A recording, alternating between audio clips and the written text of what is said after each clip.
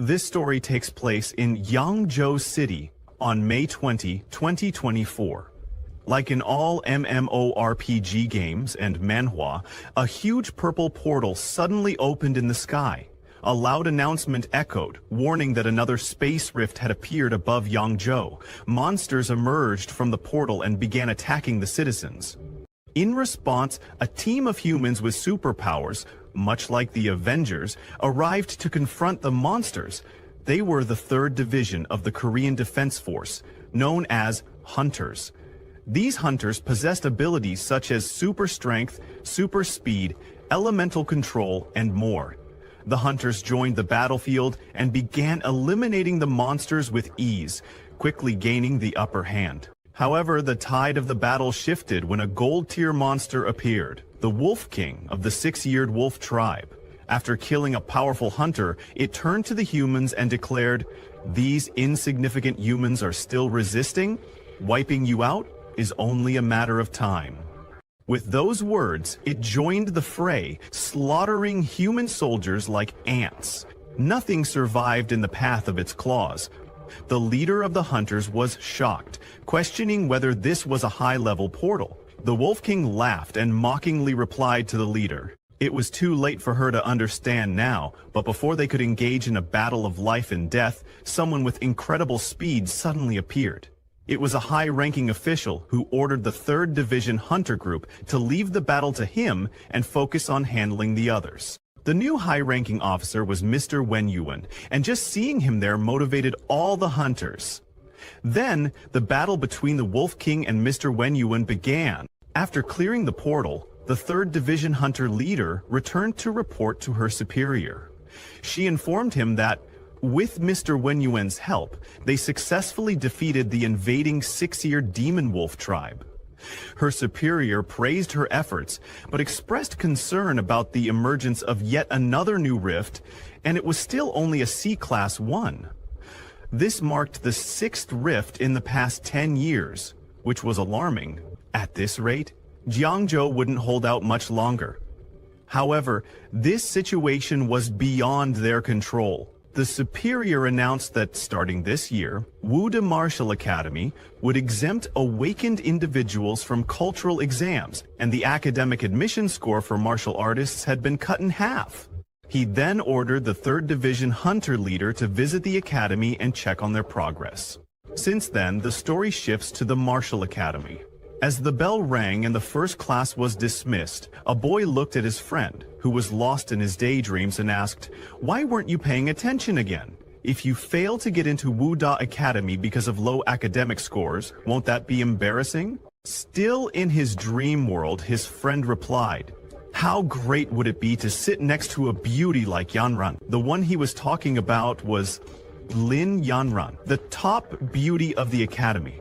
She had everyone's attention, but all of hers was focused on our protagonist, who was seated next to her.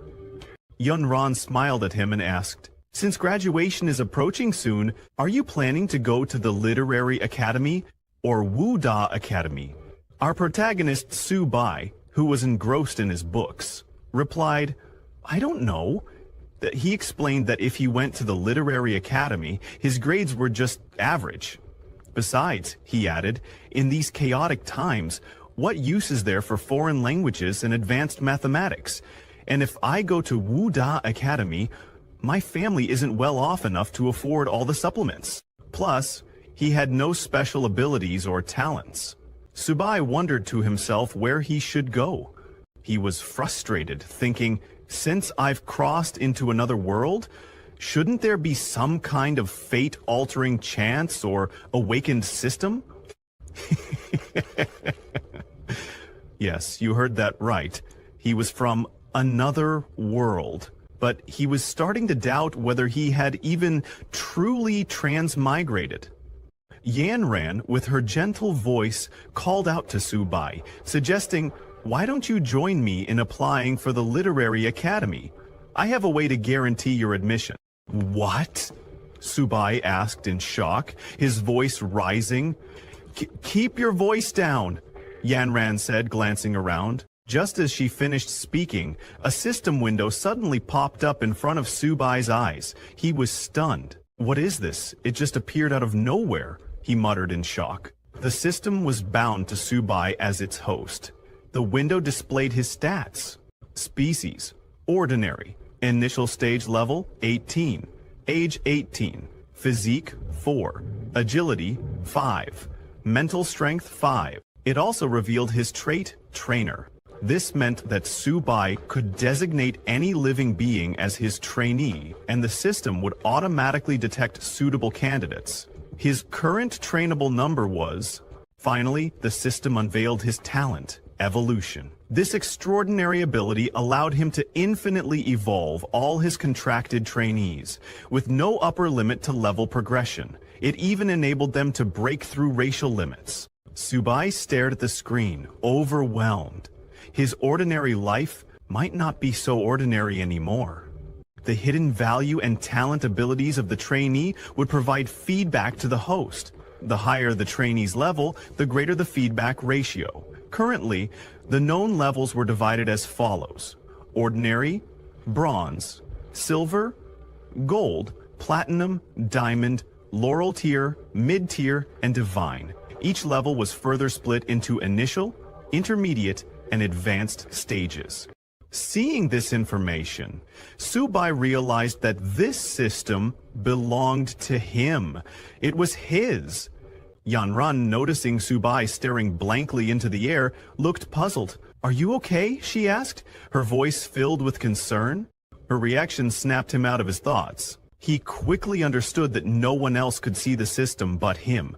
Trying to appear normal, Subai grabbed Yanran's hand and reassured her, "I'm fine." Yanran blushed at his touch, but the boys in the class immediately erupted in anger. "Get your filthy hands off our goddess," they yelled in unison. "You're already sitting next to her, and now this? Have you no shame?" one of them shouted. A particularly furious boy stood up and pointed at Subai. "Subai, watch how I'll teach you a lesson." Before things could escalate, a super hot teacher entered the classroom and firmly stopped him. "Enough. Everyone, calm down," she said, her voice sharp but authoritative. The boys instantly fell silent, captivated by her presence. With the room finally quiet, the teacher smiled and addressed the class. "I have some good news to share. Jiangzhou Martial Academy just announced on their website that starting with your class, awakened individuals are exempt from cultural exams and can directly enroll in the academy. Furthermore, students with preliminary martial artist physiques will have their academic requirements reduced by half." Hearing the announcement, the entire class erupted in joy. Everyone jumped with happiness, cheering at the thought that they now had a much better chance of getting into Wude Academy. As the students began to leave, the teacher called out, "Anyone who has already awakened abilities or has a martial foundation, please come to my office to register." Hearing this, Subai thought to himself, "This is getting interesting. I've just awakened my abilities and now I'm already exempt from exams to enter Wuda Academy." Noticing Subai lost in thought, Yanran glanced at him curiously. Could he really be considering Wuda Academy? She wondered. The scene then shifted outside. Subai was walking home, blending in like an ordinary high school student. On the surface, he looked completely normal, but there was something about him that set him apart from everyone else. Subai was originally not world.he, had been transmigrated into this strange world 17 years ago. On September 18, 1906, a massive space rift suddenly appeared in the sky. From the rift emerged countless strange beasts, creatures unlike anything humanity had ever seen. Soon after, these ferocious beasts rampaged across the land, spreading chaos and destruction. Armies from various countries united to battle the alien creatures. After 3 grueling months, the beasts that had emerged from the rift were finally eliminated. However, the rift itself remained, and periodically new batches of alien beasts would pour out of it. In response, humanity decided to take proactive measures. Death squads were sent into the rifts to explore the mysterious phenomenon. What they discovered was a vast, boundless land beyond the rifts. Realizing that the rifts were the source of the alien beasts, the military forces of various countries decided to construct military bases within the rifts, their mission to defend humanity by stopping the beasts at their origin. Thus, a new era for humanity began. On March 6, 1907, the second sky rift appeared. On May 7, 1907, the third rift emerged, followed by the fourth and then the fifth. In the following century, humanity adapted to a world where sky rifts became a constant threat, marking a new chapter in human history. The number of rifts increased and their appearances became more frequent. Now, rifts have spread across the globe, each harboring different alien beast species. Scientists named the battlegrounds behind the sky rifts the battlefield of 10,000 races. Meanwhile, Earth's spiritual energy began to recover and humans gradually awakened martial abilities and supernatural powers.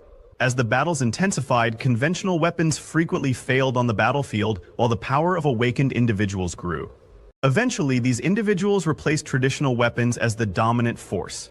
The war between humanity and the 10,000 races continues to this day.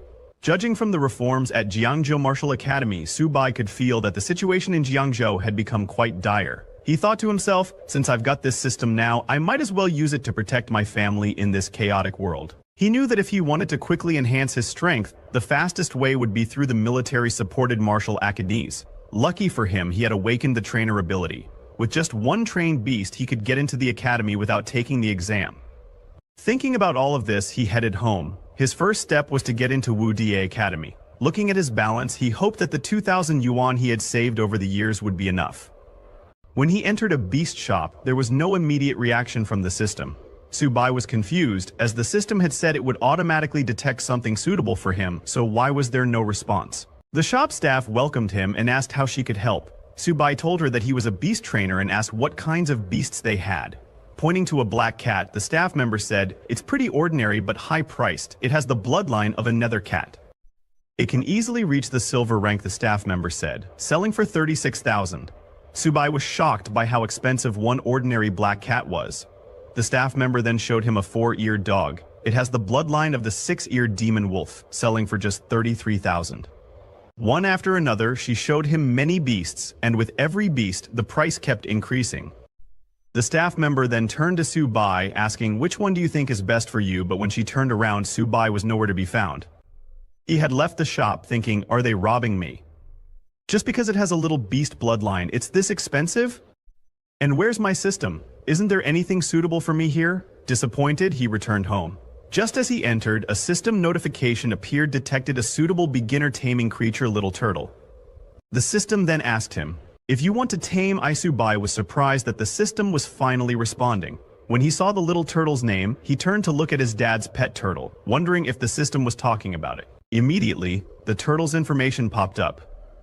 Beast name Little Turtle, level common, initial stage bloodline, traces of the Xuanwu turtle bloodline growth can grow infinitely, eventually slaying gods, constitution, defense, spirit, speed, 2 ability turtle, shell defense, evolution method, eating. Subai was shocked to see that his little turtle had profound, limitless growth, ultimately leading to the slaying of gods. He jumped in happiness, shouting, "Xuanwu bloodline, now that's more like it. How much would this be worth? I'm not trading it." No matter what, he was extremely happy. But his happiness didn't last long. Making so much noise, his sister Su Shuai came out of her room. When she saw him holding the little turtle like that, she angrily shouted, "Subai, what are you planning to do with little 8? That's Dad's treasure." Subai quickly let go of the turtle and told her that he hadn't done anything. Just as he let go of the turtle, it immediately jumped into the grocery bag. It ate all the food from the bag in an instant.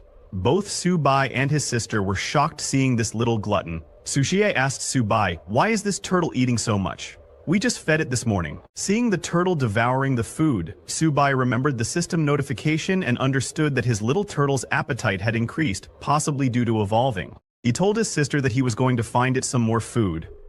Half an hour later, Subai's mother and father came home. They were shocked by the condition of the house and asked Subai if it had been robbed. In just half an hour, the little turtle had eaten all the food from the house and was now chasing Su Xie for her last snack. Subai's father was too shocked and asked, "Is this our little turtle? Can turtles run this fast?" Subai then explained what was happening. The whole house had been turned upside down in just half an hour. This situation made Subai think that his mom and dad were already having a hard time as it was. He decided it would be better not to tell them that little 8 was a bottomless pit. He decided to figure this out on his own. On the other hand, after eating everything in the house, the little turtle finally stopped. Su Xie was very angry with it, but as the little turtle was satisfied, something unexpected happened. Suddenly, a huge robotic turtle form emerged from its body. Subai was shocked and asked, "Is this glutton finally full? Or is it about to awaken its bloodline?" The scene then shifts to the next day. Little Turtle's explosive growth came and went. But the Xuanwu bloodline still hadn't awakened, and Little Turtle had started eating even more. That's why Subai had come back to the pet shop again. As he entered, he saw that there were already 2 customers inside. When the shop staff saw Subai, she asked if he had decided on something. He told her that he wasn't here to buy this time. Moving closer to the staff member, he whispered, "I have exotic beast blood. Are you guys buying?" The staff member was shocked and asked him to confirm if he really had exotic beast blood. When one of the customers overheard the words beast blood, he immediately excused himself and walked over to Subai. The man was the boss of the shop. He told the staff member to leave it to him and go take care of something else. The boss then approached Subai and said, "Young man, come this way. Let's sit down and have a chat. You said you have exotic beast blood. Do you mind if I examine it?" Subai handed over the beast blood and said, "Go ahead." When the pet shop boss smelled the blood Subai gave him, he was shocked. "It's really exotic beast blood and high quality too," he exclaimed. The boss then asked, "How much do you want for it?" Subai thought for a moment. After all, it took a lot of effort to draw even that small amount of blood from Little Turtle. It had to be worth at least $100, right? But before Subai could say a $100, the shop owner offered him $1,000. "What, $1,000? Subai responded, shocked. Seeing Subai's reaction, the shop owner misunderstood, thinking Subai was angry about the low price. "I know how much it's really worth," the owner laughed, trying to ease the tension. "It's such a high-quality product. Of course it's worth $10,000. In shock, Subai shouted, "What? $10,000? The shop owner, once again, misunderstanding, thought Subai was upset about such a low offer and quickly raised the price to $15,000. Subai, stunned, covered his mouth in disbelief, thinking, who would have guessed that Little Turtle is so valuable? It's getting difficult to stop my smile from showing. Turning around to hide his excitement, Subai said, "Fine, it's a deal. If not for the fact that I need the money, I really wouldn't want to sell it at all." After sealing the deal, he left the shop. The shop owner personally walked him out, saying, "Take care, young friend. If you come across such good stuff again, you're always welcome to look for me," the shop owner called out as Subai walked away. Looking at his balance, Subai couldn't help but feel extremely happy. He never thought that exotic beast blood would be worth so much. 15,000 just fell into his lap like that. Little Turtle can be proud of itself this time. As he walked, Subai's phone suddenly rang. It was Teacher Lee.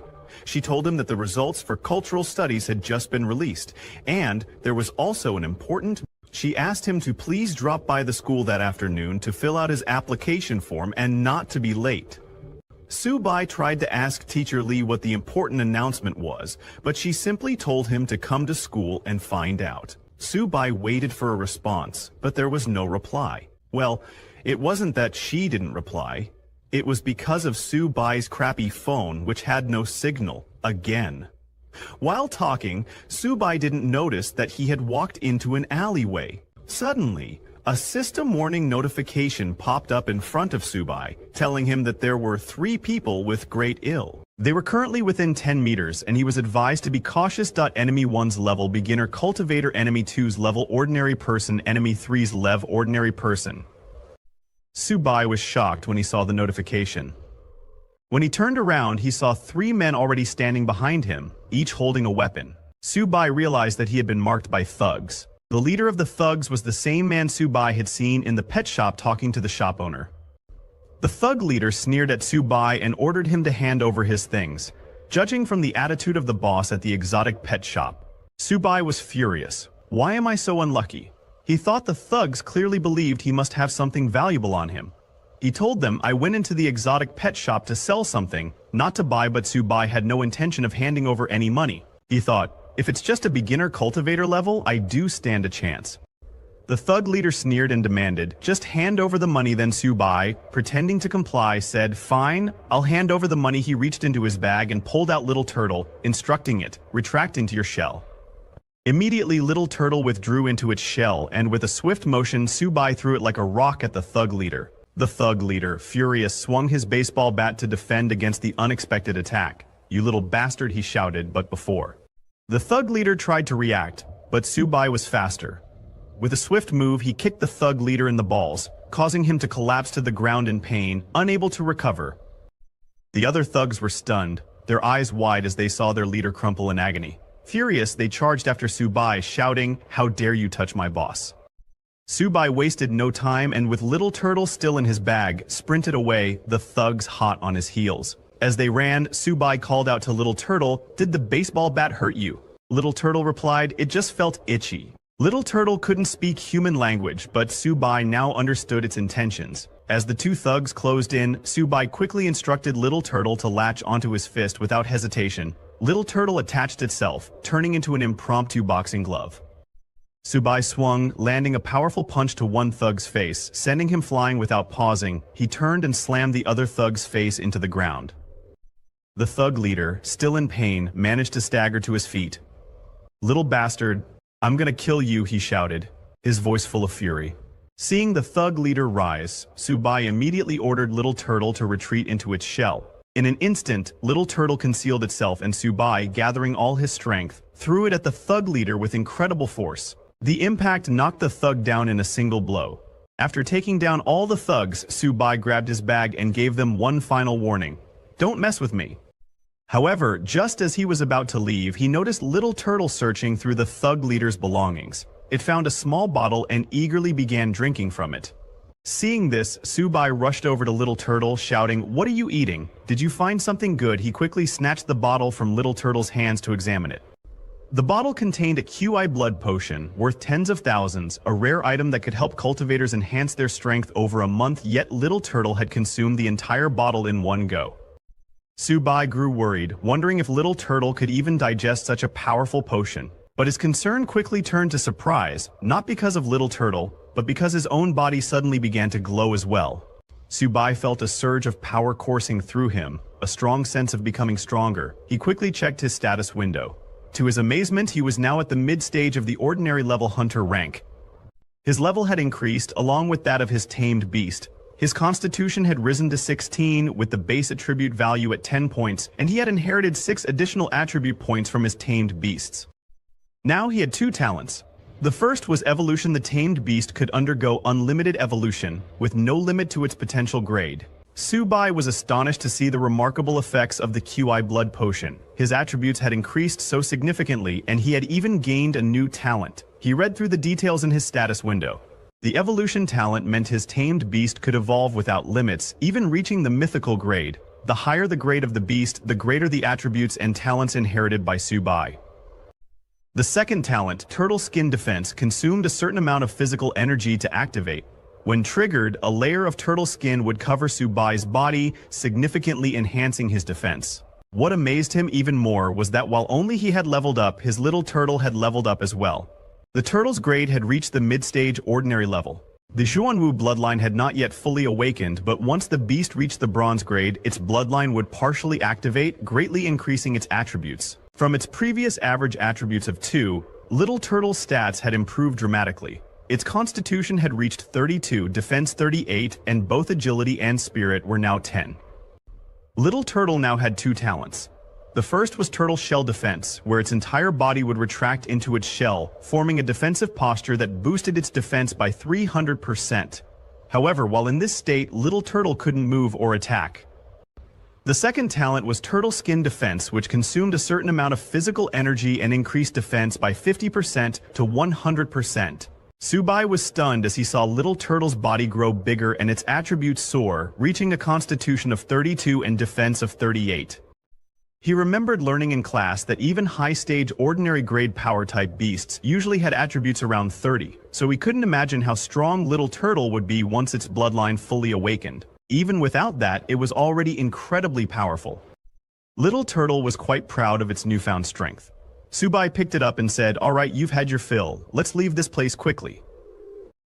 The scene then shifted to the school. Teacher Lee announced that the results for cultural studies had been released and she would be consolidating students' application intentions. She then made an important announcement: a special recruitment teacher from Wu University would be visiting the school to evaluate candidates with special abilities. Just like last year, there would be 2 guaranteed admission spots. While filling out the application, Yanren asked Su-bai if he had decided, asking if he was applying for Wen College or Wu University. Su-bai confidently responded that it was Wu University, stating that he must get in. Yanren was shocked and asked, Su-bai, didn't I tell you to apply for Wen College with me? Those who enter Wu University have to step into the battlefield. Do you know how dangerous that is? But Su-bai simply smiled and said, someone has to go to the battlefield, and that suits me just fine. Looking at Yanren, he added, the reason I'm going to the front lines is to protect someone important to me. Su-bai was talking about his family, but Yanren misunderstood, thinking, could it be that Su-bai is talking about me? Just then, a teacher approached Yanren and asked which academy she was applying to. Yanren didn't answer right away. Seeing her hesitation, Su-bai thought she probably hasn't awakened any special abilities and has never trained physically, so she'll most likely choose Wen College. After a moment of thought, Yanren told the teacher that she hadn't made up her mind yet and wanted to think about it a little longer.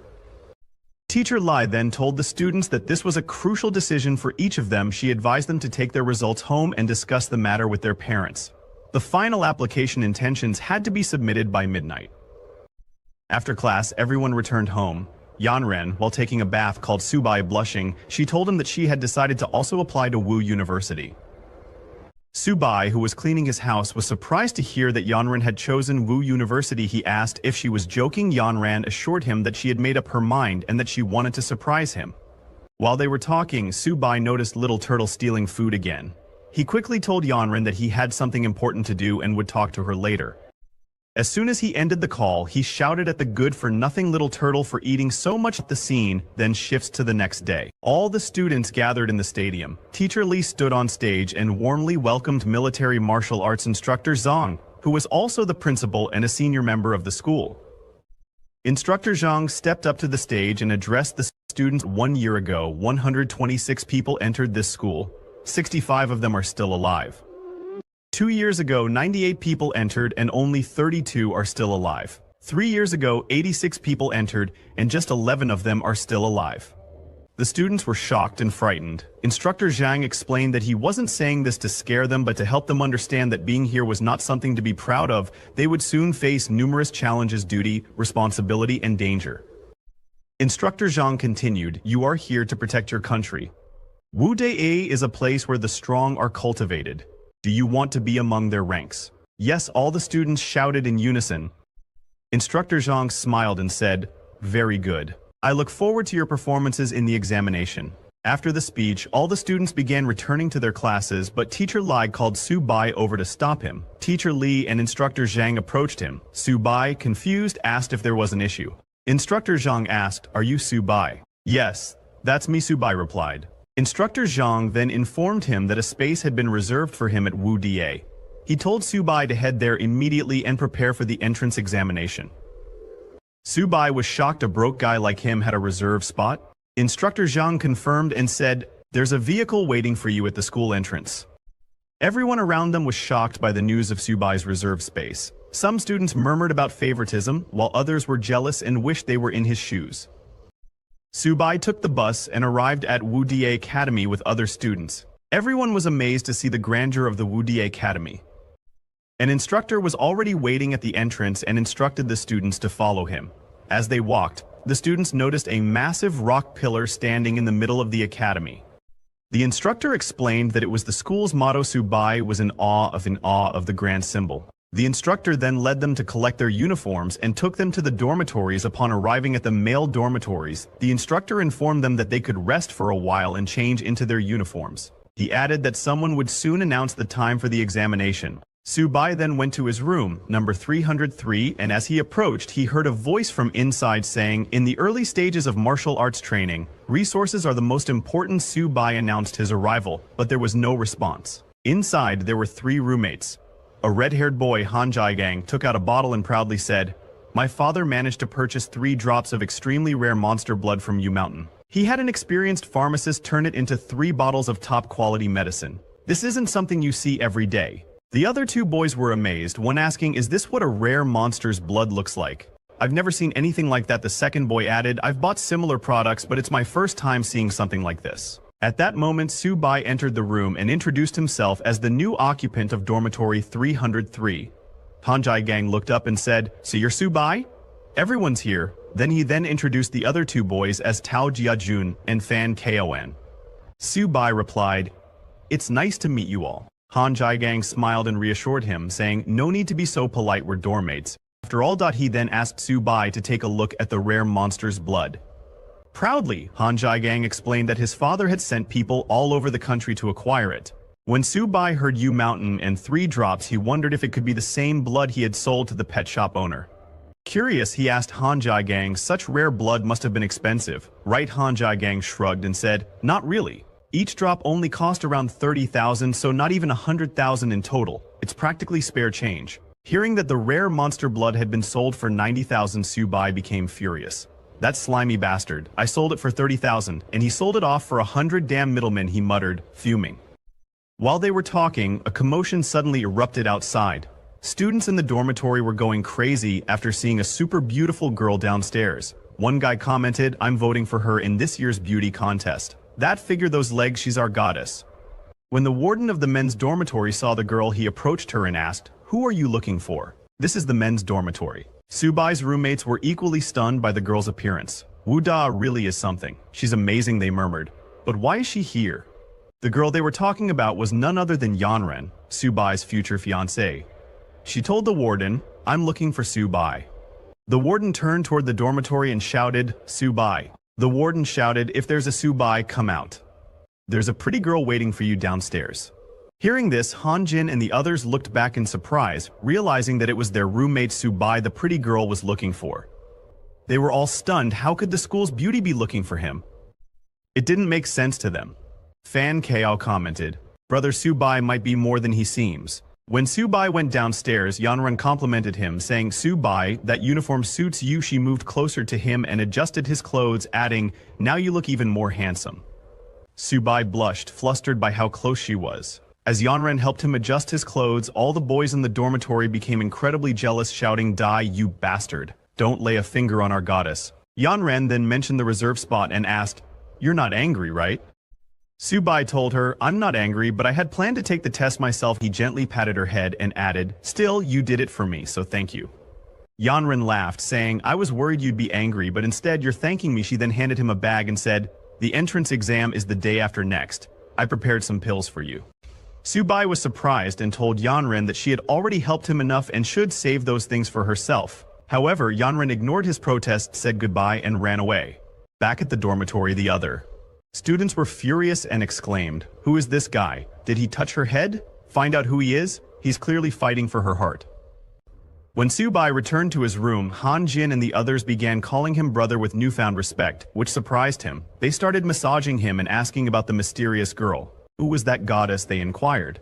Confused, Subai asked, "What goddess?" While massaging him, Jinjin said, "Brother, you're too humble. We're talking about the goddess you were just speaking to." Subai explained that they were high school classmates. Hearing this, Han Jin leaned in close and said, "Brother Su, since we're dorm mates, I'm sure you could convince that goddess to bring some of her friends over." Subai hesitated to reply. Seeing his hesitation, Han Jin suggested, "Since it's Subai's first time meeting us, we should take him out for a good dinner and have a chat." Without waiting for Subai's response, they finalized the plan and told him to rest up and get ready to go out at night. Then they all left the room. Watching them decide everything on their own, Subai chuckled to himself and said, "These brothers are really interesting." He then picked up his bag and took out the little turtle, telling it to come out and get some fresh air. Afterward, he checked the bag Yanren had given him. Inside, he found a blood essence potion. The moment the little turtle saw the potion, its eyes lit up with excitement. Seeing the turtle's reaction, Subai laughed mischievously and asked, "Do you know what you need to do after eating this?"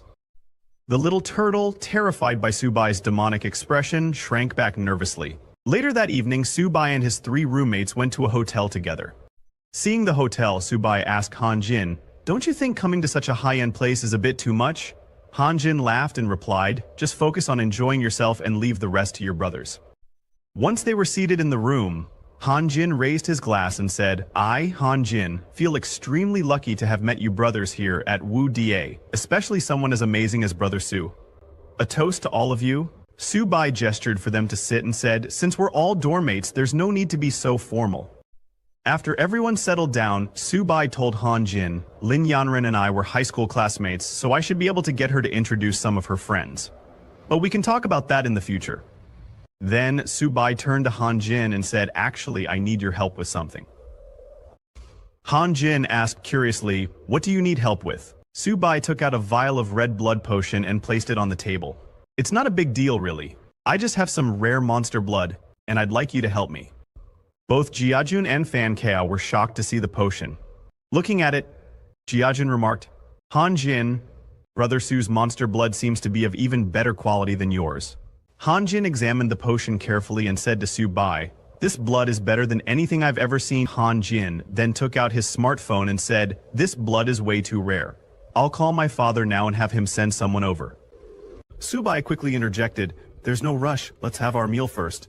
But Han Jin had already dialed the number. When his father answered, he immediately started nagging, Little Jin, you've blown through your pocket money again. I sent you to Wuda to grow stronger, not waste your time and money. Han Jin cut him off and said, I'm not asking for money, Dad. This is serious. Han Jin continued, my classmate has 7 drops of precious, rare monster blood that he wants to sell. It's even better quality than the 3 drops you got last time. I couldn't decide on a price. What? 7 drops? His father exclaimed in shock. Are you sure it's better quality than what I got before? Han Jin replied confidently. Why don't you come and see for yourself? Hearing his son's certainty, his father said, all right, send me your address. I'll send Master Kao over immediately, Han Jin's father said. An hour later, Han Jin's father arrived with Master Kao. When Master Kao examined Subai's monster blood, he remarked in awe, this is simply exquisite. This is the purest monster blood I've ever seen, with the highest energy content. I could create incredible things with this. Han Jin's father, skeptical, asked, Master Cao, aren't you exaggerating a bit? Master Cao shook his head firmly, not at all. Even if I used the best equipment available, the value of this blood would only increase. Han Jin was amazed and exclaimed, damn! Brother Su, who knew your monster blood was this overpowered? Master Tao approached Subai with respect and said, young man, what's your price for this monster blood? Subai replied calmly, my friend said this blood can't be sold for money. It can only be exchanged for blood essence of equivalent value. Hearing this, Han Jin's father spoke up. Subai, since you're classmates with Little Jin and I'm your senior, I wouldn't dream of shortchanging you. I'll take it all and give you 14 bottles of blood essence in return. How does that sound? Han Jin's father asked Subai, agreed, and thanked him. Han Jin's father smiled and then asked, Subai, would you consider joining the Han family? We would provide you with resources for free. Subai thanked Han Jin's father for the generous offer, but replied, I'm not planning on joining any family for now. Han Jin's father frowned slightly and said, you should reconsider. He began to put pressure on Subai to change his mind. Suddenly, a loud voice came from outside. It was Yanran. She opened the door and said firmly, Subai already said he doesn't want to join any family, so no one is allowed to force him. Her anger was evident as she glared at Han Jin's father. Do you understand? She asked sharply. Subai was surprised to see Yanran there and asked, Yanran, why are you here? Yanran replied, I came to settle my own issues but didn't expect to run into you here.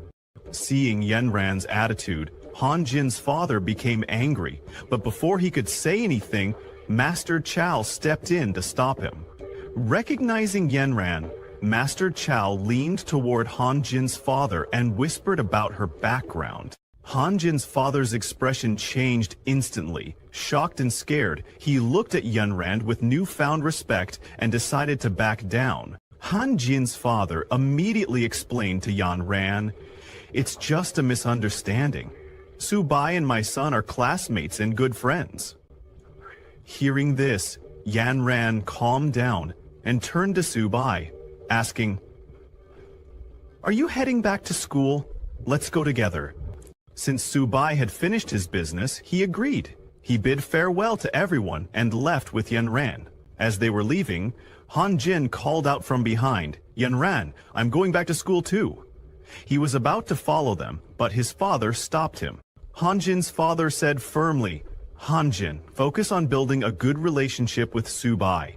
The future of our Han family might rest in his hands. But as for Lin Yanran, make sure to maintain a very safe and respectful distance from her."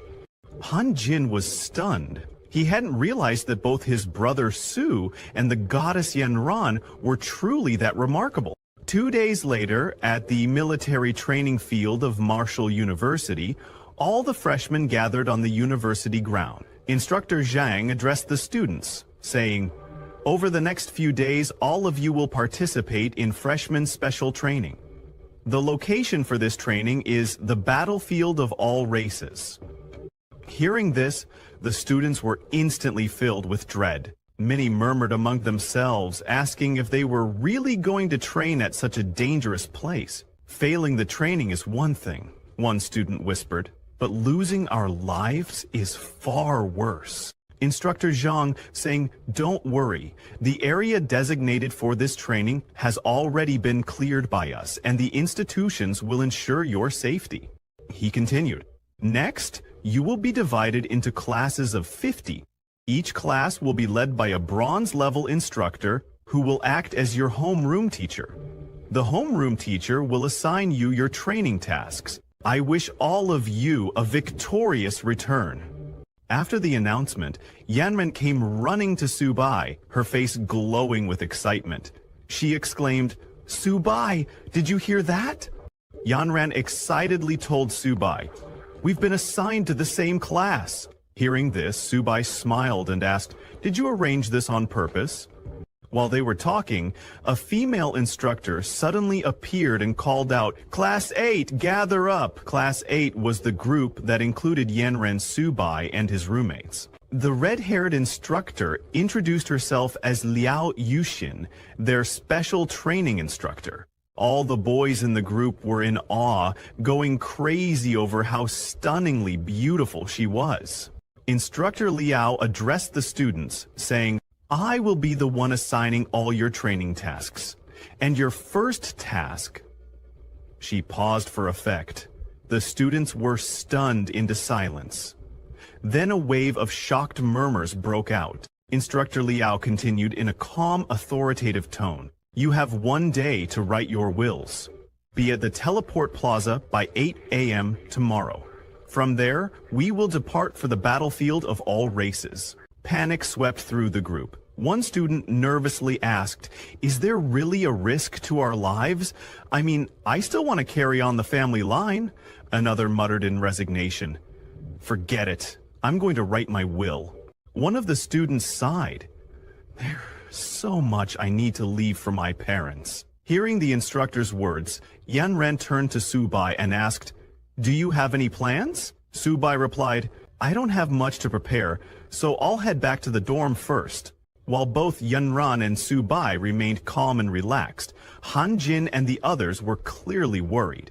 They were heading to the battlefield tomorrow, and there was still so much to get ready. When everyone returned to the dormitory, Han Jin called Su Bai and said, "Since we're heading to the battlefield tomorrow, I'm taking the boys out for a good time tonight."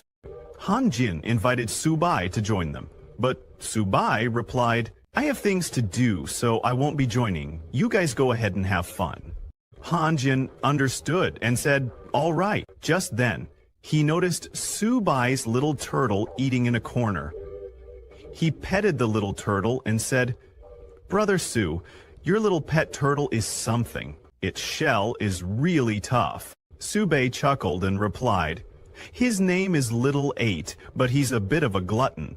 Little Turtle, hearing that, glared at Su Bai, clearly displeased at being called a glutton. After that, Han Jin and the other 2 roommates left the room. Meanwhile, Little Turtle finished his plate and looked up at Su Bai, asking for more. Su Bai smiled and said, "Oh, you little glutton, all you think about is eating. Fine. I'll let you eat as much as you want today, but once we're on the battlefield of all races, you'd better perform well." He gave Little Turtle more blood essence, and the turtle immediately drank it down. Subai laughed and said, "Slow down, no one's gonna take it from you." As he was feeding the little turtle, suddenly a system notification popped up congratulating him. Because his pet, little turtle, had leveled up to a high-ranked ordinary exotic beast, Subai's level had increased as well. As a result, he had gained a new talent for little turtle called Heavy Strike. Subai opened the status window and saw that his tamed beast, Little Turtle, was now classified as a high-rank ordinary exotic beast. Its attributes had increased. Little Turtle's physical strength was now 64, defense was 78, agility was 20, and mental strength was 20. It now had 3 talents: Turtle Shell Defense, Turtle Skin Defense, and Heavy Strike. The new Heavy Strike talent consumed a certain amount of stamina, but increased attack power by 100% to 200%. The more stamina consumed, the stronger the attack. After that, Subai checked his status window and saw that he had also leveled up to high-rank Ordinary.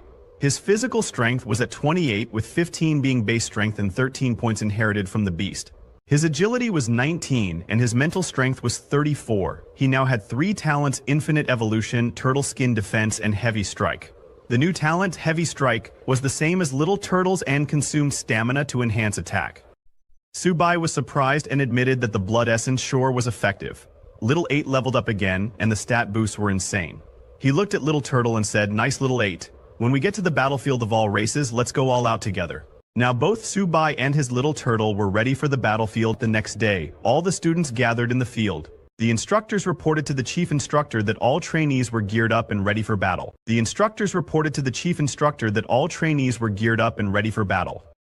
Chief instructor Zong arrived and ordered a soldier to open teleport formation 1 and prepare to teleport.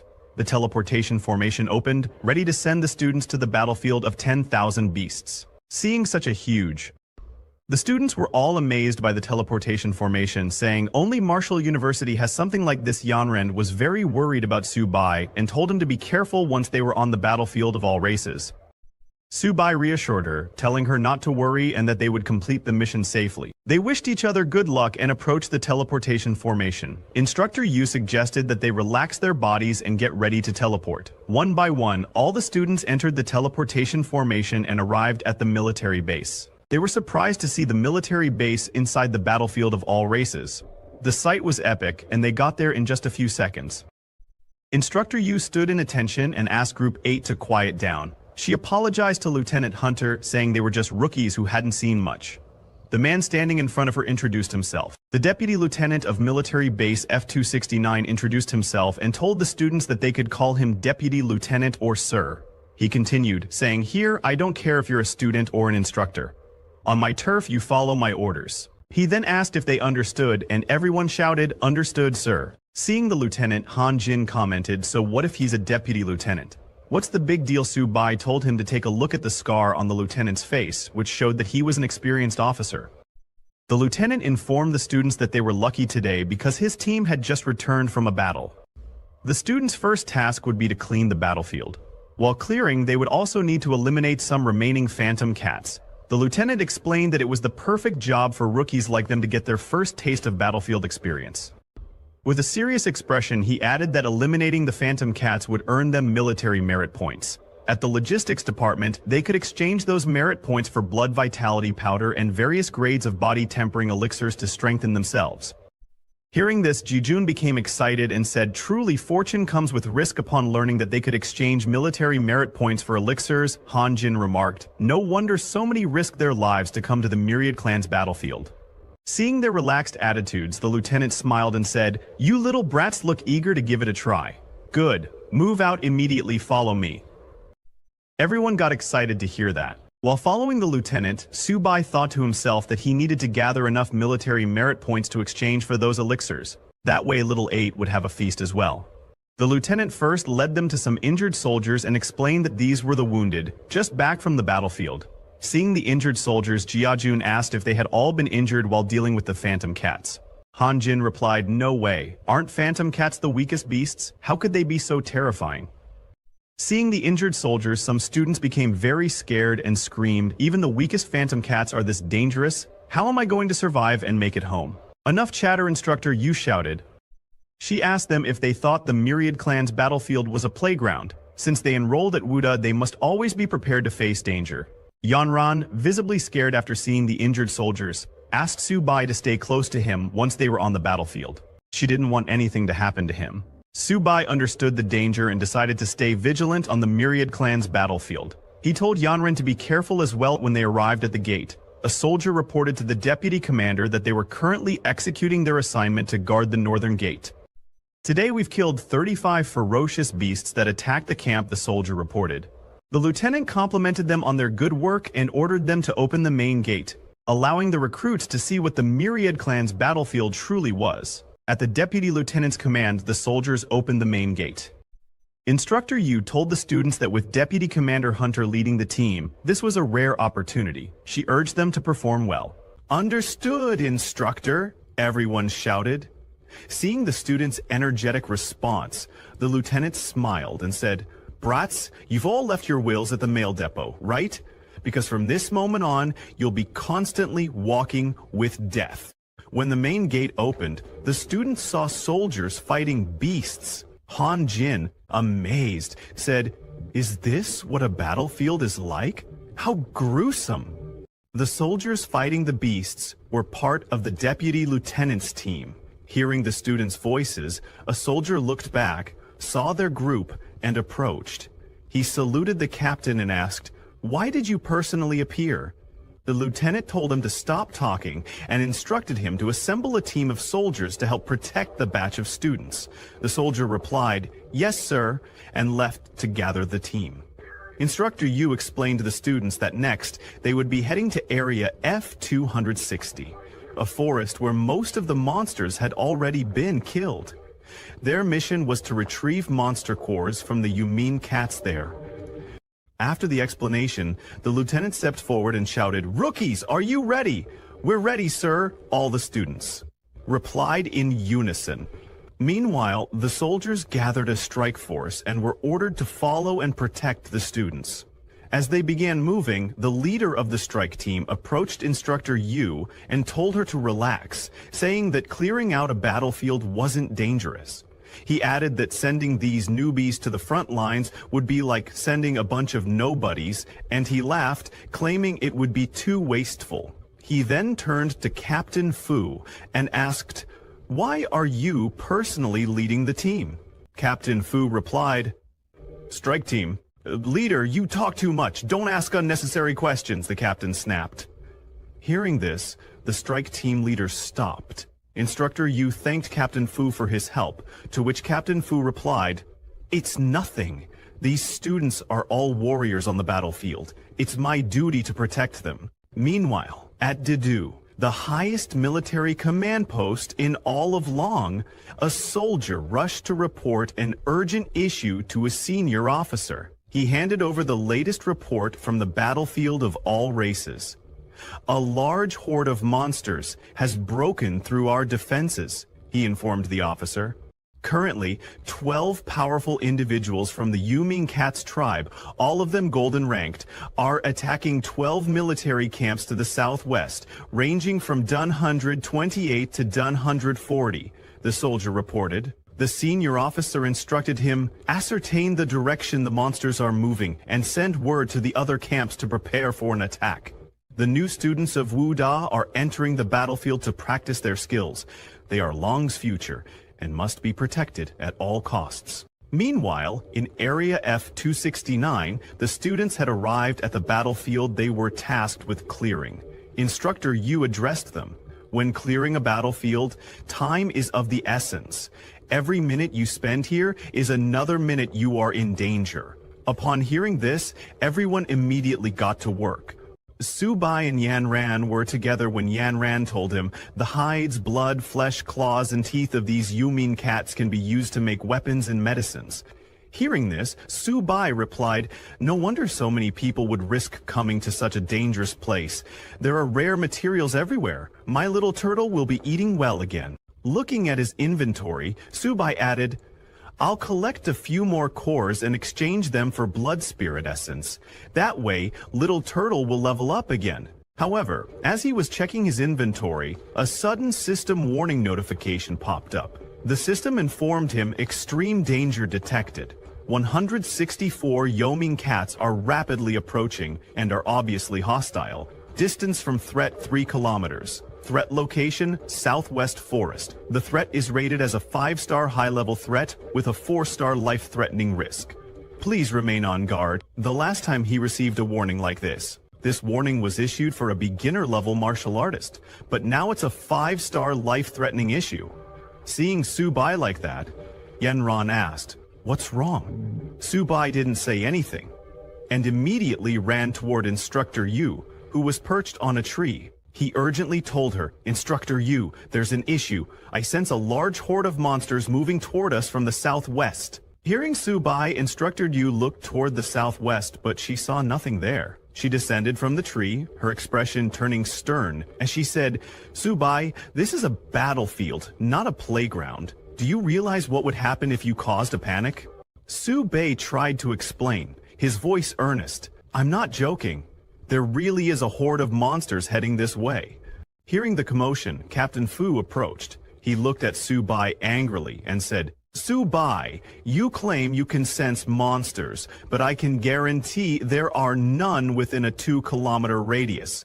Subai tried again to explain to Captain Fu, his tone serious. "There are over 100 Yoming cats, 3 kilometers away, and they're coming toward us."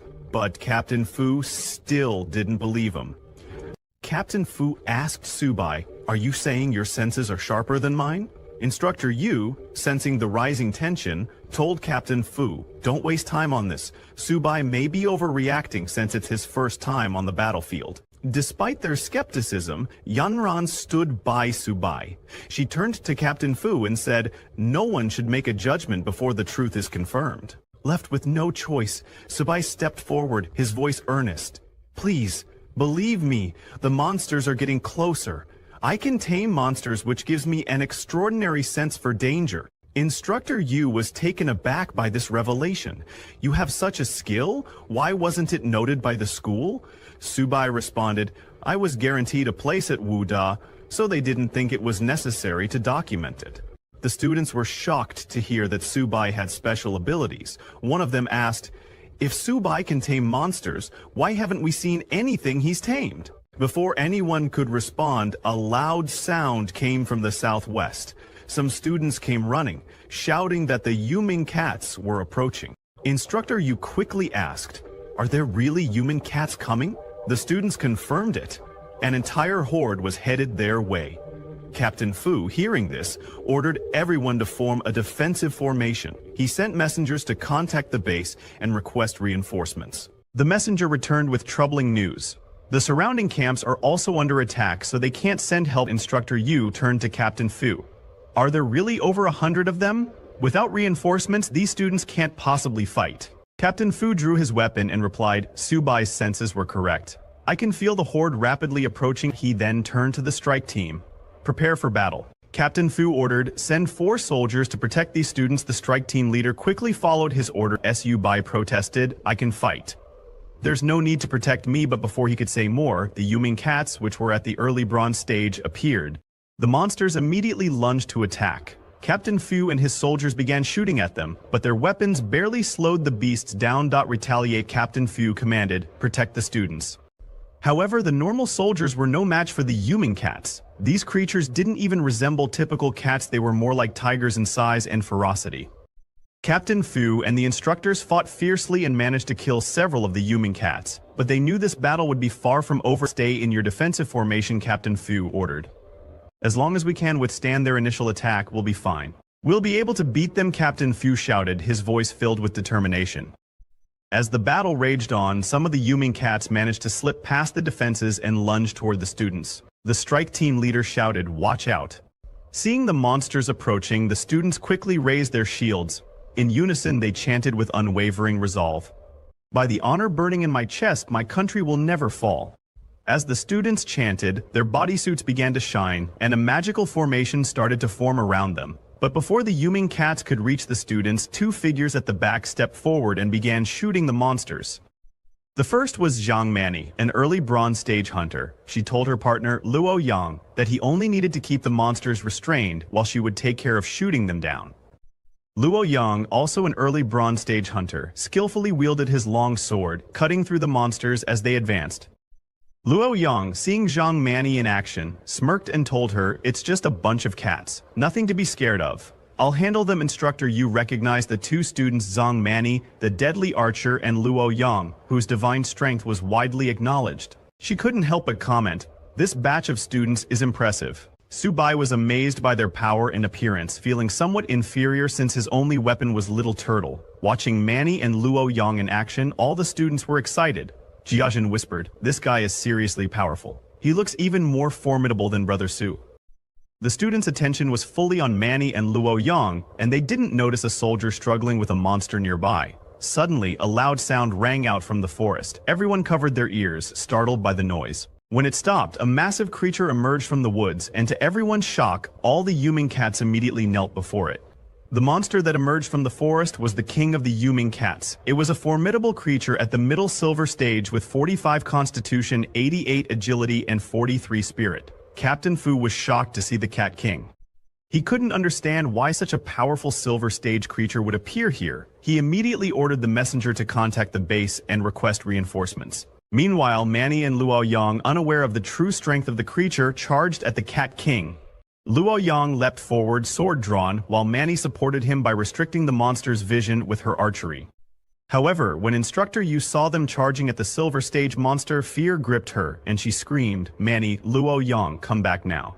"This is a silver stage monster, not your plaything," Instructor Yu shouted, but it was already too late. The king of the Yuming cats made its move, striking with its claws. In one swift attack, it took down both Mani and Luo Yang. They fell to the ground, weapons lost, and lay helpless. Instructor Yu immediately shouted for them to come back, but Captain Fu, seeing the situation unfold, told her it was too late. He ordered his soldiers to provide cover fire. The king of the Yuming cats leaped again, aiming to strike at the soldiers before it could reach them. Something green and shining zipped through the air at incredible speed, hitting the Cat King squarely in the face, sending it flying. Everyone was confused, unsure of what just happened. The green object was Su Bai's little turtle.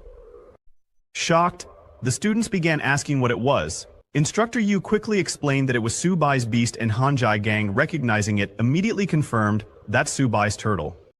Su Bai stepped forward, positioning himself in front of Mani and Luo Yang to protect them. As expected, he said, "This entrance is still a bit awkward." He introduced himself as Beast Tamer Su Bai, with the little turtle as his beast. He then told Mani and Luo Yang to handle the smaller monsters while he dealt with the Cat King. The other students were stunned by the sight of Su Bai and his turtle. They couldn't believe that the Cat King had been knocked away by a turtle. Yanran was particularly happy to discover that the turtle was actually Su Bai's beast. As the king of the Yuming cats stood up, Su Bai commanded his little turtle to show the wild cat what it could do. With lightning speed, the little turtle charged at the king of the Yuming cats. Mani, watching in disbelief, asked, "How is Su Bai's turtle running so fast? Is that really still a turtle?" Captain Fu, still shooting Yuming cats, was equally surprised by the speed and power of the little turtle. He hadn't expected Su Bai to possess such strength. Instructor Yu, who was fighting beside Captain Fu, commented, "I didn't expect this either. Su Bai's beast taming is certainly unique." Captain Fu turned to the students and commanded, "Since Su Bai has already distracted the Cat King, you should attack and clear out the nether cats." At his command, the students immediately began to eliminate the remaining Yuming cats. Meanwhile, the king of the Yuming cats, enraged by the little turtle's attack, used demonic flames to strike it with its claws. The flames hit the little turtle's shell, but instead of being injured, the Cat King lost all its claws. The little turtle had used its shell defense, which increased its defense by 300%. Captain Fu was shocked to see a normal grade creature withstand the Silver Cat King's crushing claws. He was amazed by the little turtle's insane defense, but he knew this wasn't the time to be stunned. Now's not the time to be shocked, he thought. He immediately moved towards the king of the Yuming cats, ordering his soldiers to cover him. While the Cat King is occupied, I'm going to finish it. As the king of the Yuming cats was distracted by the little turtle, Captain Fu sneaked up behind it. Aiming for its weak spot, the abdomen, he lunged with his fire sword, telling the beast, "Prepare to die." The king of Yuming cats screams in pain. It uses its tail and strikes Captain Fu, sending him flying. Captain Fu misses the opportunity to attack its abdomen. When he falls to the ground, he immediately charges at the king of Yuming Cat, shouting, "Once more, beast! It's either you die or I live." Seeing Captain Fu charging at the king of Yuming Cats, Subai tells Little Turtle to use its ultimate move. Hearing that, Little Turtle's body starts shining, and it begins spinning. Jiazhun and Fan Chao are confused, wondering what this ultimate move is, and why the turtle is spinning in place. While they are still confused, Subai runs towards the spinning Little Turtle. He had read in a book that the Cat King's weak spot is its abdomen. He kicks Little Turtle like a football, aiming at the Cat King's abdomen. Little Turtle shoots towards the Cat King like a bullet at high speed. Before the Cat King can injure Captain Fu, Little Turtle hits it in the abdomen with solid impact. The attack sends the Cat King flying far away. After hitting the Cat King, Little Turtle landed like a superhero. Captain Fu was shocked that Subai actually hit the weak spot. He moved farther to see if the Cat King would survive this. On the other hand, the Cat King was bleeding heavily, but somehow managed to stand up again. It roared very loudly, looking at the sky, and then fell. Finally, the Cat King died. Seeing the Cat King dead, everyone jumped in happiness. The Cat King had been defeated. Captain Fu, though very injured, asked in disbelief if they had really won. Yanran came running and hugged Subai tightly, saying, "Subai, you're amazing! You defeated the golden level Cat King!"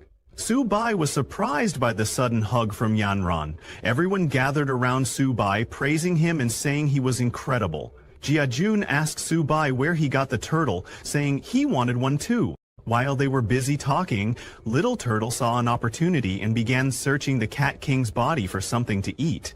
To its luck, it found a yellow beast core. It got very excited upon seeing the yellow stone and was about to eat it, but before it could, Subai noticed it.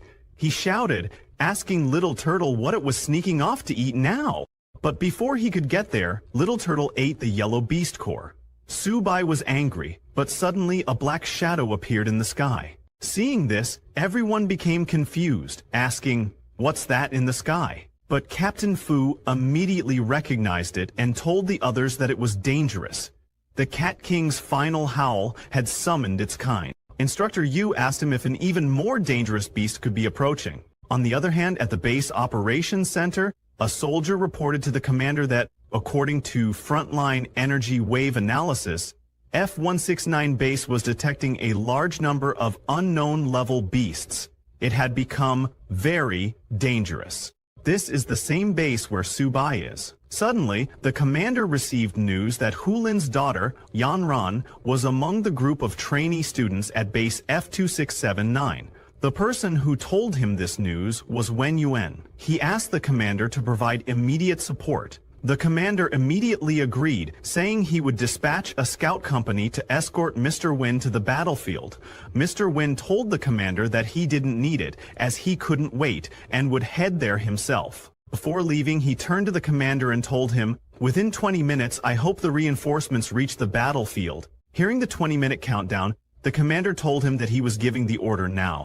The commander was very nervous, thinking about the terrible situation, because he knew that if Hulin went mad, the entire Jiangzhou wouldn't be able to handle it. He immediately sent orders. On the other hand, at base F-269, after those black shadows covered the sky, suddenly a pair of red eyes appeared within them. Those eyes were looking at the group very angrily, and a loud voice came, calling them foolish humans, lowly species. Hearing that voice, Instructor Yu was too shocked and asked Captain Fu, "How is this possible? It can actually speak human language." Captain Fu was shocked himself. He said, "This is impossible. A beast that understands human language must be at least golden level and shouldn't appear here." He immediately ordered everyone to quickly form a defensive formation, placing the injured in the center. Suddenly, that black shadow fell on the ground beside the Cat King's dead body. From the shadows, a very angry voice came, saying, "Lowly species! How dare you slaughter my kind?" The shadow monster then started eating the Cat King's body. The students were shocked and disgusted seeing the monster eating the Cat King. When Captain Fu saw the monster, he said, "This is absolutely impossible. How could something like that appear in this area?" Suddenly, Subai received a warning notification from the system. The system warned Subai of extreme danger as a golden level beast was detected nearby. The system told him to please leave immediately as the lethal threat was rated 5 stars in extreme danger state. Subai was shocked to find that it was actually a golden level beast. The monster that emerged from the shadow was the Shadow Cat King. And it was even a mutated monster. It was a golden level monster with 272 constitution, 345 agility, and 275 mentality. After sustaining severe injuries, the Shadow Cat King entered a bloodthirsty berserk state, increasing its agility and attack by 100%, with a 50% reduction in defense. Liu Yang was shocked to find that it was a golden level beast and said, "Even our teacher probably hasn't faced one." Mani was too scared and fell to the ground saying, "I want to go home, I don't want to die." Seeing that reinforcements hadn't arrived, Captain Fu charged at the Shadow Cat King, ordering everyone to escort the wounded and retreat while he covered them. He jumped to attack, shouting, "Beast, I'll fight you to the death." But with just one swing of its hand, the Shadow Cat King sent Captain Fu flying. It then raised its claws to finish off the captain. Seeing that, Subai threw his little turtle, ordering it to protect Captain Fu. When the Shadow Cat King struck at Captain Fu, Little Turtle jumped in between and blocked the Shadow Cat King's attack with its shell defense. The Shadow Cat King was shocked by the turtle's exceptionally tough shell, but suddenly some deep scratches appeared on Little Turtle's shell and it started bleeding. Captain Fu was shocked and asked Little Turtle if it was okay. Seeing Little Turtle injured, Subai tried to go over, but before he could move, he also got injured and started bleeding from his mouth. He felt the same pain as Little Turtle. Yan Ran, standing beside him, was very shocked to see him and asked if he was injured. Instructor Yu, who was helping Captain Fu at the moment, was shocked to see Subai injured. She couldn't understand how he got hurt, as she didn't see the Shadow Cat King attack him. Seeing Subai, Captain Fu wondered if it was the animal trainer's same origin effect. Hearing that, Instructor Yu said, "It's impossible.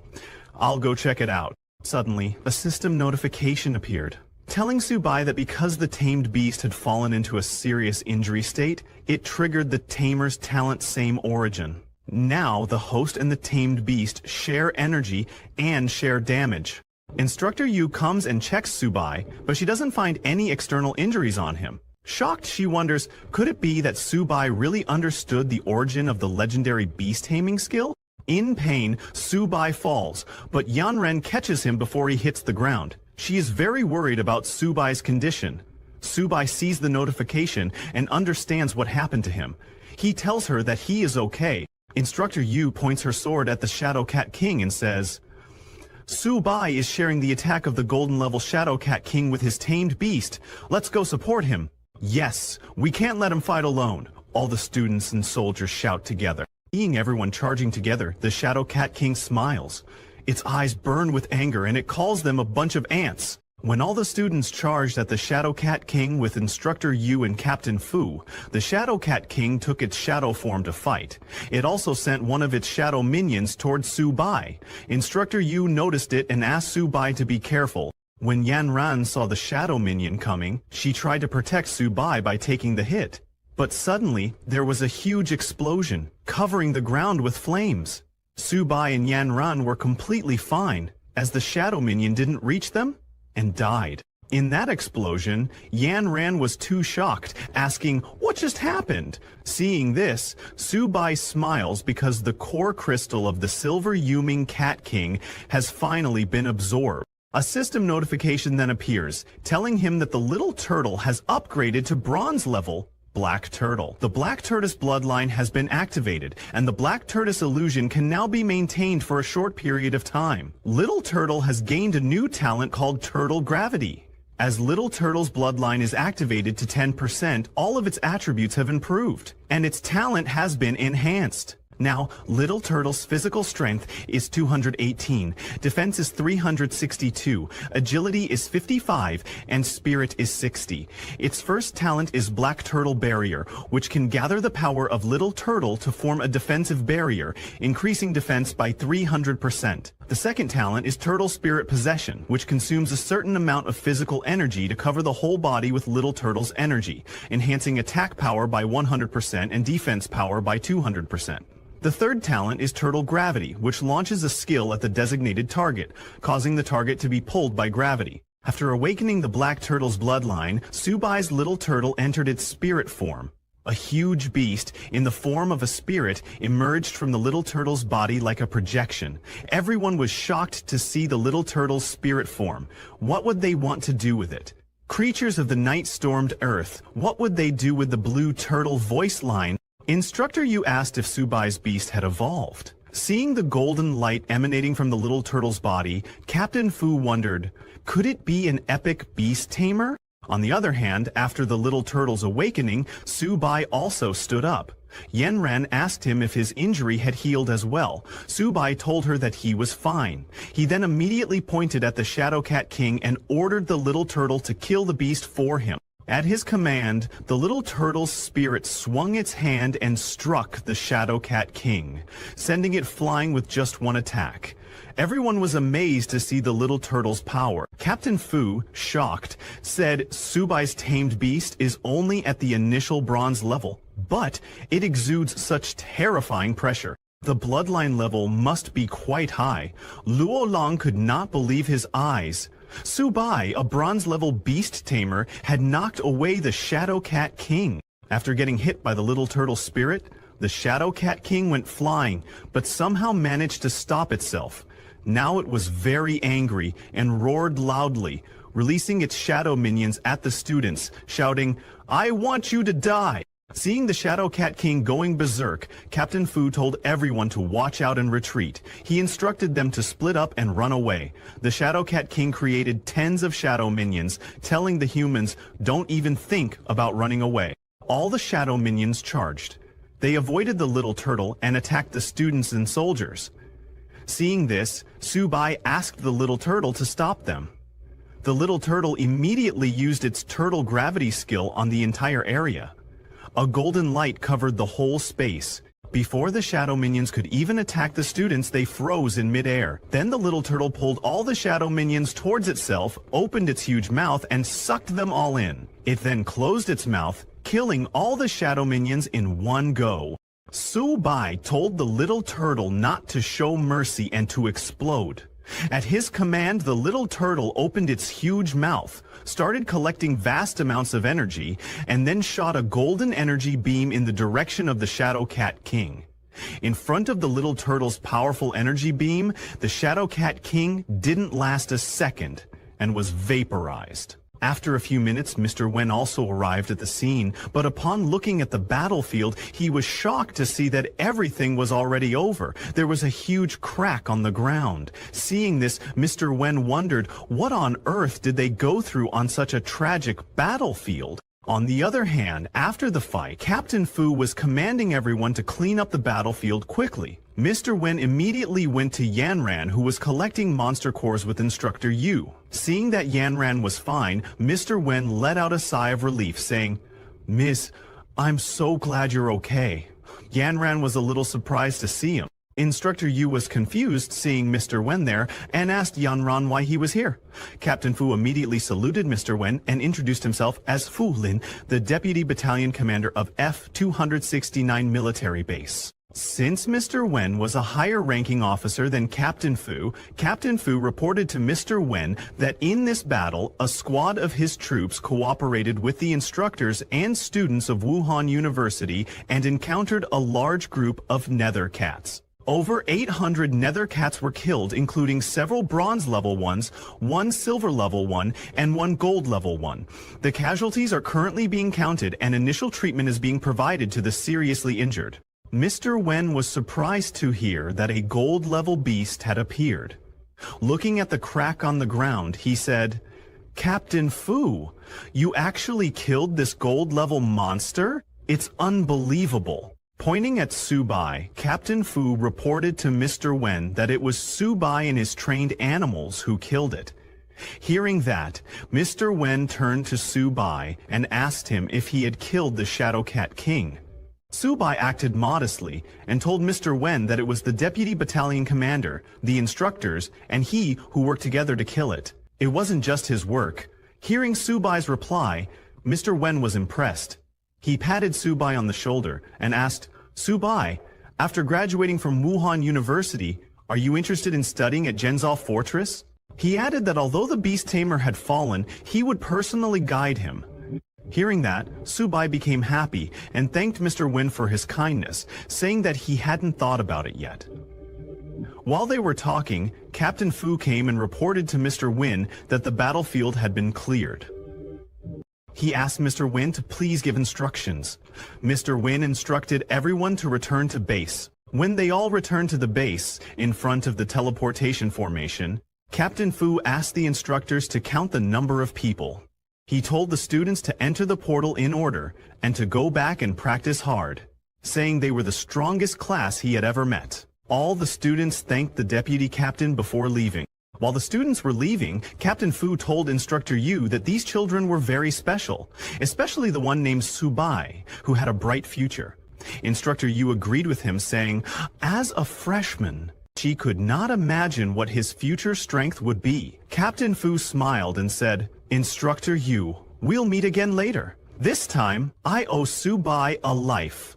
Instructor Yu told Captain Fu that he was too polite before leaving. One by one, everyone entered the teleportation formation and returned to Wuhan University. Subai and Yanran were together, and he was very happy to finally be back. Jinjian was very excited, shouting, "This trip was really thrilling!" When they returned to the university, they saw students standing right in front of them, holding banners to welcome the heroes of victory. All the teachers and students of Jiangzhou Wuhan University gathered to welcome the hero's victorious return. A teacher gives a bouquet of flowers to Luo Yong, saying, "Welcome home, hero." Luo Yong was surprised and told the teachers that the real hero is Subai, saying, "We are nothing. We are just cannon fodder." Other injured students came after Luo Yong and agreed with him, telling the teachers that it's good enough they could come back alive. If there weren't so many missing classmates around them, they would have suspected that today's experience was just a dream. Instructor Jian comes and pats Subai's back, saying, "I already know your situation on the battlefield. You are all heroes of Jiangsu Wuda. Your test scores this time will be the highest ever." Hearing about the assessment results, Subai gets very happy and says that now he just wants to go back to the dormitory, take a shower, and have a good sleep. All the students laugh and say that they all want to rest.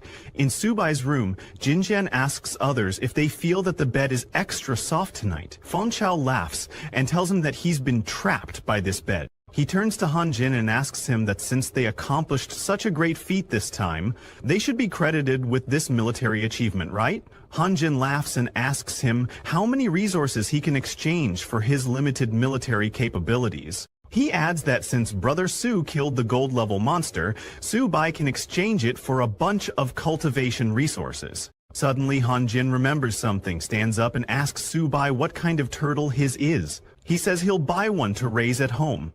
If nothing else, he'd feel at ease watching the cuckold. While they were talking, Little Turtle was lost in his dream of a female turtle harem. The next day, in the early morning, someone continuously starts knocking on Subai's room door. Irritated by the sounds of knocking, Han Jin wakes up.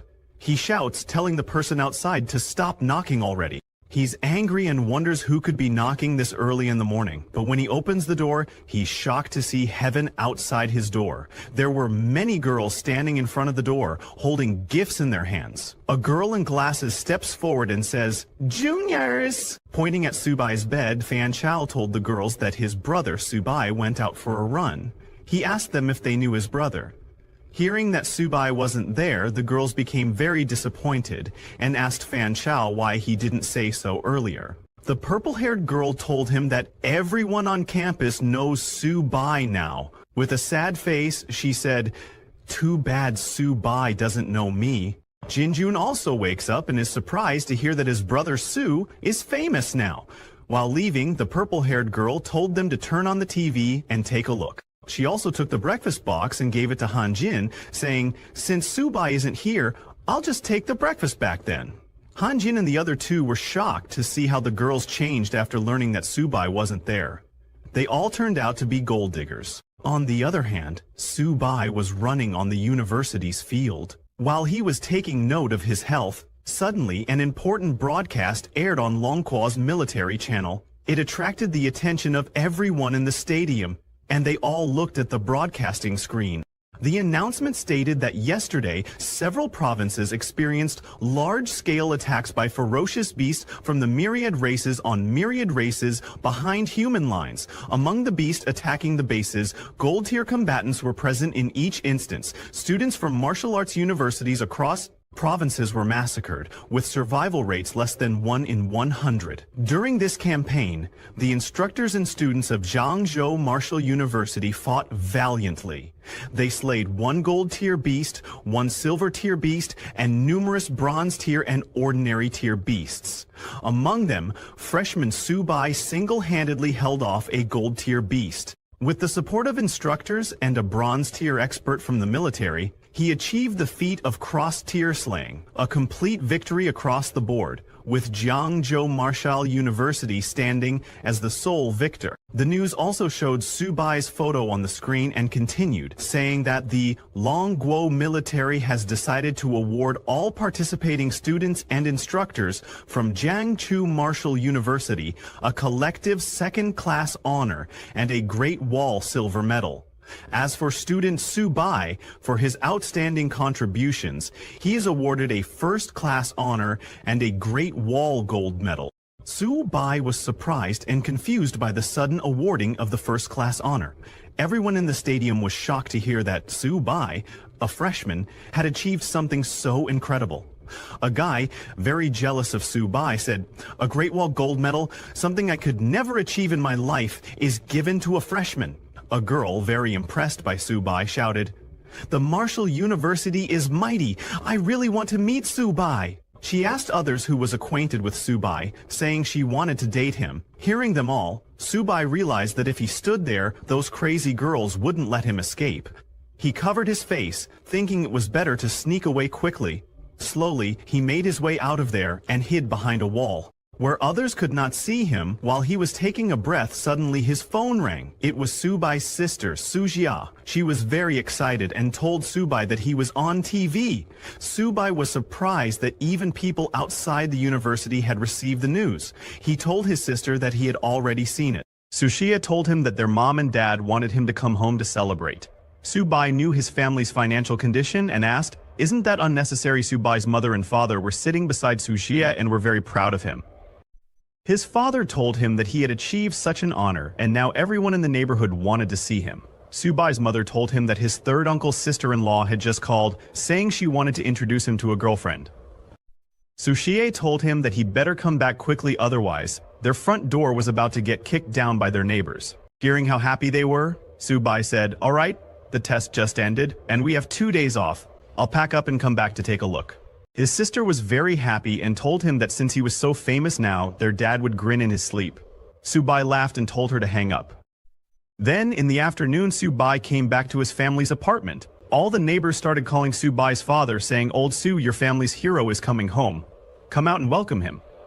Subai was shocked to see so many people standing in front of their house and asked them if all of them were waiting for him.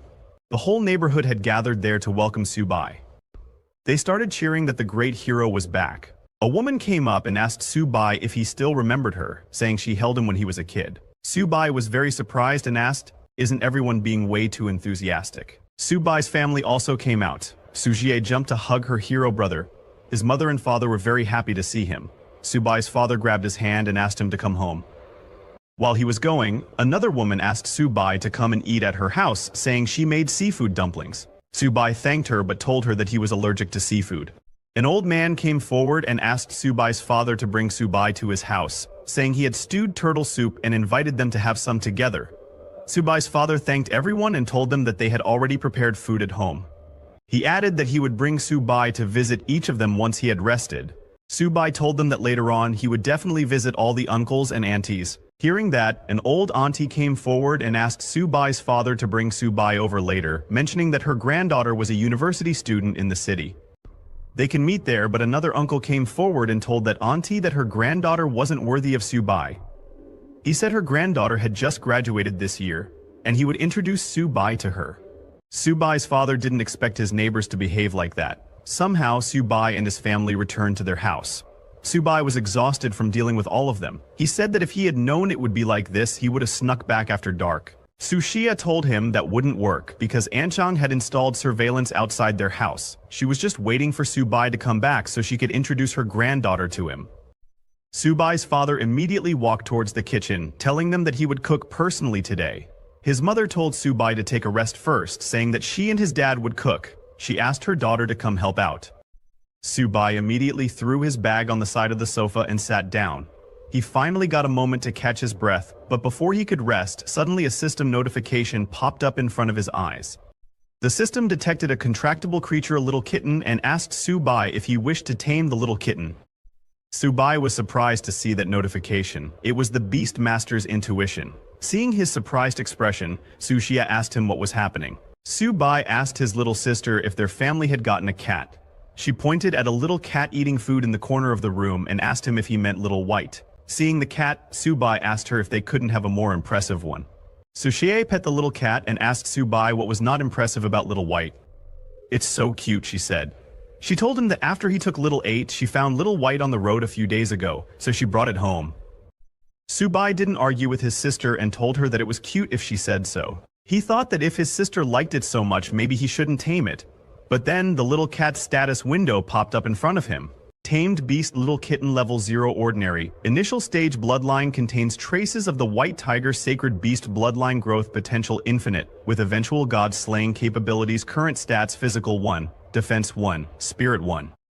Its agility is 3 and its ability is Claw Strike, which increases attack speed and damage by 100%. Its evolution method is consumption. The system then asked Subai if he wished to tame the kitten. Subai was too shocked to see the little cat's status window, wondering, could this stray cat really have the White Tiger bloodline? The little cat looked at Subai with curiosity. Sushia told Subai that it seemed to like him. Subai clicked on the tame option, thinking he should tame it first and figure it out later. After taming the little cat, he turned to his sister and, while smiling, called her to discuss something. He told her that it was about the little cat because her brother is a beastmaster. Before Subai could finish what he was saying, Suja immediately declined. She took the little cat and said, "Brother, since you already took Little 8, don't think about taking Little White." Subai tried to convince her, saying they could negotiate on this. He asked her if she didn't want a laptop. Suzai ran with the little cat, telling Subai that it wouldn't do and that she wouldn't give Little White to him. A few minutes later, Subai's mother came with food and saw Subai chasing Suzia, who was running away with the little cat in her hand. Then, 2 days later, when Subai returned to the university, he had both Little Turtle and Little Cat with him. When the students of the university saw Subai, they immediately recognized him. Seeing the cat in Subai's backpack, a girl asked another, "Why does he have a cat in his bag? Is he a cat lover?" Inside Subai's bag, Little Turtle was very happy to be with Little Cat. It told Little Cat that this is Boss's school and that it would have her back from today. But Little Cat was very uncomfortable in that small bag and complained to Subai that Little Turtle was squishing her. However, Subai didn't understand what they were talking about. While he was walking, a boy spotted Subai and said, "Isn't that Subai the one who got the gold medal?" Another boy replied, "Is that why, despite his average looks, so many girls are running to his dorm?" They were jealous of Subai's achievement. Hearing them, Subai thought, "Looks like I'll need to wear a mask when going out in the future." While he was walking, suddenly there was an announcement asking student Subai to please report to the principal's office immediately. Subai was surprised by the announcement, wondering what the principal could want with him. When he went to the principal's office, the principal told Subai that he was truly a man of Huaxia. Because of his excellent performance at the F-269 military base, the school had decided to reward him. The principal asked Subai what he would like. Subai said that he was really grateful to the school and also to the principal. Subai had always heard that their principal was a stingy man, so it would probably be tough even trying to get some food for little 8. He pretended to think hard and told the principal that he didn't want the school to go bankrupt over him. So how about 100 gold tier beast cores? The principal acted shocked after hearing 100 gold tier beast cores and said, "Subai, I don't have that many of them, even if you grind my bones to dust. Why don't you ask for the principal's position instead?" Subai then told the principal that he could settle for 100 silver tier ones instead. Hearing about the silver tier, the principal told him not to even think about it, saying he couldn't even get scraps with the amount of honor he had. Subai told the principal that he didn't want the gold medal or whatever. Could he have 50 silver tier beast cores instead? He tried to make the situation emotional, saying, "Principal, you know I bled for the school." But the principal didn't fall for that and said, "Subai, humans are humans. The strong in the human race have the responsibility and duty to protect the weak. When you saved those students, you were carrying out a duty as one of the strong ones." Subai was at a loss for words seeing the principal. He said, "Principal, please, no more yapping. Let's settle with 50 silver tier beast cores." The principal completely ignored his words and told him that the military and the school weren't going to give up on a genius like him. He took a deep breath and told Subai that this was the most he could do. He would let him have 10 bronze tier beast cores. Subai was shocked to hear that his reward was just 10 bronze tier. He immediately declined and asked for 20 bronze tier beast cores. The principal agreed to 15 and told him that it was final. Subai accepted the deal. The principal realized that Subai was trying to haggle with him, and Subai also realized that his principal was very cheap. The principal then turned around and told Subai that in addition to the rewards, there was a little something he needed to let Subai know. Surprised, Subai asked. The principal told Subai that he had been selected by the school as the representative from the first year and would participate in this year's 100 Schools tournament. Subai was confused to hear about the 100 Schools tournament and asked the principal if the reward thing was just a ruse. He said, "Principal, this is not very nice of you." The principal asked him not to put it that way. As a student of Jiangzhou Martial University, it was his duty to bring honor to the school. The principal asked Subai if he didn't want resources, saying that the tournament was very generous with rewards. Subai replied, "Principal, there must be lots of skilled people in the 100 Schools tournament. It'd be difficult to even get a rank, wouldn't it? It'll be hard work." Hearing that, the principal said, "How can the youth of today be scared of challenges?" He told Subai to go prepare and come to the training room tomorrow. Subai agreed and left. The principal looked outside the window and thought, it's getting more difficult to rope the youth today into things. On the other hand, while leaving, Subai thought of the tales of the principal being a sly old fox and realized that the gossip was definitely accurate. The next day, 10 students gathered in the practice hall. The principal told them that the 100 Schools tournament was hosted by the military, though the Ministry of Education had given them far fewer resources compared to better-known schools, such as the martial universities of Beijing and Shanghai. He was still sending them off with the hope that they would achieve better results. Then the principal started the roll call. First was third-year Hu Qing, who was a bronze middle-tier awakened of the wood element. Second was Bai Ningbing, and then Xiang Tiangxiang. While the principal was calling their names, an annoyed guy said, "This is kind of unfair. Jiangzhou Martial University was founded later, so students here get much fewer resources than those going to famous schools." A girl standing behind agreed with him, saying, "I heard that our school has always ranked very low." The principal then called first year Subai's name last. He immediately responded, "I'm here." The principal told the students that there were 10 students representing the school in the tournament, and they were the top students in their respective years. The principal took out a paper and said he would make an announcement. He pointed at Subai and announced that this year, the leader of the team would be Subai. Subai was shocked to hear his name and asked the principal, "This is a mistake, right?" When the others heard Subai's name, they got angry. The principal told them that making Subai the team leader was a decision made by the school board after much discussion. An angry guy came forward and asked the principal, "Hu Qing is the strongest and most experienced out of all of them. How can a freshman be the team lead instead of him?" Others agreed with him. Another boy pointed at Hu Qing and said, "Subai is just at the initial tier of bronze, a whole tier behind Hu Qing. How can he lead us?" The principal got angry and asked them if they had seen the news these past 2 days. Subai is capable of defeating gold-tier beasts. If any of you want to be the leader, you should go kill a gold-tier beast right now, and I will make the swap. Hearing about Subai defeating a gold-tier beast, a boy laughed and said, "Who the hell knows how he did it? Might have just been luck." Another boy looked angrily at Subai and said he didn't believe it either. He challenged Subai right there for a fight. All the seniors were angry at Subai, saying they also wanted to challenge him. Subai tried to calm them down, telling them that he was not aware of this whole leader thing at all. Subai was angry at the principal because he was making Subai a target for everyone.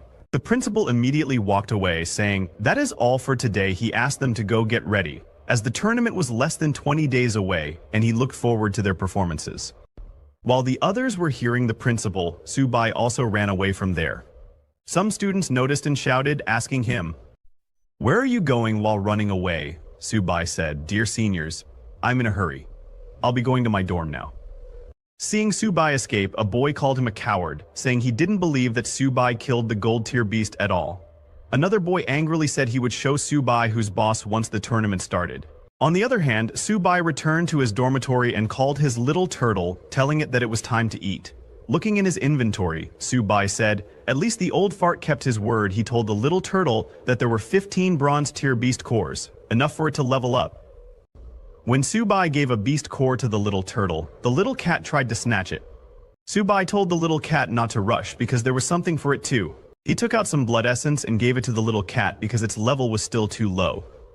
Seeing the little cat eat the blood essence, the little turtle made an innocent face, hoping to get some too. "It sure eats a lot," Subai said, giving it some. Another beast core. Subai was crying as he gave the third beast core to the little turtle because one bite cost hundreds of thousands of yuan. The little turtle ate it immediately and asked for more. Subai, still crying, asked it how much more it needed to eat to evolve. He poured all the beast cores into the little turtle's bowl and told it that these were the last ones. If it still didn't evolve, then he was going to feed everything to the little cat in the future.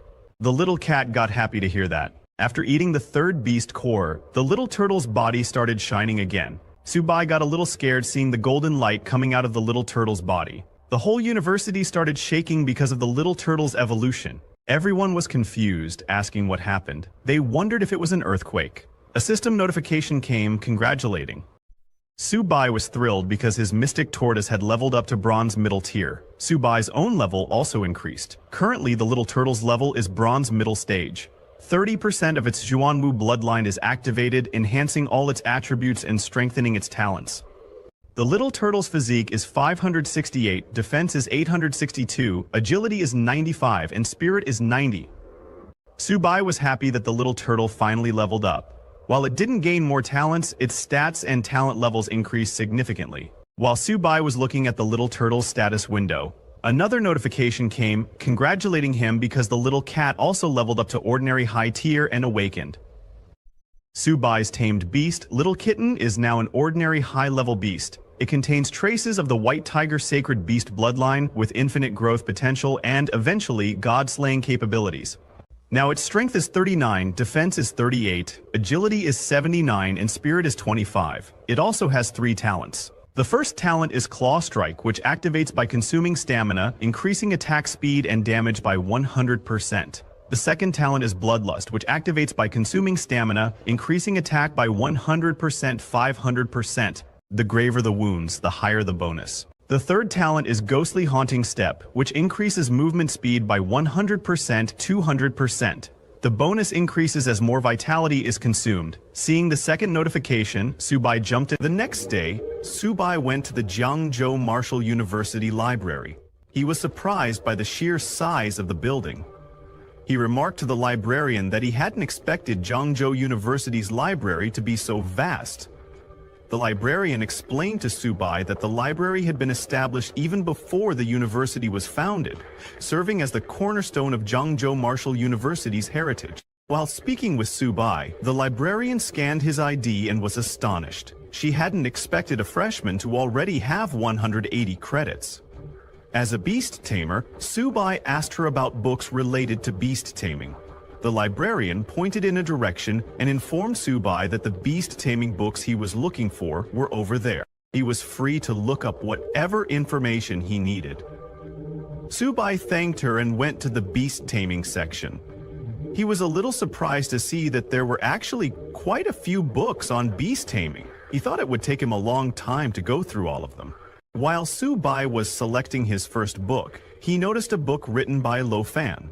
When he read the name, he felt that he had heard it somewhere before. Su Bai picked up the book, and while flipping through its pages, he noticed the beast taming skills described in it. The skills included Heavens and Earth Converge, the Undying Soul, Divine Weapons Gathered, Sacred Beasts Armed, the Roots of Grass and Trees, and Origin Confluence. Su Bai recognized the bibliophile Origin Confluence skill as he had already mastered it. He wondered what the Undying Soul and Sacred Beasts Armed might mean. While Su Bai was engrossed in reading the book, he didn't realize that he had already lost track of time. Nations noticed Su Bai coming out. These seniors noticed Su Bai coming out. These seniors were the same ones selected to compete in the university competition alongside Su Bai. Seeing him emerging from the beast taming section, one of the seniors mocked him, saying, "A beast tamer has no future, no matter how much they study." Su Bai didn't even notice them, as he was fully engrossed in the book he was reading. He was amazed by its contents and said to himself, "I didn't expect Senior Luo Fen to be so powerful." He created 3 divine skills: Origin Confluence, Sacred Beasts Armed, and the Undying Soul. He even single-handedly fought against the invasion of all the tribes. It's a pity he was eventually outnumbered and died on the battlefield. Even with just a brief look at the book, Su Bai was captivated by the extraordinary achievements of Luo Fan. Su Bai realized that he needed to read this book carefully, but suddenly something shocking happened. While Su Bai was reading, the book began to shine brightly. He was shocked and confused, unable to comprehend what was happening or why the book was floating. He even felt a strange force flowing into his body.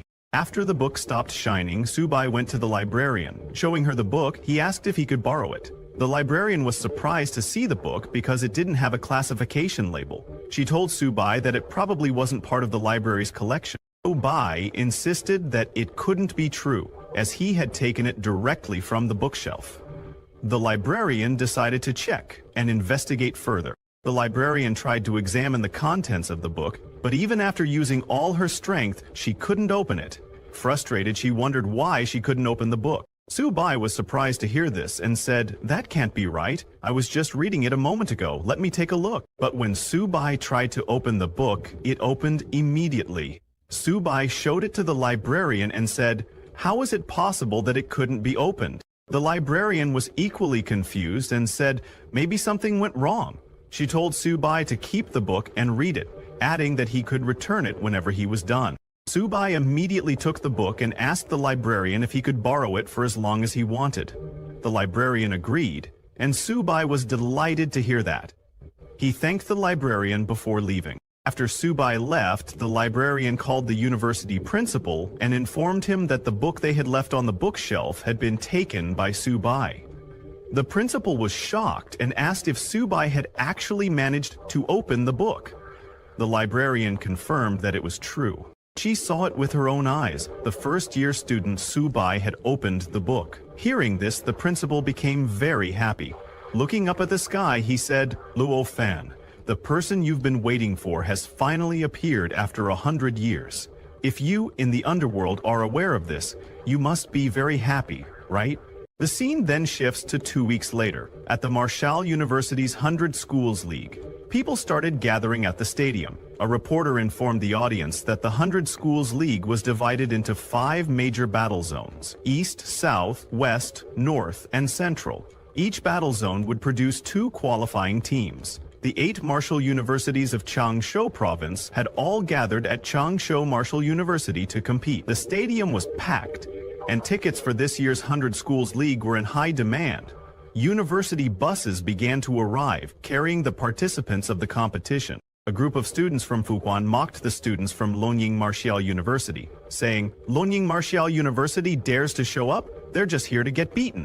The Longjing Marshall University students retorted, "Who gets beaten is still up in the air. Just wait and see, you trash from Fuquan." All the students were highly competitive and full of spirit as they headed into the stadium. Meanwhile, the audience began to gather as the competition was about to start. At the seating area for Subai's Zhengzhou Martial University, Instructor Fu arrived and asked, "Is everyone here?" A senior replied, "Subai hasn't arrived yet, but everyone else is here." Another senior added, "Subai is our team captain. He wouldn't back out at the last minute." Just as he said that, a voice suddenly called out, "How could I back out at the last minute?" The one who said that was Subai. Instructor Fu was shocked to see him. It had only been a few days, but she could sense that Subai's strength had improved significantly. She told Subai that the match was about to start and that they needed to arrange their lineup. Subai reassured Instructor Fu, saying, "Don't worry, I've got it all planned out." Before the competition began, a host appeared on the big screen and announced, "Ladies and gentlemen, teachers and students. Just a month ago, the myriad beast clans deployed large-scale forces to pin down the military's frontline capabilities. Meanwhile, smaller groups of vicious beasts bypassed the front lines to attack the rear military bases of several provinces. The Martial University students in the affected provinces were nearly wiped out by the myriad beast clans, with less than 1 in 100 surviving. The host asked, "Compatriots, shall we avenge this?" The entire audience shouted in unison, "We must avenge them! Kill all the vicious beasts! The human race must win!" Seeing the audience's energy, the host said, "Good. If our human race has this spirit, how can the vicious beasts not be destroyed? This is the very purpose of today's 100 Schools League. Now, I declare the official opening of the Jiangzhou Provincial League." The rules of the competition were then announced. As this is a team battle format, each team can have up to 5 participants in each match. The loser is eliminated and the winner advances to the next round. "The team with the last remaining participant wins," the host announced. He then proceeded with the random draw for the matchups. First match was between Longying Martial University and Xinmin. The second match was between Jiangzhou Martial University and Xinyun Martial University. The third match was between Fuchuan Martial University and Suchong Martial University. The fourth match was between Anyi Martial University and Jiangsu Martial University. The host called for participants from Longying Martial University and Xinmin Martial University to come to the field.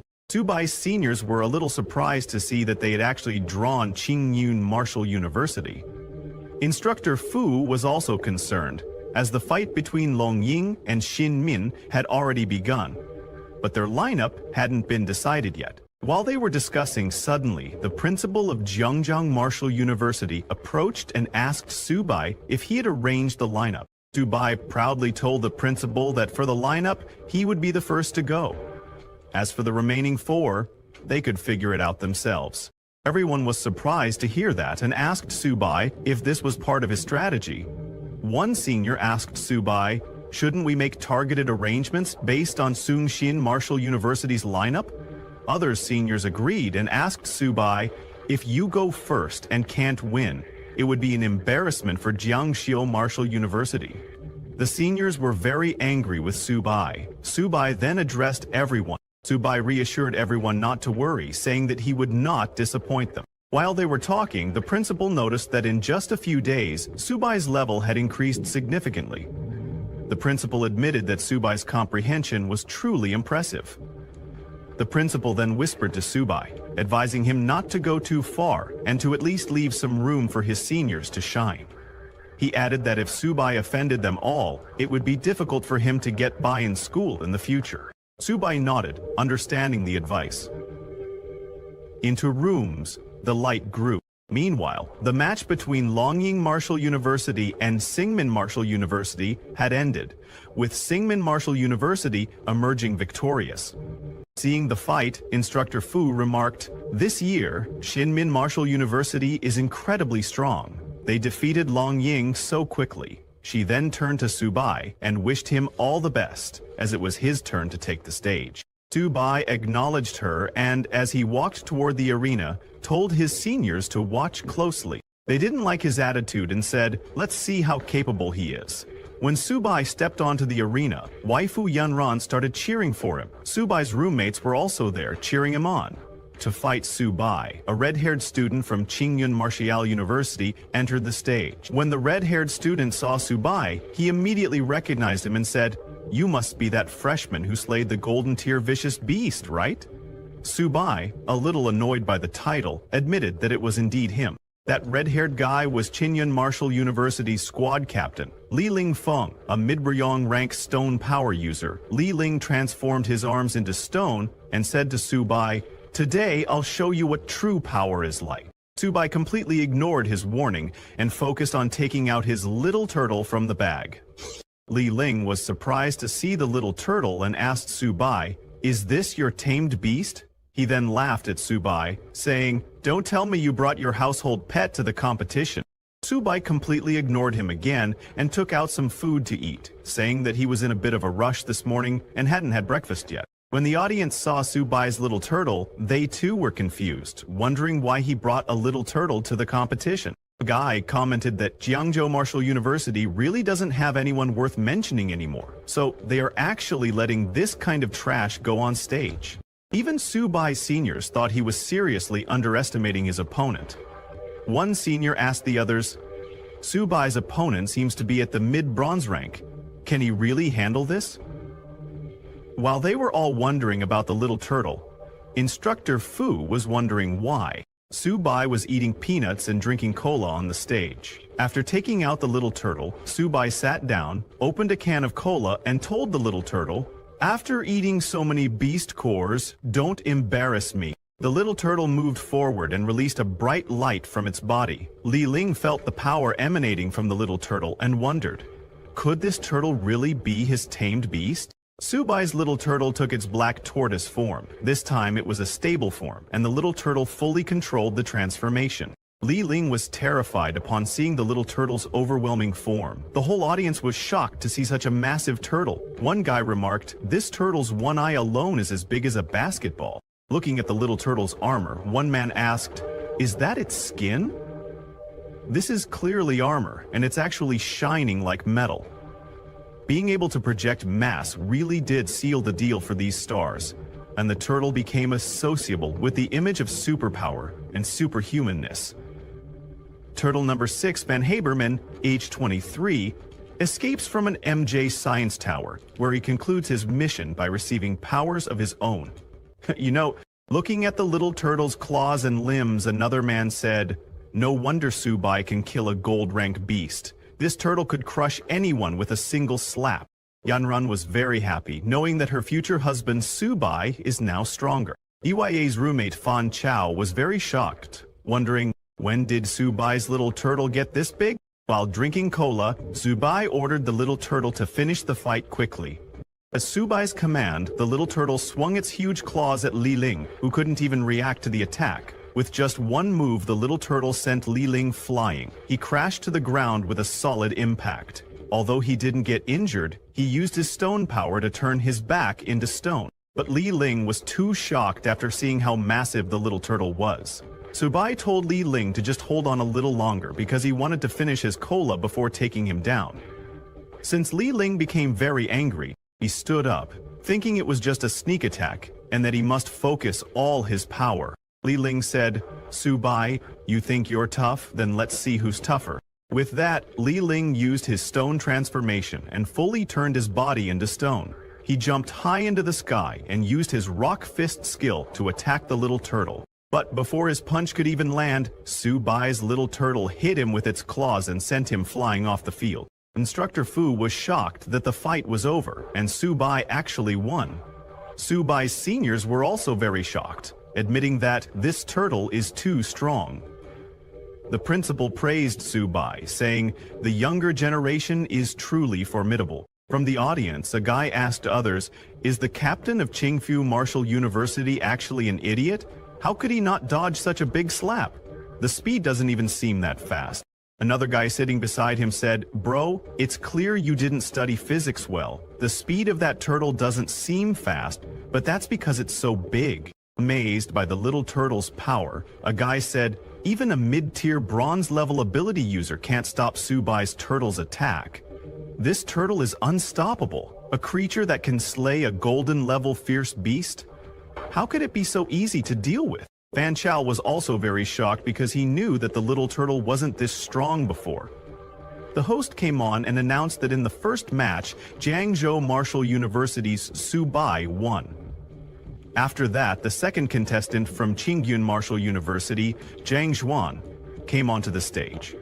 Zhang Zhuan was a mid-bronze rank blade user from Qinghun Martial University. She took out her blade and thought, I'll rely on speed to win, and I can't let that turtle get close to me.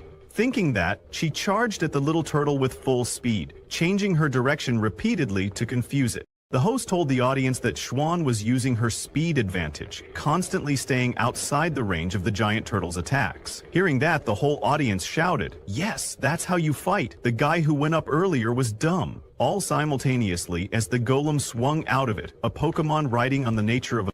Yan was thinking that as long as she found an opportunity, a strike will be enough to win. Instructor Fu was a little worried, seeing that Zhu had been dodging and looking for an opportunity, while the turtle couldn't hit her at all due to its speed. The seniors were also worried, thinking that Su Bai was still underestimating his opponent. They all were concerned for Su Bai, but Su Bai was enjoying his snack with cola.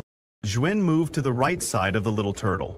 The little turtle attacked with full power, even destroying the ground. But Zhuan jumped into the air and dodged the turtle's attack. Landing on the ground, Zhuan said, "Su Bai, your turtle is really strong, but I can choose to directly deal with the beast Tamer." Saying that, she jumped to attack Su Bai, thinking it was too late for him to reverse the situation now. Su Bai was still drinking his cola. Instructor Fu got scared seeing that Xuan was about to attack Su Bai directly, and Yanran was also very worried, asking Su Bai to be careful. Lian strikes at Su Bai with her sword, saying, "Su Bai, you lost." But before her sword could even touch him, the little turtle hit her and sent her flying. The little turtle used its tail to attack, which Suen was unaware it could do. Seeing the little turtle's attack, the audience jumped in excitement, calling that move the turtle's divine tail swipe. Yanran also let out a sigh of relief as it was a close call. Su Bai's seniors were shocked to see that Su Bai won again, asking, "Isn't that too fast?" Both Instructor Fu and the principal admitted that Su Bai is really strong. Mortal Sense walked down the mountain and proceeded to find a resting place. She had just finished her meal, but on the way, Xuan lost her sword, so there was no point in fighting anymore. On the other hand, Shu also had the most beautiful eyes in the world, and Xuan also walked over to Xuan. She told the little turtle that it was too close to him, and then he told Xuan to hurry up and heal herself, as his little turtle's strike was a bit too harsh this time. Xuan was seriously injured, and some doctors took her off the stage on a stretcher. On the other hand, Su Bai returned to his turtle and said, "All right, I'm going to get serious now." He stood beside his little turtle and asked, "Who's coming up to challenge me next?" Has already defeated 2 members of the Qingyun Martial University squad. When the third opponent comes to fight, Su Bai's little turtle doesn't even give her any chance and hits her with its huge claws. The third opponent is defeated in just 1 move, without Su Bai even giving the little turtle any instructions. Su Bai starts to get bored and asks for the next opportunity, but even the 4th opponent is defeated easily by the little turtle. Su Bai doesn't even look at the opponent, starts taking self. After Su Bai's little turtle defeats the 5th opponent, the host comes onto the arena and announces that Jiangzhou Martial University's Su Bai wins. The whole audience is shocked, seeing that Su Bai from Jiangzhou Martial University ate peanuts the entire time, relying on a turtle to fight in the ring, and still won. They have never seen such an unbelieved consensus in their whole lives. All the girls became Su Bai's fans. Waifu Yanran was also very happy to see Su Bai win. Han Jin praised Su Bai for winning 5 separate hurdle meets. Fan Chao gave Su Bai a name, 1 Man 5 Wins. All the audience followed Su Bai and started calling him 1 Man 5 Wins, to which Fan Chao responded, "Chicken." While leaving the area, Su Bai felt very embarrassed when he heard what people were calling him. He wondered why it sounded so weird, as if he were being called a turtle. When Su Bai returned to his team, Instructor Fu patted his shoulder, telling him that he did well. The principal was also very happy to see that Su Bai single-handedly defeated the formidable Qingshan Martial University, bringing great honor to James Martial University. Su Bai was shocked when she learned of the Su Bai. Thank you all for the prize. Then, the instructor turns to everyone and tells them to go rest for a bit because the morning matches are over. After the lunch break, they will continue with the 2nd round later. The principal tells all the students that during the league, the cafeteria is open to all contestants for free. Everyone can go and enjoy the food to replenish their energy. Su-Bai gets very happy and immediately goes to the cafeteria with his little turtle. While Su-Bai is eating and resting, all the other universities are planning their strategies. At Fuku Martial University, Harris explains to his professors that if they will prepare themselves for the worst-case scenario, Fuku Martial University will likely give them that. His bewildered mind wrapped itself in a cloud of fear. Subi raced for the vestibule and back down the raised stairs to the basement where the paramilitary officers were waiting. The principal points at a purple-haired boy named Maokai, telling him that if they really face Jianzhou Martial University, Maokai has to handle Subi using his distance and use poison to take down Subi's turtles. Subi refuses to obey his orders and tries to rescue Subi, saying that when the time comes he will keep his distance and use poison to take down Subi's turtles. On the other hand, at Zinmin Martial University's lounge, Zinmin University's principal asks his students not to be discouraged. He tells them that Su-Bai is strong, but his weaknesses are also very obvious. Finding the right opportunity to bypass his turtle's defense line and then defeating Su-Bai is the only way to win. A student named Li Feng comes forward saying, "The principal is right. If we face Su-Bai this afternoon, I'll handle him." Actually, Zhang Xuan's strategy this morning was correct. It's just that she wasn't fast enough. Zinmin University's principal agrees with Li Feng, since Li Feng is a speed-focused fighter with enhanced combat skills. Zinmin University's principal tells him to find the right moment to attack Su-Bai. After some time, the host comes onto the arena. He compliments the morning matches, saying they were truly exciting. The students demonstrated spirited determination and a tenacious, fearless spirit.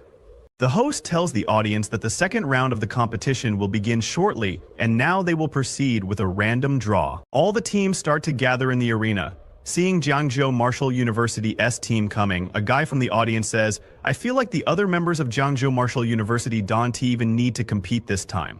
Su-Bai alone can defeat all the other schools."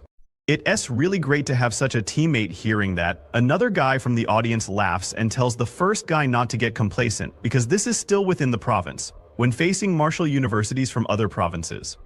Jiangzhou Martial University will still be beaten so badly that it won't be able to hold its head up. Students from Jiangzhou Martial University. He agrees with him, because Jiangzhou Martial University has always struggled to hold its heads up before, but now with Su-Bai, they are even more irrelevant. While they were talking, the host announced the results of the 2nd round draw for the Provincial League.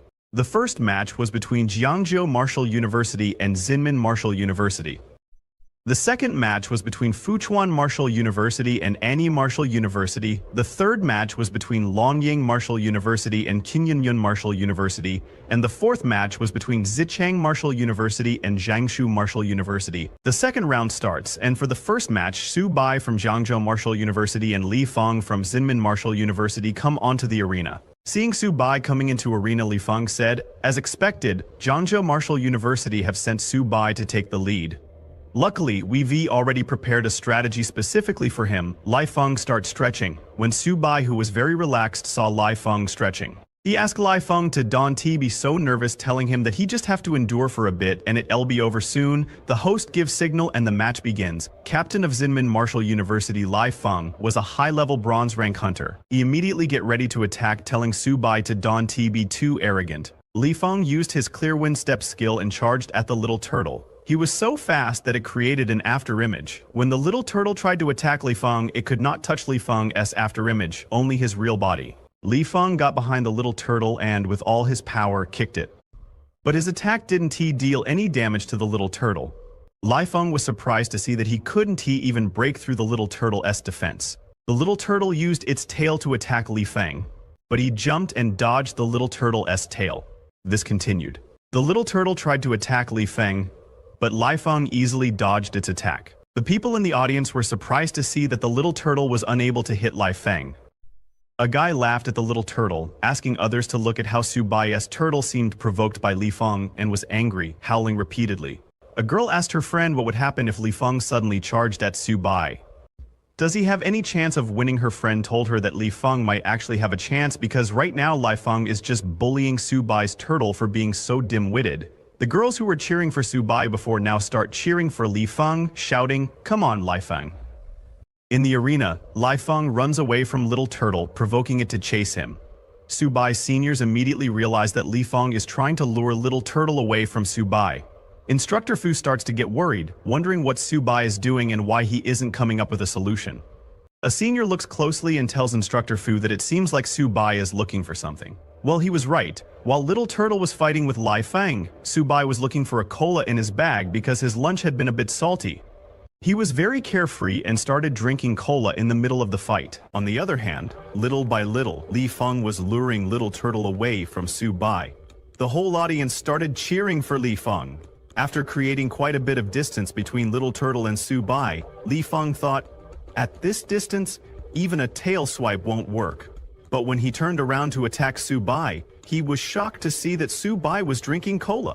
He got very angry and charged at Su Bai, shouting, "Su Bai, you're looking down on me too much!" Li Feng jumped to attack Su Bai, yelling that he would make him pay the price. But Su Bai didn't even look at him and simply called for his Little Turtle. Just as he called, a yellow light shot toward Li Feng. Before Li Feng could hit Su Bai, his body turned yellow and froze in midair. Li Feng was shocked. He couldn't understand what was going on or why he couldn't move. The yellow light came from Little Turtle's black tortoise illusion form. Su Bai ordered Little Turtle to stop playing around and to hurry up and finish. During the battle, Little Turtle brought Li Feng closer to itself and activated its black tortoise gravity ability. It then began gathering energy in its mouth. Seeing this, Li Feng grew frightened and nervously asked Su Bai to wait, wondering what Little Turtle was about to do. However, Su Bai's Little Turtle didn't stop. It unleashed a powerful energy beam from its mouth, which struck Li Feng and sent him flying into the stadium wall. The impact was so intense that it created a hole in the wall. The sheer power of Little Turtle's attack shocked the entire audience. Those who had been mocking it finally realized the truth. It wasn't that Li Feng was weak, but that Su Bai was overwhelmingly strong. One spectator even commented that if they were in Li Feng's place, they would surrender immediately. There was no way to fight someone as powerful as Su Bai. Seeing Li Feng's battered condition, a girl from his team turned to their principal and anxiously asked what they should do, as Li Feng was already gravely injured. Left with no other option, the principal of Shinmin Martial University decided to forfeit the match. A few minutes later, the host announced, "Unfortunately, due to the overwhelming strength of Su Bai from Jiangzhou Martial University, Shinmin Martial University has decided to forfeit the match." He then announced that the next university to face off against Jiangzhou Martial University would be Fuchuan Martial University.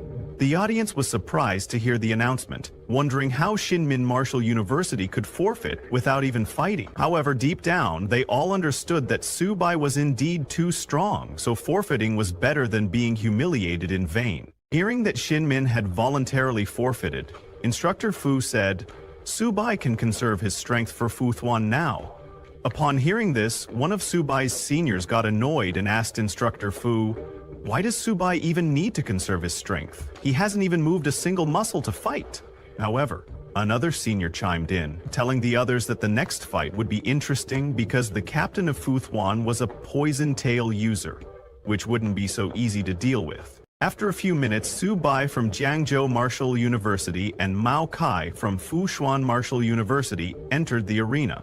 But just as the match began, Mao Kai asked Su Bai to wait, saying, "Let's not rush into the fight yet." Mao Kai, a mid-level bronze rank hunter, walked towards Su Bai with one hand hidden behind his back, saying, "Su Bai, I admit you're very strong, and I know I'm no match for you. So, how about we make a deal?"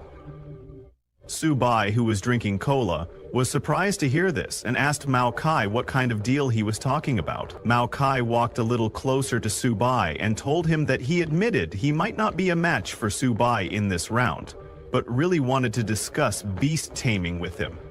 Su Bai was very confused upon hearing that Mao Kai wanted to discuss beast taming during a match. He couldn't understand what Mao Kai was up to. Meanwhile, Mao Kai, still hiding one hand behind his back, was continuously mobilizing his poison elements. It didn't take long for Su Bai to realize what was going on. Mao Kai was trying to stall for time, because it takes a long time for Poison Tooth ability users to mobilize their elements. Su Bai immediately ordered his little turtle to attack. Seeing Little Turtle charging toward him, Mao Kai understood that Su Bai had realized his plan.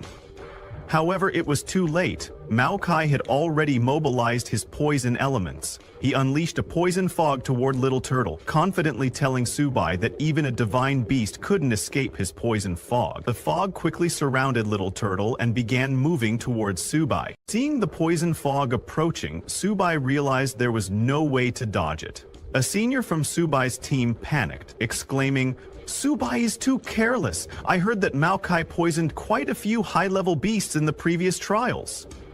Instructor Fu also panicked, asking what they should do. However, Su Bai's principal remained calm and reassured the others, saying, "Don't panic, the match isn't over yet." When the poison fog hit, Little Turtle immediately held its breath and closed his eyes. Little Turtle couldn't see inside the poison fog, but Mao Kai was unaffected.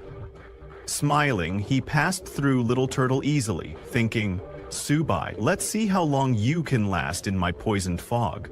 You were too careless. Once I released my poisonous fog, the match is over." As Mao Kai walked past Little Turtle, he saw Su Bai's shadow sitting on the ground. He realized that Su Bai was meditating to resist the poison fog. However, Su Bai wasn't just facing the poison fog. Mao Kai took out his poison claws and leapt high to attack Su Bai. But before his poison claws could even touch Su Bai, a shield appeared and blocked his attack. Su Bai smiled, noticing the sneak attack from behind in the poison fog, and said, "Mao Kai, too bad you ran into me." Mao Kai was shocked, wondering how this was possible. As a beast tamer, how could Su Bai withstand his full-powered poison claw attack in the poison fog? Su Bai's principal was stunned to see Su Bai using shared origin. A confused instructor Fu asked the principal, "What is shared origin?" The principal explained that it was a high-level beast tamer talent and was surprised to see that Su Bai could already transfer. The beast's defense was directed at himself in the arena after blocking Mao Kai's attack. Su Bai said, "Let's end this quickly because this poison fog stinks." Just as he said that, Little Turtle turned around and looked at Mao Kai. Upon seeing Little Turtle's red glowing eyes, Mao Kai became very scared because his location had been exposed. Little Turtle didn't even give Mao Kai a chance to react and attacked with its claws, sending him flying out of the arena. Seeing Su Bai win, Fan Kao jumped in happiness, shouting, "Brother Su is insane." He sent the poison ability user flying out of the poison fog. Waifu Yanran was also very happy, but seeing how powerful Su Bai had become, she said that she wouldn't let him get too far ahead of her. The whole audience started cheering for Su Bai and his turtle, calling him one man. 5 Wins. The host then appeared on the big screen and announced that since student Mao Kai of Fuchuan Martial University was unable to continue fighting, Fuchuan Martial University had chosen to forfeit. Therefore, the winner of this provincial league was Jiangzhou Martial University. After winning the competition, Su Bai was very happy and proud of his beast, Little Turtle. He patted the little turtle and said, "It's time to wrap up." When Su Bai came down from the arena, his principal praised him, telling him that he had brought honor to Jiangzhou Martial University this time. Well done. Hearing his principal's praise, Su Bai asked, "In that case, can I get some more medicine resources?" Hearing this, the principal understood that Su Bai was trying to take advantage of him again. But he wouldn't fall for it so easily. The principal tried to change the topic and pointed at Su Bai's seniors, telling them that since Jiangzhou Martial University won the provincial league, the military would award them military merit points, which they could exchange for resources at the logistics department. Hearing that, an annoyed senior asked the principal, "Since they only sent out Su Bai, do military merit points have anything to do with us?" The principal was at a loss for words upon hearing that. He changed the topic again, saying, "In 3 days, we'll be heading to Luo City to participate in the All Warzone League. Do you have confidence?" Su Bai immediately replied that they did have confidence. Hearing that, the principal said, "Good." He turned around and added, "Since everyone's tired, go back and have a good rest to prepare for the Warzone League in 3 days. Su Bai tried calling the principal again to ask him. Su Bai tried to ask about the resources, but the principal didn't even look back. While leaving, he told Su Bai that he was looking forward to seeing his outstanding performance in 3 days. Seeing the principal run away, Su Bai called him an old fox because he ran so fast when it came to resources. Then, after some time, it was broadcast on the news that the Provincial League of the 100 Schools League had now concluded. The top three were Imperial Capital Martial University, Magic City Martial University, and Great Wall Guard Martial University. Many talented individuals performed exceptionally well in this league, but the most dazzling of them all was Su Bai from Zhangjiangzhou Martial University, who won all three matches, 1 versus 5, securing the overall championship for Zhangjiou Province.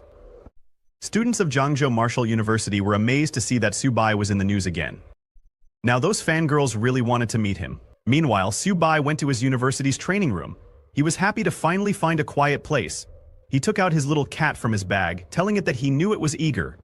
But there would definitely be a chance for it to go on stage later. Su Bai exchanged his military merit points for 4 high-grade silver beast cores. He showed them to the little cat, telling it to eat them sparingly. He first gave 1 core to the little cat, and upon seeing the core, the little cat's eyes lit up, and it immediately ate the core.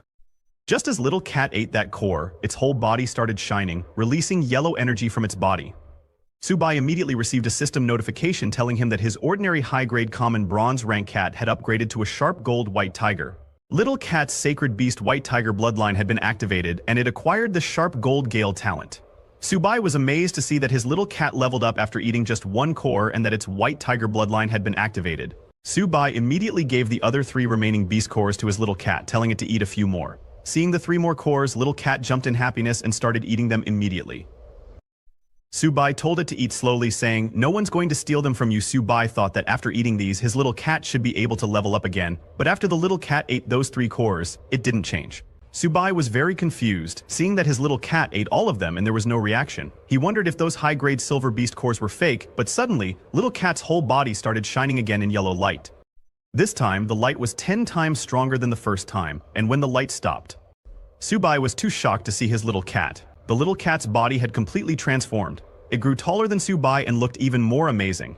Seeing that, Su Bai thought it was way cooler than Little Turtle's transformation. A notification came, telling Su Bai that his sharp gold white tiger had upgraded to intermediate bronze level. Immediately, Su Bai checked his little cat status window. Little cat had leveled up.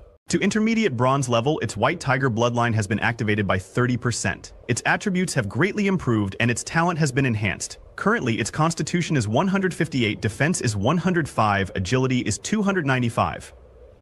And spirit is 60. Little cat has 3 talents. The first talent is sharp gold claws. It consumes a certain amount of physical energy to launch 100 attacks on a single enemy in a very short period of time. The first attack's power is 150% of the basic attack value, and after each attack, the amplitude of the next attack increases by 2%. The second talent is Sharp Gold Spirit. It consumes a certain amount of energy to cover the whole body with sharp gold energy. Each attack has a 200% tearing effect. It can be used in combination with Sharp Gold Claws to greatly increase the damage caused by Sharp Gold Claws. The third talent is Sharp Gold Ghost. It consumes a large amount of physical energy, causing movement speed and attack speed to increase by 300%. It can be used in combination with Sharp Gold Claws, allowing Sharp Gold Claws to complete 100 attacks instantly. Seeing Little Cat's status window, Su Bai became very happy, saying it was worth giving Little Cat 4 high-grade silver beast cores because these stats are insane. Su Bai petted the little cat, telling it that he was counting on it for the Warzone League. Little Cat became very happy to hear that and hugged Su Bai. Meanwhile, at the Imperial capital, where the Warzone League was going to be held in 3 days in a huge mansion, a man, while watching Su Bai's match on television, said, "This Su Bai is interesting. It seems he has a lot of secrets." The man ordered his subordinate to go and investigate Su Bai, saying maybe his turtle is even more ridiculous than Luo fans back then. His subordinate said yes and left. 3 days later, at the Lohe Martial University competition venue, teams from all over the country arrived for the competition. They were all amazed to see the venue, with many commenting, "As expected of Lohe Martial University." The competition venue was several times larger than others. When Su Bai and his team entered, they saw the entire audience cheering for Lohe Martial University to win the championship. Su Bai and his seniors were confused, seeing everyone supporting Lohe Martial University. The principal of Jiangzhou Martial University informed Su Bai and the others that Lohe Martial University was trying to intimidate them. While walking, Su Bai noticed an empty area and asked his principal, "Why is there an empty area over there?" The principal told Su Bai that only 9 martial universities were participating this time, and 1 university had voluntarily forfeited. Su Bai then asked the principal, "Since there are only 9 martial universities participating, doesn't that mean 1 university will have a bye during the random draw?" The principal confirmed, saying yes, and it all comes down to luck. Whoever gets the bye will advance directly to the next round. Hearing that it was all up to luck, Subai prayed to God that they wouldn't get the bye during the draw later, because he was counting on playing more matches to earn military contributions to feed those gluttons. He was referring to his turtle and cat. Subai's senior stepped forward and asked the principal to please allow him to participate this time, no matter what. Hearing that, the other seniors also approached the principal, requesting to participate as well. Subai was shocked to see that all of them wanted to participate. The principal laughed and reassured all the seniors, saying that this time everyone would have the opportunity to compete. As they walked toward their designated area, the principal told them to wait for Subai to draw lots first. A few minutes later, when the draw was complete, the host appeared on the big screen to announce the matchups. The first match was between Luohe Martial University and Fuchuan Martial University, followed by the university with the bye. This round is Jiangzhou Martial University. Subai was shocked to hear that because now he would have fewer chances to fight. Subai's principal laughed and told him that he was truly their lucky charm. Instructor Fu was also very happy, as they skipped the first round and went straight to the next.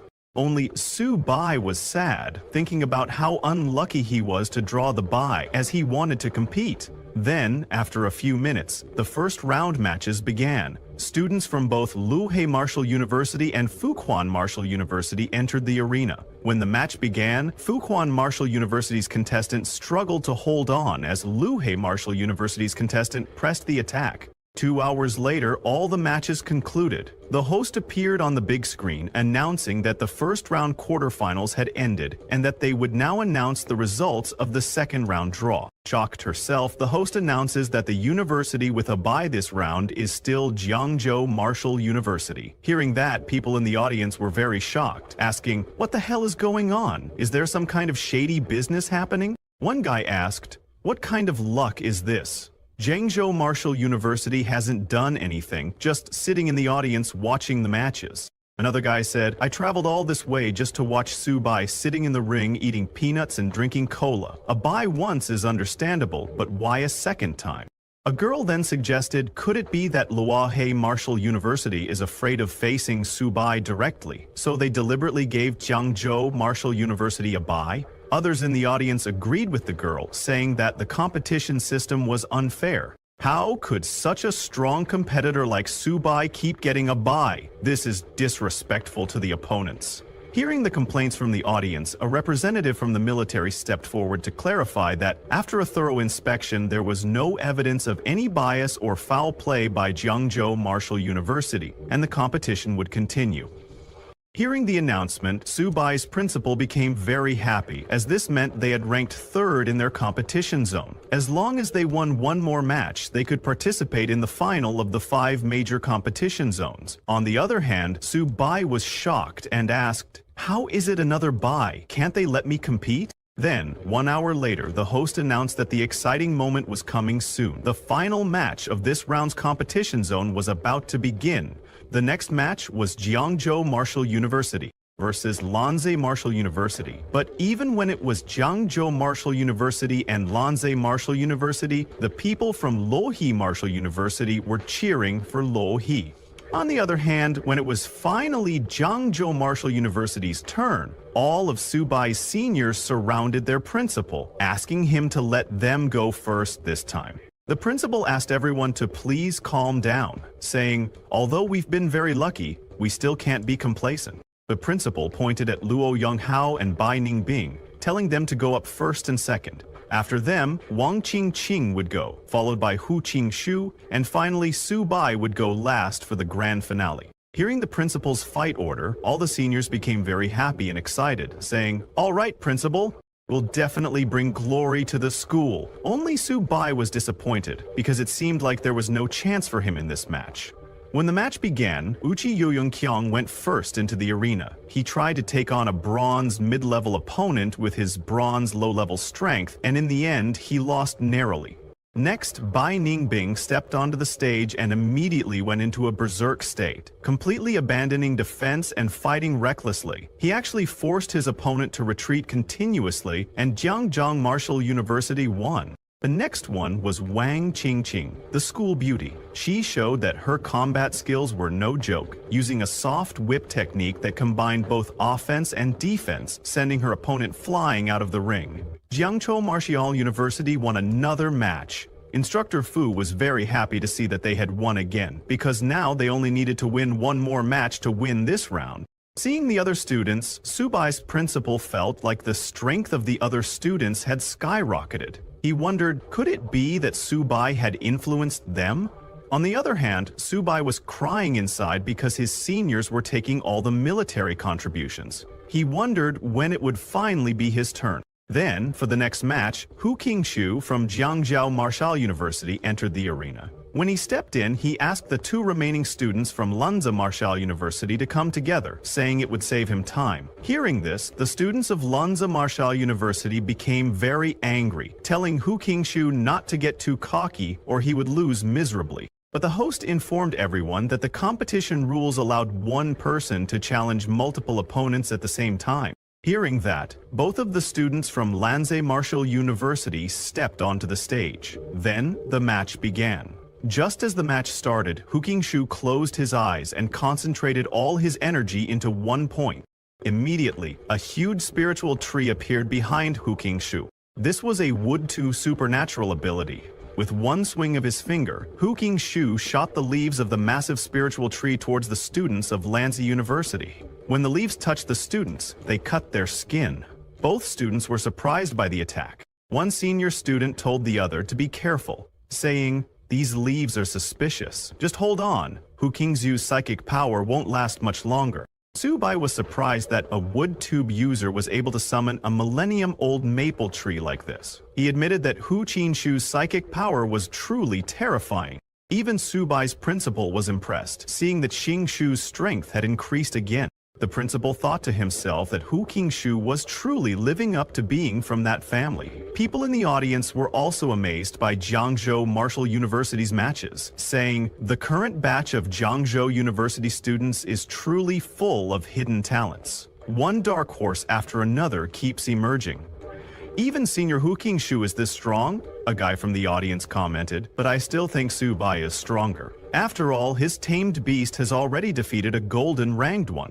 On the other hand, Hu Qingshu's leaf attack was getting stronger by the second. The two students from Lanza University were struggling in the middle of the leaf attack. They began to panic because there were no signs of weakening in Hu Qingshu's assault. To end the match, Hu Qingshu gathered hundreds of leaves together and shot them at the students of Lanza University to break through. In that attack, both students from Lanza University were sent flying, unable to defend themselves. They fell out of the arena and lost consciousness. The host announced that in this round's competition, Jiangzhou Martial University won. On the other hand, Lubohe Martial University also won their match. The host congratulated both Jiangzhou Martial University and Lubohe Martial University for advancing to the national finals. After winning, Hu Qingshu returned to his university's venue. The principal praised Hu Qingshu, telling him that his performance had surprised everyone. Hu Qingshu thanked his principal. The principal then told everyone that the real hero of this competition was still Subai. Subai was shocked to hear that he was considered a hero. He thought the principal was making fun of him for not being able to go on stage. The principal told everyone that if it weren't for Subai getting 2 consecutive buys in the draws, they wouldn't have won so easily. Everyone was at a loss for words. The principal then told them that since they were all exhausted, they should get some rest and be ready because 1 week from now, they would be heading to the national finals. He told the students that this time, in addition to the military contribution rewards earned by each student in the competition, the school would provide extra resources as training rewards. Subai was shocked to hear that because he was coming back empty-handed this time. He had to figure out how to gather some resources to feed those 2 gluttons. On the other hand, Subai's seniors became very happy hearing the principal's announcement and started cheering, saying, "Long live the principal!" Meanwhile, at the Lin family mansion in Waifu, Yan Ran was practicing with some robots when her uncle Wen came to tell her it was time to eat. Yan Ran, while practicing, kicked a robot and sent it flying. She then turned to her uncle and told him that she wasn't hungry yet and wanted to practice for another hour. Hearing that, Uncle Wen sighed because ever since Subai participated in the 100 Schools League, all Yan Ran did every day was watch Subai's matches and practice like crazy, completely ignoring the balance between work and rest. Suddenly, Yan Ran called out to her Uncle Wen, telling him that the pills he gave her were almost used up. She asked if he could help her ask her father for more, because she wanted to increase her strength as quickly as possible, Yan Ran said. Her uncle agreed and left, feeling very annoyed. He knew that many top families in the imperial capital had proposed marriages to Yan Ran, but she had rejected them all with a single word. Her uncle was worried, wondering what kind of potion Subai had given her. Then, 7 days later, Subai and his team arrived at Magic City. When they arrived at the university, all the seniors were amazed to see a huge golden university gate. Looking at the gate closely, one senior asked if the gate was made of solid gold because it was sparkling. Another senior commented, "This is just too luxurious." But Subai was not impressed by the gate. He said, "This gate alone must have cost billions. What a waste." The principal told Subai that it cost more than just billions. The materials alone cost 1.8 billion, not to mention that the gate was built in 1 day by 20 gold level and 5 platinum level experts working together. The principal then asked Subai to look at the motto of Magic City Martial Arts University and the Grand Gate. It's all meant to showcase the spirit that only the strong can protect the nation. While they were talking, a black-haired man came to welcome the students from Jiangzhou Martial Arts University. The man greeted Principal Zhou and introduced himself as Jiang Ming, the vice president of the student council at Magic City Martial Arts University. Jiang welcomed them into Magic City Martial Arts University and asked them to please follow him. Principal Zhou said, "All right," and began following Jiang. While walking, one senior told another senior, "Magic City Martial Arts University sure knows how to put on airs. Their principal traveled all the way here in person, and they only sent a student council vice president to greet us." Another senior agreed, saying, "If it were someone from Imperial City Martial Arts University, their principal would come out personally to welcome us." While heading toward their rooms, Subai noticed a huge building on the campus and asked his principal, "What's that?" The principal told Subai, "That's the gravity adjustment training ground." Hearing that, Subai said, "If our academy had one of those, we could train at least 100 silver-level students every year."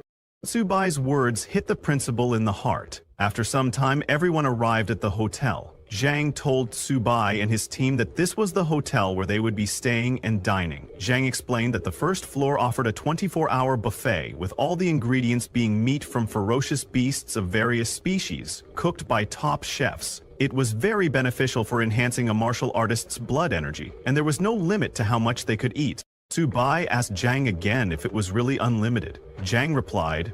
Hearing that, Subai jumped for joy and immediately ran toward the buffet, telling Little Turtle and Cat that they were in for a feast. Surprised by Subai's reaction, Zhang asked his principal if Subai was starving or something. One of the seniors told Zhang that they couldn't imagine.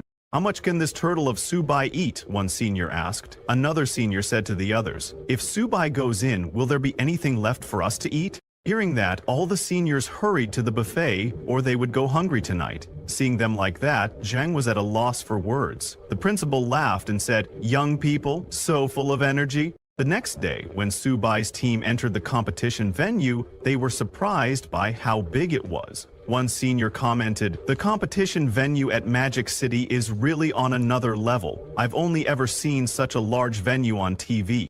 Subai's principal was already at the venue. He asked all his students to stop acting as if they had never seen the world before. The principal then explained the competition rules to them. He told them that this final tournament features martial arts universities from 13 schools. The Great Wall Guard's military academy, being directly under the military, automatically enters the top 4, so there will be no buys. Surprised, one senior asked the principal, "Why does the Great Wall Guard's military academy get a free pass to the top 4? Other seniors agreed, saying it's so unfair. The principal explained, "It's because the Great Wall Guard's military academy is a military genius training base. You may not know, but it's the only martial arts university located on the front lines of the battlefield against the multiracial invaders. The seniors were shocked to hear about a military genius training base. Even Subai was surprised to hear about an academy located on the front lines of the battlefield, saying, "That's intense." The principal told them, "That's why the national finals are full of hidden talents. Never underestimate anyone." He decided to let Subai take the lead, with Hu Qingsu anchoring. The whole team understood. The team cheered, confident that Jiangzhou Martial Arts University would win. After some time, the host appeared on the big screen and asked all the teachers and students to please settle down because the 100-school competition finals were about to begin. She then announced the draw for the first round of matches.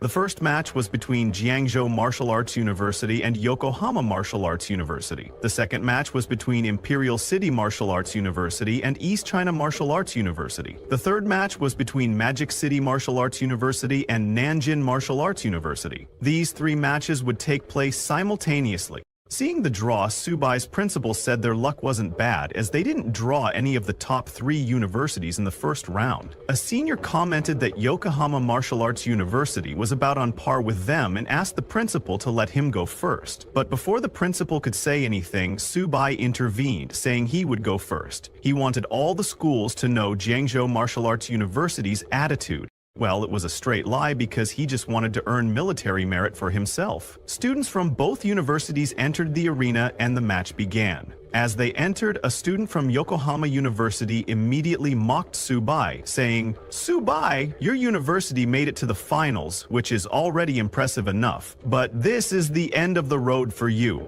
Subai completely ignored the student, opened his bag and took out the little turtle, telling it, "Let's finish this quickly." The little turtle emerged from the bag and immediately transformed into its second form, roaring loudly into the arena. New people in the audience were surprised to see that Jiangzhou Martial Arts University had actually sent a beast tamer to compete. Those who had seen the little turtle before were amazed to see it looked even bigger than before. Everyone was very excited, thinking this was going to be good. On the other hand, after seeing the size of the little turtle, the student from Yokohama Martial University became very scared. He said, "This is way too big, this has to be cheating, I don't accept this." But before he could finish his words, the little turtle hit the student and sent him flying out of the arena. The little turtle had already defeated the student, and Subai was still sitting in his chair, preparing to eat. Seeing the student defeated, Subai acted surprised and said, "You're that weak? I haven't even started eating my peanuts yet." The student from Yokohama Martial University thought that beast tamers were supposed to be. He told the girl that Subai's turtle has insane defense and strength, and it's definitely at the silver level. If someone had a beast like that, they would be crushing bronze-level martial artists like it's nothing. Meanwhile, in the arena, another student from Yokohama Martial University entered. Seeing Subai sitting on a stool and eating peanuts, the student became very angry and told Subai that he was humiliating them. She jumped towards Subai, shouting that she would make him pay, but Subai completely ignored her and continued reading his comic, saying, "This comic is really good." When the girl got near him, the little turtle shot an energy beam from its mouth and sent her flying. The host announced that Subai of Jiangzhou Martial Arts University won. Seeing that not only was Subai snacking on peanuts, but he also brought his own stool, a senior of Subai asked if this was the attitude he was talking about. Seeing this, Subai's principal sighed, saying that Subai really didn't know how to keep a low profile. Humiliating his opponent like this wasn't good. Now, how was he supposed to face Yokohama Martial University's principal, Chen, after this? The principal was saying that, but he was very happy inside. Hu Qingshu told his principal not to celebrate too early because Subai might meet a real challenge soon. He pointed at a different arena and asked the principal if that red-haired boy was the team captain from Imperial City Martial Arts University. The principal looked at that arena, where a red-haired boy from Imperial City Martial Arts University and a boy wearing a mask were fighting. The masked boy jumped to attack the red-haired boy, and when they collided, there was suddenly a huge explosion. When the smoke cleared, the masked boy was on the ground, and it was announced that Imperial City Martial Arts University won. The red-haired boy was a flame user. He apologized to his opponent, saying he had hit a little too hard. Seeing that, Subai's principal felt a little nervous. because the boy was a fire attribute martial artist and was at the peak of the silver level. Seeing a silver level fire attribute martial artist, Subai's seniors were shocked, asking, "Is this the terrifying strength of Imperial City Martial Arts University?" Wu Qingshu told the other seniors that if the Great Wall Guard's military academy doesn't step in, only Magic City Martial Arts University might be able to match them. While they were talking, Subai defeated another student from Yokohama Martial University. The host then announced on the big screen that Jiangzhou Martial Arts University had won the match. Subai and his little turtle were overjoyed upon hearing this. As he was celebrating, two people observed him from the side. One was the principal of Luohe Martial Arts University, and beside him stood Wang Ming-kun, a silver-rank student from his university. Ming-kun asked his principal for permission to handle Subai, confidently stating that he would make Jiangzhou Martial Arts University experience the feeling of 1 versus 5. The principal agreed and advised Ming-kun to use his speed to win, warning him not to engage directly with the turtle. Ming-kun laughed and reassured his principal not to worry. Then, the host announced that the next match would be between Jiangzhou Martial Arts University and Luohe Martial Arts University. Following the announcement, Wang Ming-kun entered the arena, signaling the start of the match. He walked toward the little turtle and mockingly told Subai that he had been lucky in the last round, but wouldn't be as fortunate this time. Subai, however, didn't argue. Instead, he sat in his chair, opened his bag, and took out a cola. He was slightly excited to see that his opponent this time was a silver-ranked wind attribute ability user. Smirking, he declared that he would show Subai the strength of a silver rank. With that, he merged with the wind and transformed into a tornado, launching an attack on the little turtle, aiming to take it out. However, to his shock, he realized that Earth's gravity couldn't lock on to the little turtle. Changing tactics, he abandoned the turtle and went after Subai instead, thinking he could eliminate him before he even had a chance to react. He swiftly moved behind Subai and unleashed a wind blade attack, shouting, "Goodbye, bronze brat." Yet Subai remained unfazed. He was still drinking his cola, completely unconcerned, more annoyed by the wind making it difficult for him to eat his peanuts than by the actual attack. Seeing Subai's lack of reaction, Ming-kun grew even angrier and launched multiple wind blades, declaring that he would make Subai's defeat swift and painless. The wind blades struck, destroying the ground where Subai was sitting. As Ming-kun landed, he sneered, "Subai, I might have hit a little too hard. Go rest and recover." He was convinced he had won. However, as the smoke cleared, Subai emerged completely unscathed. He had used his little turtle's golden shell skill to form a protective barrier just before Ming-kun's attack landed. Looking at Ming-kun, Subai casually asked, "What did you just say?" Ming-kun was stunned to see Subai using source synchronization. He couldn't believe that someone had actually mastered Lo Fan's divine technique. Finishing his cola, Subai finally got a little serious. He glanced at Ming-kun and said, "You're a wind attribute ability user, confident in your speed, huh?" He then turned to his little turtle and called it back into his bag. Opening his bag again, he took out his little cat, smirking as he told Ming-kun, "Since you want to play with speed, then let's play using speed." Subai told his little cat that it was her time to shine. Seeing the small cat, Ming-kun burst into laughter and mocked Subai, asking if he was foolish enough to bring his pet cat into the match. Many people in the audience, seeing Subai and his little cat for the first time, also started laughing, asking each other which university he was from. A girl in the audience informed them that he was from Jiangzhou Martial Arts University. She complimented Subai, saying he was interesting for bringing his pet cat, and added that the little cat was adorable. She wanted to raise one too. Meanwhile, Subai's senior students were confused, wondering what he was doing. Was he mocking his opponent? First a small stool, then a cola, and now a pet cat? Worried, one senior asked the others if this strategy would work, considering that Subai's opponent was a wind attribute ability user. However, the principal of Jiangzhou Martial Arts University remained calm. He could tell that the little cat was no ordinary feline. He told the senior students not to rush to conclusions and just watch, because that was no ordinary cat. Ming-kun, unaware of this, continued laughing. He asked Subai to just bring out the turtle again, but Subai ignored him completely. Instead, he told his little cat, "Don't hit too hard. This is just a match, not a battlefield." The moment he said that, the little cat transformed into her beast form and let out a deafening roar. It was so loud that Min-kun instinctively covered his ears. Shocked, he wondered if the shadow he had just seen was his imagination. But when he looked at the little cat again, he was stunned. She had grown significantly larger and was now lunging toward him. The audience gasped in shock at the transformation. "That's no pet cat. That's clearly a big tiger. Maybe even a white tiger," a man exclaimed. And another person sitting beside him responded, "I've seen white tigers in zoos, but none of them are as big as Subai's cat." Subai's seniors were equally stunned. They watched in disbelief as the little cat transformed into a massive white tiger. They all began wondering whether this was Subai's second tamed beast. One of them, still in shock, turned to the principal and asked, "How is it possible for Subai to have two tamed beasts? Even for a silver rank beast tamer, taming a second beast is extremely difficult." The principal simply smiled and said, "It seems Subai has more secrets than we know."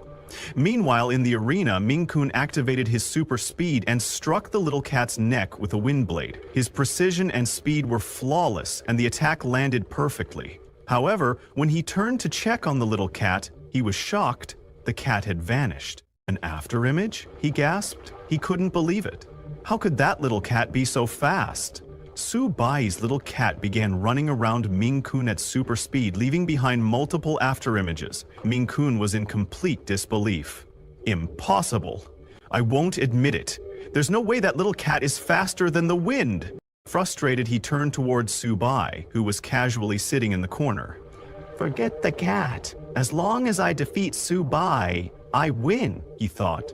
Determined, Min-kun charged at Subai at full speed. However, before he could reach him, the little cat was already there, blocking his path. She raised her massive paw to strike. Min-kun was too stunned to react. "This is impossible!" he shouted. But he had no time to dodge. In a single, powerful swipe, Subai's little cat sent Min-kun flying out of the arena. Min-kun hit the ground with a solid impact and lost consciousness. The host appeared on the big screen and announced, "Jiangzhou Martial Arts University's Subai wins." The audience was in shock.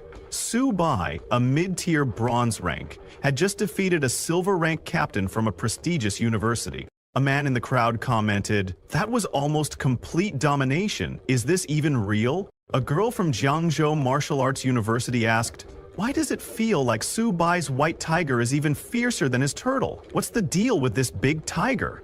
Regardless of what the audience was thinking, one thing was clear. Subai had won, and the entire arena erupted in cheers. The judges panel, one judge turned to the others and asked, "I've never heard of this Subai guy before. What year is he at Jiangzhou Martial Arts University?" Another judge, seated nearby, commented, "Even the top students from elite universities in the capital and the army aren't this strong." He continued, "Jiangzhou Martial Arts University actually produced such a monster this year. They're about to rise in the rankings." Meanwhile, at the Imperial City Martial Arts University's rest area, a student from Imperial City Martial Arts University scoffed, "That Min-kun from Luhui Martial Arts University is too weak." Looking at Subai on the screen, another student clenched his fists in anger and said, "That country bumpkin bringing two tamed beasts to freeload on our tens of thousands worth of buffet? If we meet him, we won't let him off easy." The Imperial City Martial Arts University captain, Zixuan, laughed and told his teammates, "Subai is too cocky. If we face him in the semi-finals, beat him to a pulp." His teammates nodded in agreement, saying, "That country bumpkin needs to be taught a lesson." Back in the arena, Subai's little cat continued dominating her matches. She easily overpowered the second participant from Luohi Martial Arts University, completely crushing him. When the third participant entered the arena, the little cat sent him flying in just 2 seconds, winning the match instantly. The fourth opponent was an ice attribute user who quickly created an ice wall to block the little cat's attack. But his defense didn't last long. Her overwhelming strength shattered the wall, and Subai won the fourth match as well. After the match, the host appeared on the big screen and announced, "Congratulations to Jiangzhou Martial Arts University for advancing to the top 4. The entire audience erupted in cheers. "Jiangzhou Martial Arts University rises to the top," they chanted. Seeing Su-bai win an advance to the top 4, Jiangzhou Martial Arts University's principal was so overwhelmed with emotion that he started crying. Heaven has eyes. Our Jiangzhou Martial Arts University has finally made it to the top 4, he exclaimed. When Su-bai returned to his team, all his seniors praised him enthusiastically. One excited senior said, "Now let's see who dares to look down on Jiangzhou Martial Arts University." The principal rushed towards Su-bai, grabbing his hand. "Su-bai, you truly didn't let us down," he said with tears in his eyes. Then, with a proud smile, he added, "You are the greatest contributor to Jiangzhou Martial Arts University in centuries." Su-bai remained humble, responding, "It's my duty." The principal patted his shoulder and told him to sit down. Holding Su-bai's hand firmly, he said, "Making it to the top 4 completes our mission. This will be the most glorious page in our university's history." Turning to the other students, he declared, "Rest assured, your contributions to the university will be richly rewarded." Su-bai was shocked. "Wait, aren't there still the top 4 matches? How is the mission already completed?" he asked. It didn't take long for Su-bai to realize his old principal's true intentions. He was planning to give up and hand over the championship's billions of resources to another university. But Su-bai wouldn't accept that. The principal told Su-bai that their goal of securing a top 6 position and aiming for the top 4 had already been achieved. Then, looking at Su-bai, he asked, "You're not thinking of challenging the 3 top-tier universities, are you?" Su-bai's seniors were shocked upon hearing that he wanted to challenge the top-tier universities. Confused, Su-bai asked his principal, "Why can't I challenge them?" Without waiting for an answer, Su-bai immediately stood up and said, "Look at Madu Martial University. Just their gate alone cost 1.8 billion. Even if Jiangzhou Martial University becomes the 4th-ranked school, we wouldn't dare to be so extravagant." Turning to his seniors, he declared, "In my opinion, we should aim for 1st place and rebuild our university gate.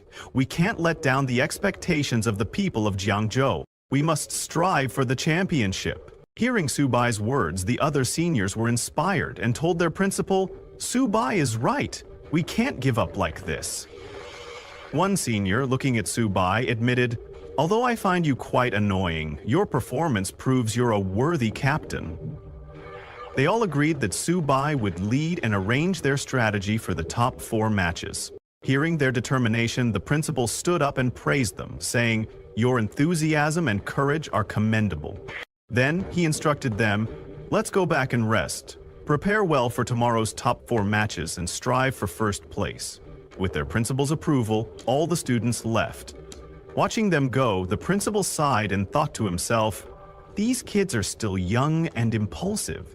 They actually want to challenge the 3 top-tier schools?" Meanwhile, at Dragon Nation's Supreme Military Command, a meeting was in progress. A secretary informed the marshal, "The 100 Universities League is about to enter the top 4 finals and is expected to conclude in 2 days. Meanwhile, the military preparations for the counterattack against the myriad races are complete. Our forces are gathered at the front lines, ready to launch the counterattack at any moment."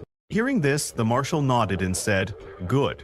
Once the 100 Universities League concludes, the counterattack against the myriad races will officially begin. All students must also go to the battlefield to fight." At his command, all military personnel stood up, saluted, and shouted in unison, "To avenge the tens of thousands of students and mentors who died, those who offend Dragon Nation, no matter how far, will be punished." The next morning at Modu Hotel, in Su-bai's room, he was practicing his martial arts using a book he had obtained from the library. Meanwhile, Little Turtle and Little Cat were happily eating the food Su-bai had gotten for them from the hotel's buffet. As Su-bai trained, he suddenly floated in midair, and a huge surge of energy burst forth from his body. It was the activation of his holy beast armament. Just as it activated, Su-bai unexpectedly swapped places with Little Turtle. In an instant, Su-bai appeared where Little Turtle had been eating, and Little Turtle fell onto the sofa where Su-bai had been floating.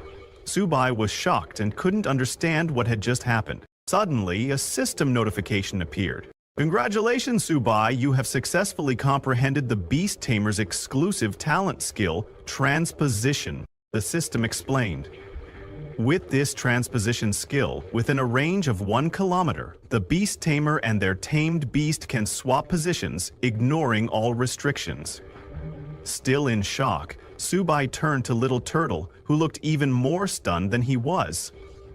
Subai thought to himself, "Just now, Little Turtle and I instantly swapped positions. What kind of skill is this?" But he didn't pay much attention to it, thinking, more skills won't hurt, and they might have unexpected effects on the battlefield. He picked up his bag and asked Little Turtle and Little Cat, "Let's go, we're going to challenge the 3 top-tier schools." Then he left for the competition. At the stadium, the host addressed the audience. After yesterday's intense battles, the 100 Universities League has finally entered the top 4 competition stage. She then introduced the first competing team, the Great Wall Guardian Military Academy. She explained, "The Great Wall Guardian Military Academy was originally a military base of the Great Wall Guardians, established in 1907. It was one of the first military bases erected on the Myriad Races battlefield. In its 94-year history, the Myriad Races have launched hundreds of campaigns against this academy, yet its students and mentors fought to the death, killing countless Myriad Race beasts and warriors. And today, it still stands tall. The motto of the Great Wall Guardian Military Academy is, 'As long as the Myriad Races exist, the Great Wall will never fall.' To this day, the strongest human, the only king-level expert, Mr. Ni Qing, serves as the honorary principal of the Great Wall Guardian Military Academy. B says also why even the strongest warriors of the Myriad Races dare not set foot in the Academy's territory."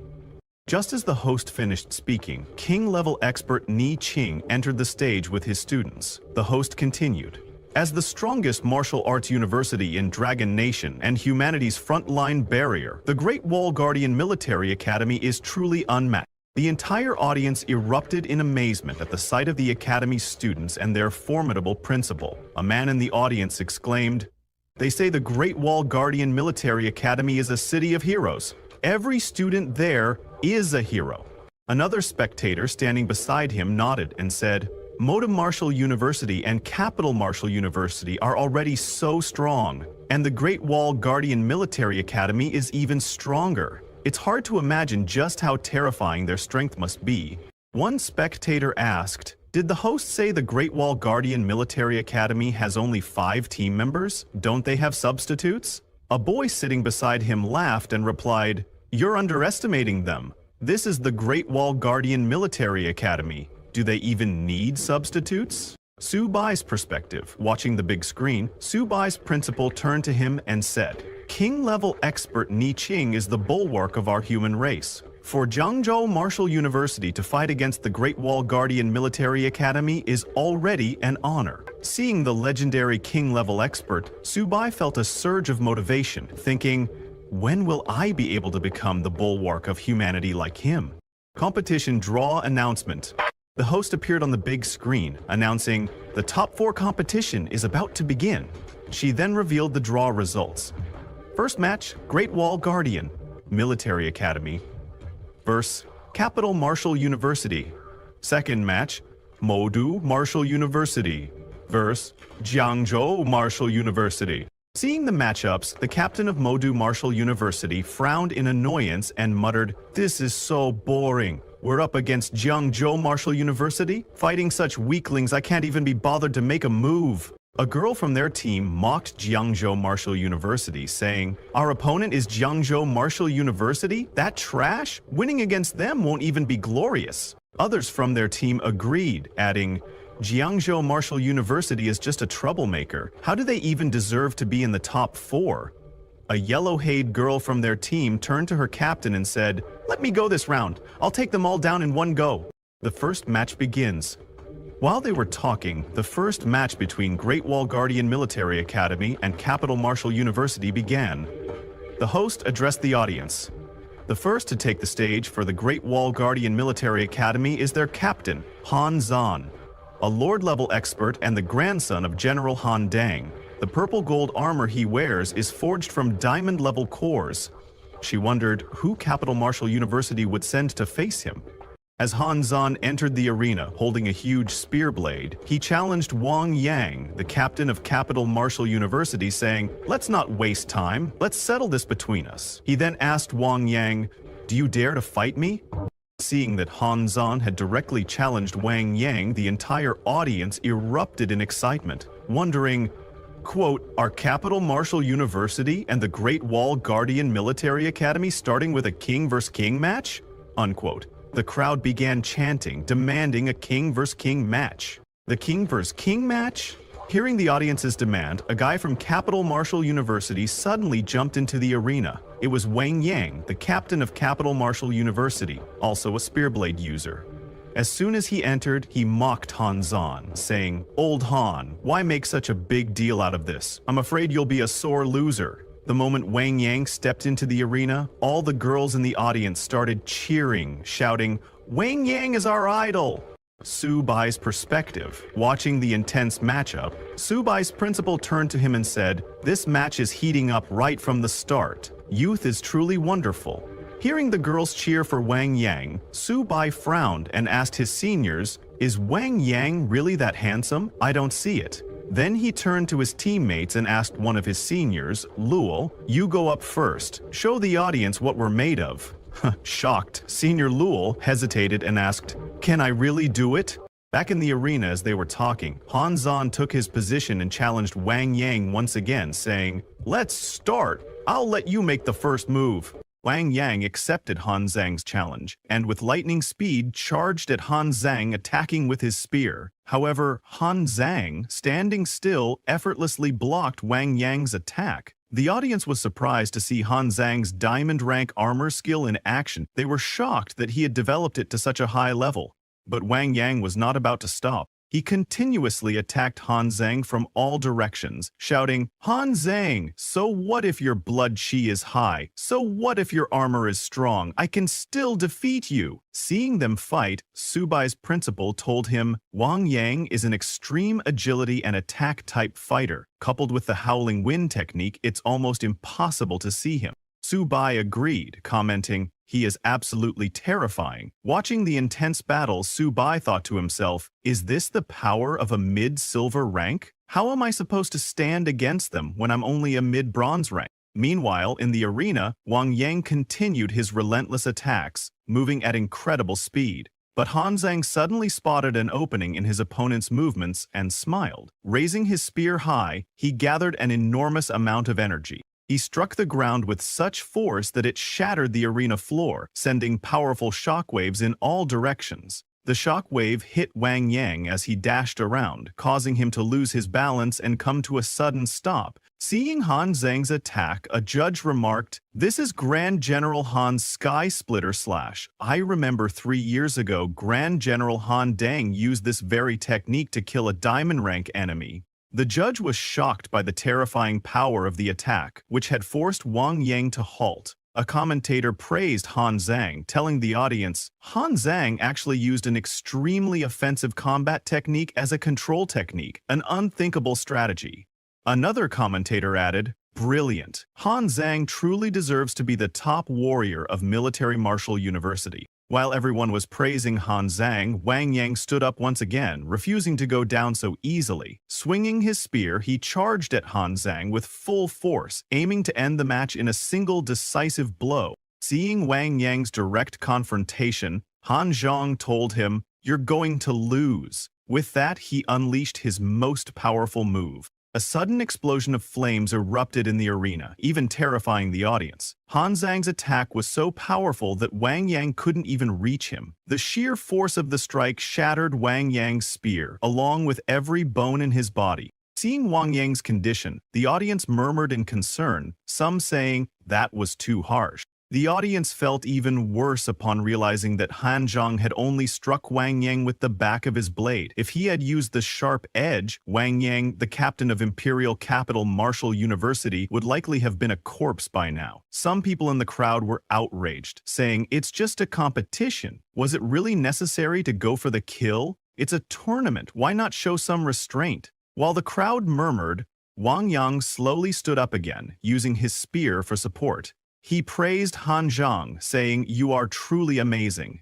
Then he officially admitted defeat. The host immediately announced, "Semi-partial first-round Great Wall Guard Martial University wins." It was Han Zhang's victory, but after delivering that final strike, his right hand was visibly shaking. Seeing Han Zhang's overwhelming power, Su Bai remarked, "It seems Great Wall Guard Martial University is really strong."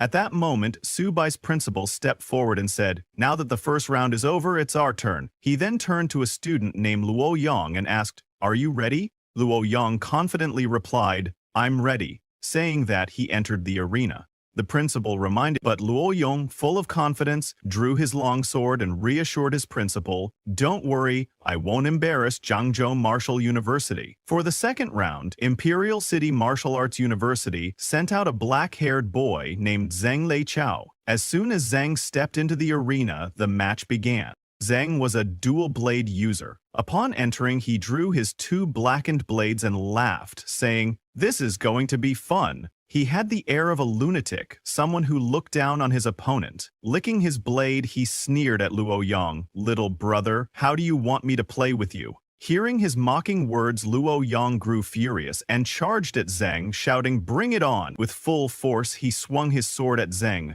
but Zhang effortlessly dodged with a slight movement and taunted, "Is that all you've got?" Then, with incredible speed, Zhang moved in and slashed Luo multiple times with his dual blades. Cuts appeared all over Luo's body, but he refused to fall. Seeing this, Zhang laughed and said, "Little brother, let me write a few words on you." Saying that, he began carving into Luo's back with his blades. Laughing maniacally, he taunted, "I'm going to toy with you." Seeing Zhen's merciless attacks, one of Luo's teammates said, "This is going too far. This is pure humiliation." Another teammate turned to their principal and pleaded, "Please, let..." Luo Yang was about to be carried down, but Su Bai stopped them. He told his teammates, "Luo is defending his dignity, the dignity of Jiangzhou Martial University." In the arena, after relentlessly attacking, Zhang suddenly stopped and placed his blade against Luo's neck. "If you don't surrender, it'll only get worse. Aren't you afraid?" he taunted. But Luo, covered in cuts and too weak to even lift his sword, looked Zhang in the eyes and said, "Jiangzhou Martial University will never surrender."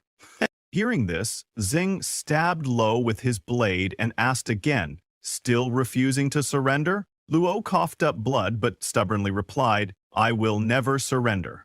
Zhang's eyes turned red with rage. He started striking Luo repeatedly like a madman who took pleasure in cutting others. Laughing, he sneered, "Let's see how long you can last." But Luo, gritting his teeth, continued taking the blows, repeating over and over, "I will never surrender." At last, Luo lost consciousness and collapsed to the ground. Seeing this, someone in the audience muttered, "This is way too cruel. Does Zhang have no humanity?" A girl in the crowd asked, "Isn't this too much, torturing an opponent like this?" As Luo lay unconscious, the host finally announced, "Magic City Martial University's Zhang Leiqiao wins the first match."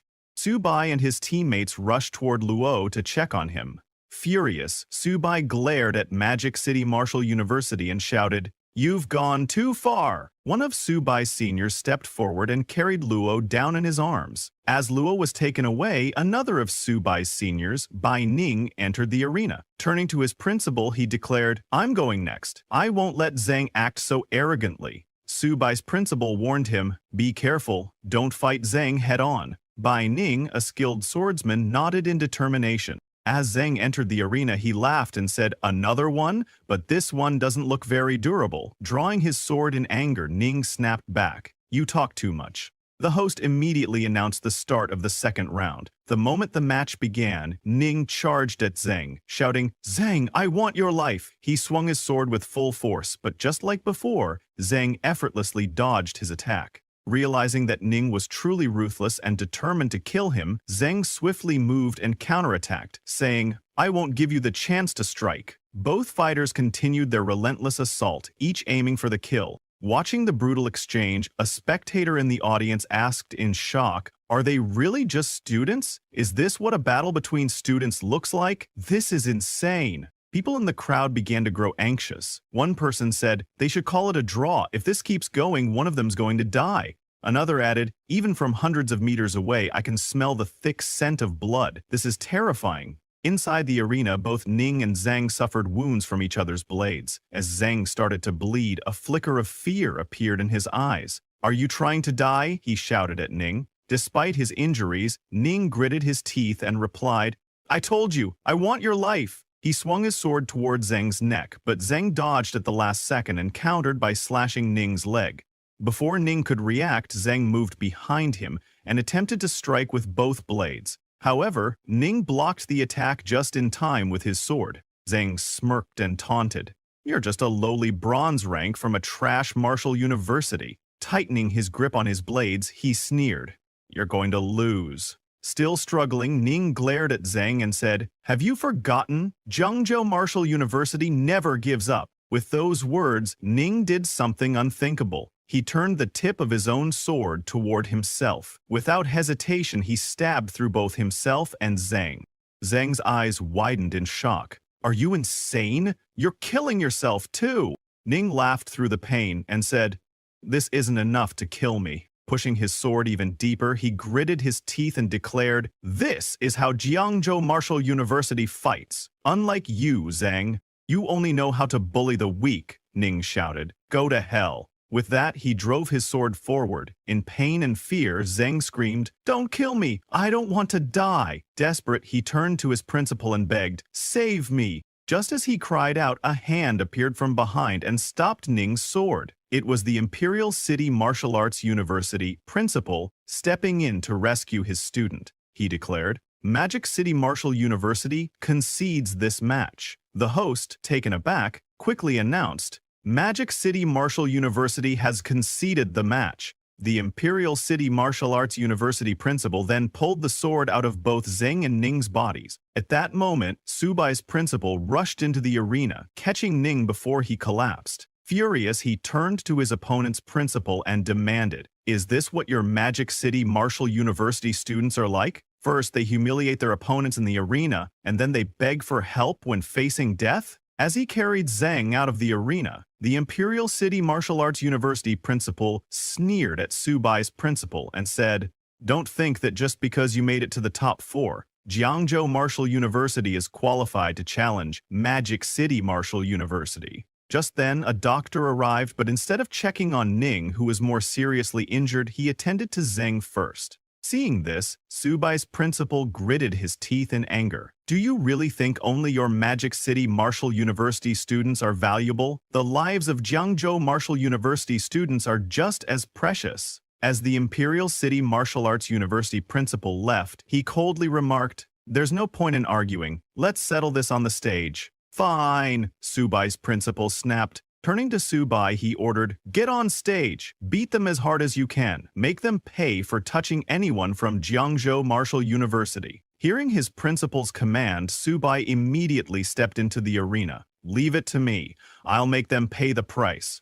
Meanwhile, Subai's principal hurriedly left with Ning, laying him on a stretcher. He looked at Ning and said, "You have brought glory to Jiangzhou Martial University." Other seniors gathered around, nodding with pride. "We're proud of you, Ning." They urged him to take good care of himself, assuring him that Subai would definitely teach them a lesson. On the other hand, Imperial City Martial Arts University's captain, Cao Zixuan, approached his principal and asked, "Let me go and take care of those good-for-nothings from Jiangzhou Martial University." But his principal shook his head. "Don't be impatient, Zixuan. The championship is still waiting for you." In the arena, as Subai stepped into the arena, he declared loudly, "I, Subai of Jiangzhou Martial University, hereby challenge Magic City Martial University. If they lose, I demand that they publicly apologize to Jiangzhou Martial University." He then shouted toward the opposing team, "Magic City Martial University, do you dare to accept this challenge?" The audience erupted in support. "Make them apologize," someone shouted. "We're counting on you, Subai. Show them what you've got." Excitement spread through the crowd and the atmosphere grew intense. A blogger covering the match asked his audience, "Jiangzhou Martial University is openly challenging Magic City Martial University. Do you think they will apologize?" Meanwhile, a journalist, watching the scene unfold, remarked, "Jiangzhou Martial University is forcing a public apology from one of the nation's top schools. This is going to make headlines." Imperial City's response hearing Subai's demand. Imperial City Martial Arts University's captain Zixuan scoffed, You, from Jiangsu Martial University, do you really think you're worthy of an apology? Another Imperial City student, Huang, stepped forward and turned to his principal. Let me go up and teach Subai a lesson, he said. I'll show Jiangsu Martial University just how big the gap is between them and us. His principal nodded in approval. As Huang entered the arena, Subai smirked and asked, "So, are you here to apologize?" Tightening his fist, Huang laughed and said, "This so-called apology is nothing more than the moaning of the weak. Why should the strong apologize to the weak? Strength is power. Strength is the only truth." Hearing this, Subei turned to the host and demanded, "Let Magic City Martial University send another one up. Fighting one by one is too tiring and I'm in a hurry." Seeing that Magic City Martial University's captain, Cao Zixuan, had yet to enter the stage, some spectators started calling Subai arrogant. Cao Zixuan is on par with Wang Yang, Magic City Martial University's strongest student, one person remarked. A girl added, "Magic City Martial University is really overdoing it. How could Subai possibly defeat two of them?" Subai's provocation, on the other hand, when Imperial City Martial Arts University didn't respond to his demand, Subai mocked them, holding up his fingers and taunting Zixuan. "Then come up yourself," he sneered. Seeing Subai daring to provoke his team like this, Imperial City Martial Arts University's principal grew furious. "Zixuan," he ordered, "use your strength to show Jiangzhou Martial University that Magic City Martial University's dignity is not to be trampled on." Zixuan smirked. "All right." Without hesitation, he leapt into the arena. The battle begins. As soon as Zixuan landed, he drew his dual swords and said coldly, "Since Jiangzhou Martial University is so arrogant, we'll grant their request." At that moment, Zixuan unleashed his power. His red and blue swords shimmered, and his entire body became engulfed in a powerful red and blue aura. He looked at Subai and scoffed. "Kid, I'll show you that boasting without strength is just asking for humiliation." A judge's revelation. As Zixuan's aura flared, a judge turned to the others and pointed at the dual swords in his hands. "Look closely," he said. "Those swords are made of millennium cold iron and molten scarlet iron. These two blades were forged from some of the rarest materials in existence." Another judge's eyes widened. "And the crystal cores in the hilts, they're from platinum-level myriad races experts." The other judges were stunned. The Seo family and Magic City Martial University must truly value Seo Zixuan. "Each of these swords is priceless," one judge then spoke in awe. "The God of Ice and Fire once graduated from Magic City Martial University.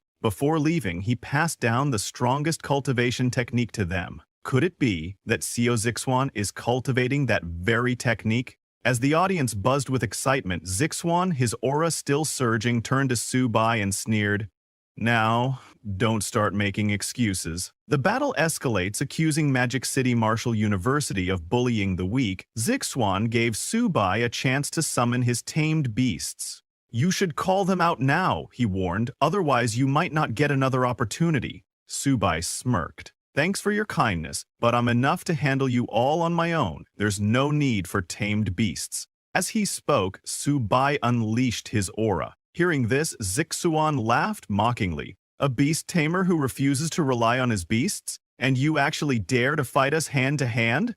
A shocked senior turned to his principal. "How is Subai supposed to fight them like this?"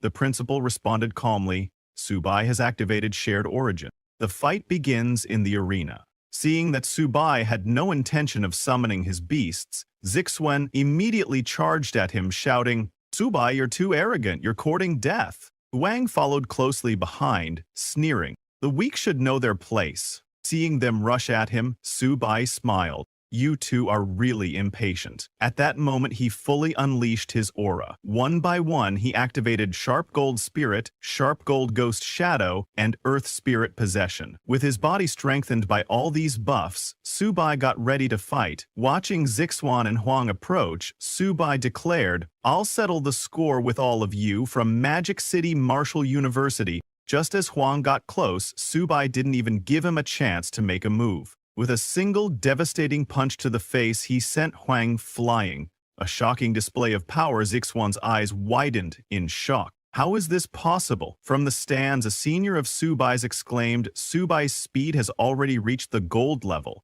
Another senior turned to him, frowning. How can a beast tamer's body be this strong? The first senior hesitated before another reminded him. Have you forgotten the combat power of the great master Luo Fan after he comprehended shared origin? Back then, he was nearly unstoppable. Hearing this, the first senior's expression darkened. Are you seriously comparing Su Bai to the great master Lu Fan? Isn't that an exaggeration? Su Bai's overwhelming strength in the arena, even Su Bai was momentarily surprised by his own power. He turned to Zixuan and asked, have you ever experienced true powerlessness? Hearing this, Zixuan gritted his teeth and raised both his fire and ice swords. I'll admit you have the qualifications to make me take you seriously, he growled, but that's all you've got? His eyes burned with determination as he pointed his sword at Su Bai. Prepare to die. With that, Zixuan unleashed a torrent of flames from his sword, sending them roaring towards Su Bai. But to his astonishment, the flames didn't even reach him. Su Bai shook his head. Is that all you've got? Before Zixuan could react, Su Bai vanished in a blur of speed. A second later, he reappeared right behind him. You're still too slow, he whispered, Huang's last stand. Meanwhile, Huang had managed to get back on his feet. He turned to Zixuan and shouted, let's attack him from both sides, but Zixuan realized the danger too late. Huang, be careful, he warned. However, it was already over. Su Bai whirled around with lightning speed and unleashed a flurry of punches and kicks on Huang He, didn't even give him a chance to react. After 7 brutal strikes, Huang started bleeding. Then, with a final devastating kick, Su Bai sent him flying once more. This time, Huang lost consciousness and collapsed to the ground. Su Bai stood over him and said coldly, these 7 attacks are payback for the 7 cuts you gave Luo. Zixuan's rage. Seeing Huang unconscious, Zixuan erupted in fury. He charged at Su Bai, roaring, Su Bai, come at me if you have the guts. Su Bai grinned as he watched Zixuan approach. I haven't had enough fun yet, he said. Angry at what Su Bai had done to Huang Zixuan, Zixuan became furious and charged at Su Bai, wielding both his fire and ice swords. He swung his swords, striking at Su Bai with flames and frost. However, when the attack reached Su Bai, he had already moved, leaving only an afterimage that was struck instead. Mocking Zixuan, Su Bai sneered, too disappointing. Using his super speed, Su Bai appeared behind Zixuan and taunted him. Is this all the strength the prodigies of Martial University have? Before Zixuan could react, Su Bai delivered a solid fire-infused punch that sent Zixuan flying through the air. While Zixuan soared, Su Bai gathered energy in his feet and mocked him again, saying, as Martial University's prodigy, why don't you fight back? You're just taking hits like this. With that, Su Bai leapt into the air and used both hands to launch a powerful attack. Seeing Su Bai charging with full force, Zixuan panicked and raised both swords to defend himself. Yet Su Bai didn't slow down. With overwhelming power, he punched Zixuan again, declaring, "You're too boring." The impact of Su Bai's attack was devastating, unleashing an explosion that shook the entire stadium. When the smoke cleared, Su Bai stood triumphantly over Zixuan. Mocking him once more, Su Bai grinned, "I love beating prodigies the most." As Su Bai pressed his foot against Zixuan's face, Zixuan's rage boiled over. Shouting, "Su Bai, I'll kill you!" He did something that surprised everyone. Flames erupted from his sword, engulfing his entire body. Su Bai quickly jumped back, but his shoes were scorched in the process. While extinguishing the flames, Su Bai mocked Zixuan again, saying, "You don't have much skill, but you've got quite a temper." Meanwhile, Zixuan's anger spiraled out of control. Enraged, he unleashed his violent state fire, a technique that consumed his own body in flames. With a burst of fire tearing apart his clothes, Zixuan roared, vowing to kill Su Bai. Seeing this, one of Su Bai's seniors anxiously asked their principal, "Has Su Bai gone too far with his taunts? Could this attack from Zixuan be dangerous?" The shocked principal replied, "For Zixuan to use such a powerful move, he's lost control." With his body ablaze, Zixuan leapt into the air, screaming that he would take Su Bai's life. Seeing him charge forward, Su Bai didn't attempt to dodge. Instead, he smirked. Finally, something interesting. With full force, Zixuan struck at Subai, but his sword couldn't even touch him. Subai had activated his Great Wall Barrier, a defensive skill from his Little Turtle ability, which completely blocked Zixuan's attack. Shocked, Zixuan shouted, "Impossible! No one can block my twin swords." He then asked Subai, "Were you a turtle in your past life?" Laughing, Subai prepared to strike back. "Is that all you've got?" he sneered. Using his little cat speed, Subai delivered a powerful punch to Zixuan's face, sending him flying back into the sky. The force of the impact knocked Zixuan's swords from his hands. With a heavy crash, Zixuan hit the ground, his swords landing far from him. The judges of the match were stunned. One of them exclaimed, "I can't believe Subai possesses such a terrifying killing move."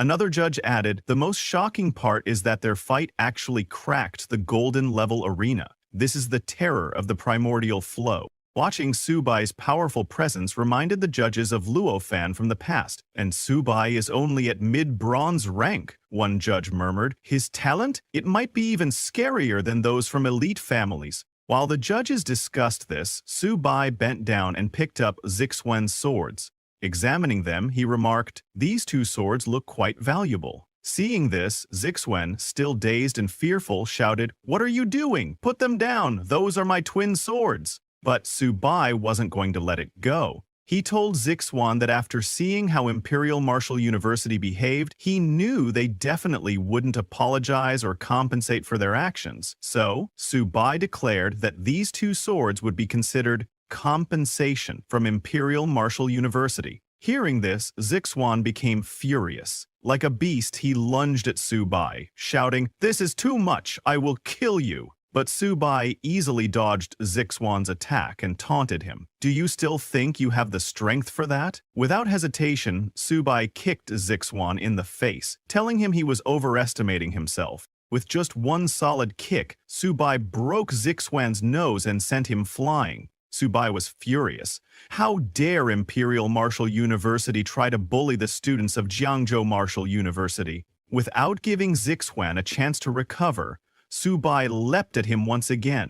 Zixuan barely managed to stand, but Subai relentlessly punched and kicked him, shouting that this was his punishment on behalf of Jiangzhou Martial University. The audience watched in shock as Zixuan lay helpless, unable to resist. They couldn't believe Subai's sheer dominance, speed, strength, technique. He had no apparent weakness. People started wondering if anyone in Martial University could even stand a chance against him. A girl in the crowd remarked, "I think only Han Zan might be able to match this monster Subai." Although some people felt bad for Zixuan's condition, their anger toward Imperial Martial University still burned strong. They cheered for Subai, hoping this would humble Imperial Martial University and curb their arrogance. The students of Jiangzhou Martial University erupted in joy, shouting, "See? This is the price of provoking Jiangzhou Martial University." In the arena, Subai finally stopped after venting his frustration. Once satisfied and calm, he stepped back. The host then announced, "This round's winner is Jiangzhou Martial University's Subai." After the match ended, Subai calmed down and suddenly noticed Han Zan staring at him. Subai had sensed Han Zan's watchful gaze from the beginning, like a hawk observing its prey. When Han Zan saw Subai looking back, he smiled and said, "Jiangzhou Subai, I'll be waiting for you." Subai didn't hear him clearly and began leaving the arena, still examining Zixuan's swords. He thought to himself that since Zixuan had been so anxious about them, these swords must be quite valuable. As Subai was leaving, someone suddenly stopped him. It was the Imperial Martial University principal. "The match is over," the principal said. "You should return Zixuan's weapons to Martial University." But Subai casually slung the swords onto his back and replied, "The referee just said the arena is the battlefield, so weapons seized on the battlefield don't have to be returned." He then smiled and added, "But I'm not unreasonable. If Imperial Martial University apologizes to Jiangzhou Martial University, apologizes to all the ordinary martial academies they've bullied, and compensates for medical expenses and mental distress, then I'll return these swords." Hearing Subai's demands, the contestants of the competition erupted in support, shouting that Martial University had gone too far and must apologize. The crowd's chants grew louder, demanding Imperial Martial University to apologize. Outraged, the Imperial Martial University principal barked, "This is outrageous." But Subai didn't back down. He calmly asked, "Isn't this the survival of the fittest philosophy that your martial university believes in? I'm just treating you the same way you treat others." Hearing that, Subai's principal became excited and shouted, "Subai, well said. Let's see how Martial University saves face this time. Let's see if they dare to act arrogant again." Hearing this, Imperial Martial University's principal, a diamond rank hunter, became furious and unleashed his powerful aura. Enraged, he walked towards Subai, declaring that today he would teach this immature brat a lesson. Seeing the Imperial University principal release his aura, Subai's principal grew worried and urged Subai to move away quickly. Meanwhile, the military university principal, who was also a diamond rank warrior, became furious when he saw the Imperial University principal about to attack a student. In the arena, Subai began to back away, shocked by the overwhelming power of a diamond rank warrior. So this is the explosive power of a diamond rank. It's so strong, he thought, but before the Imperial University principal could strike, the military university principal and Subai's principal leapt into the arena. The military university principal confronted the Imperial University principal, asking, "As a dignified martial university principal and a diamond rank expert, don't you feel ashamed unleashing your full power on a student?" Still enraged, the Imperial University principal barked back, "This is Magic City. Martial University has autonomy here, so military university shouldn't interfere." Hearing this, Subai's principal became furious and warned, "If you dare harm a Zhengzhou Martial University student, I'll fight you to the death." While they were arguing, a sudden bolt of lightning struck between them. Instantly, all the principals withdrew their auras and turned to look at the source. They saw a white-haired man floating in the sky. Zhao Yi, a Lord-level expert ranked 6th among the most powerful individuals. Seeing him, the Imperial University principal grew nervous and backed away, addressing him anxiously, "Elder Zhao." Elder Zhao descended to the ground, disappointment evident in his expression. "It's only been a few years since I left Imperial Martial University," Elder Zhao said sternly, "and you've already turned it into this chaotic mess." His gaze sharpened as he added, "To think you'd even attack a junior, what face do you have? What face do you have to remain the principal of Imperial Martial University when such outstanding talents are emerging from the younger generation?" The Imperial University principal stood silent, unable to respond in front of Elder Zhao. Turning to Subai, Elder Zhao said, "Young man from Zhangzhou Martial University, I watched your match. You were very impressive." On behalf of Imperial Martial University, Elder Zhao apologized to all martial arts institutions. Subai was surprised to see a Lord-level hunter apologizing to him. He told Elder Zhao, "You're too kind." Elder Zhao smiled faintly and said, "Our school's motto at Imperial Martial University is that only the strong can protect the peace of the nation. The strongest should be like the great Lo Fan. Possessing supreme power yet failing to protect peace is a grave mistake." Elder Zhao continued, "In recent years, Imperial Martial University has neglected the responsibility and duty that those who cultivate strength should uphold, and that's a serious failure. In this match, Imperial Martial University lost to Jiangzhou Martial University without a doubt, so those two swords will rightfully belong to Subai." Hearing this, Subai and the others were overjoyed. The Military Martial University principal praised Elder Zhao, saying, "Your generosity is truly admirable, Mr. Zhao."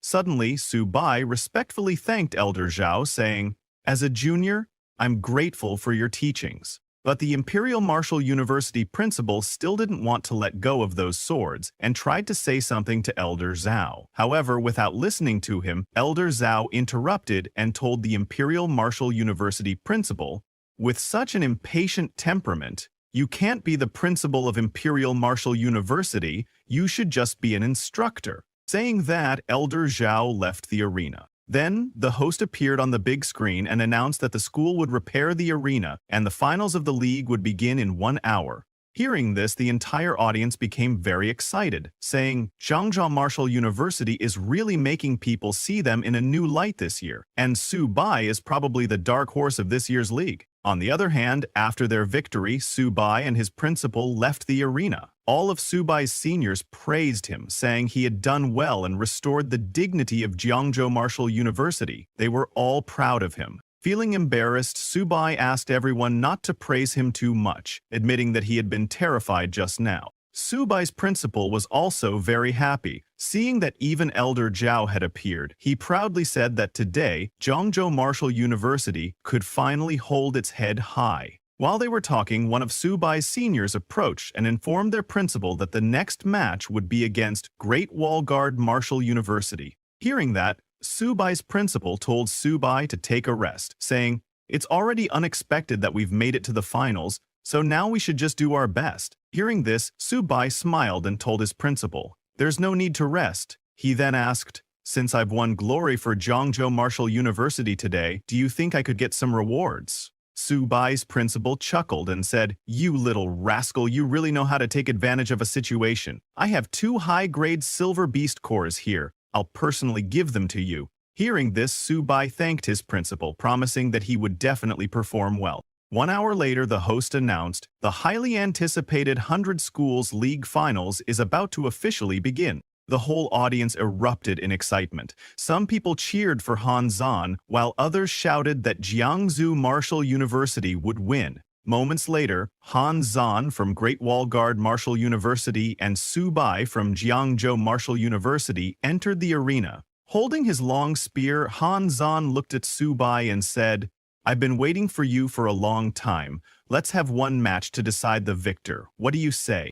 Subai immediately agreed, saying, "That's exactly what I was thinking." Knowing that Han Zan was very powerful, Subai asked his system to help him scout Han Zan's attributes. Immediately, a system notification window popped up in front of Subai, displaying Han Zan's information. Han Zan is currently an early silver stage hunter with a constitution of 316, but his actual constitution is unknown. His agility is 216, but his actual agility is also unknown. His spirit is 96. After analyzing the data, the system warned Subai to be extremely cautious. Seeing Hanjan's stats, Subai muttered, "As expected.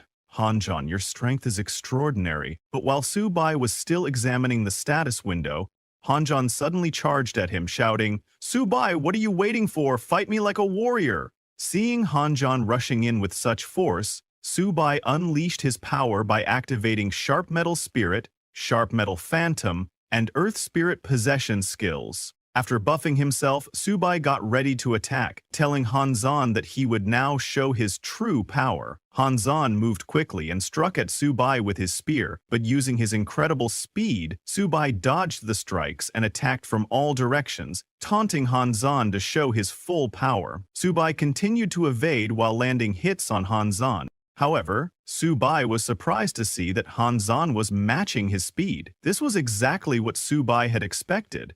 Han Zan wasn't being straightforward. He had actually been holding back during his fight with Wang Yang. Even the judges were surprised. Han Zan hadn't displayed this level of speed when he fought Wang Yang last time. They quickly realized that Han Zan had been hiding his true strength even in that match. One judge commented, "I previously thought Han Zhan's speed was his weakness, but looking at him now, it's clear that he has no weaknesses in speed, power, or defense. Han Zhan is truly an unrivaled force among the younger generation." Another judge added, "Unless Han Zhan is overwhelmed by someone with far superior cultivation, there's no chance of victory. It seems Jiangzhou Martial University will only reach second place. Subai can't possibly be Han Zhan's match." Ignoring their words, Subai attempted to punch Han Zhan, but to his surprise, Han Zhan easily dodged his punch and mockingly said, "That's still far from enough." Han Zhan then used this opportunity to launch a counterattack, but Subai quickly backed away, putting some distance between them. Subai praised Han Zhan, saying, "As expected of a man who's fought on the Myriad Races battlefield completely without weaknesses." But then Subai smiled while dodging Han Zhan's spear and confidently told him, "You definitely won't be able to dodge my next move." Subai warned Han Zhan to prepare for his most vicious attack. Not powerful, but extremely fatal to the body. To everyone's shock, Subai aimed a punch directly at Han Zan's vital area. The audience erupted in laughter, with some shouting that Subai's move was dirty and despicable, yet effective. Some people cheered for Subai, calling him awesome and saying they admired no one but him. Others were outraged, questioning whether such an attack was against the rules. However, some spectators defended Subai, saying, "What rules? The deputy commander said this is a real battle. Winning is all that matters." After being hit in such a vulnerable spot, Han Zhan's whole body froze. Trembling in pain, he asked Subai, "Why resort to such a shameless attack?" Subai laughed and replied, "The arena is like a battlefield." Taking advantage of Han Zhan's weakened state, Subai leapt forward to strike again. Han Zhan tried to block with his hands, but Subai's punch was so strong that it sent Han Zhan flying. This made Han Zhan angry. He stood up and warned Subai, "Now, I'm getting serious." Han Zhan released his aura and raised his spear, declaring, "I've tested this move many times. You won't be able to dodge it either." With that, Han Zhan swung his spear, unleashing hundreds of powerful energy strikes at Subai. The attacks were too fast and too numerous for Subai to dodge. Realizing this, Subai put his sword away and said, "Since I can't dodge it, let's clash." Meanwhile, the judges were stunned to see that Han Zhan had actually mastered this technique, Grand General Han's signature move. One judge recalled, 3 years ago, Grand General Han annihilated thousands of fierce beasts in an instant. Among those enemies were a diamond rank and several platinum rank warriors from other races. On the other hand, in the arena, to defend against Han Zhan's attack, Subai activated his Great Wall barrier. However, when Han Zhan's continuous strikes hit Subai's barrier, it started to crack. While using his full energy to maintain the barrier, Subai realized that Han Zhan was truly going for the kill. Unfortunately, Subai's energy wasn't enough, and his barrier was ultimately destroyed, sending him flying across the arena. After breaking Subai's barrier, Han Zhan pointed his spear at him and demanded, "Show me your full power, Subai. I don't believe you're this weak." When Subai fell, a senior from his team anxiously asked the principal if Subai had lost. The worried principal replied, "No one could withstand such a powerful attack." But to their surprise, Subai stood up once again. Reaching into his bag, Subai unzipped it and said to Han Zhan, "You forced me to do this." Raising his arm, Subai called out to his little turtle and little cat, asking them to come out and help him defeat Han Zhan.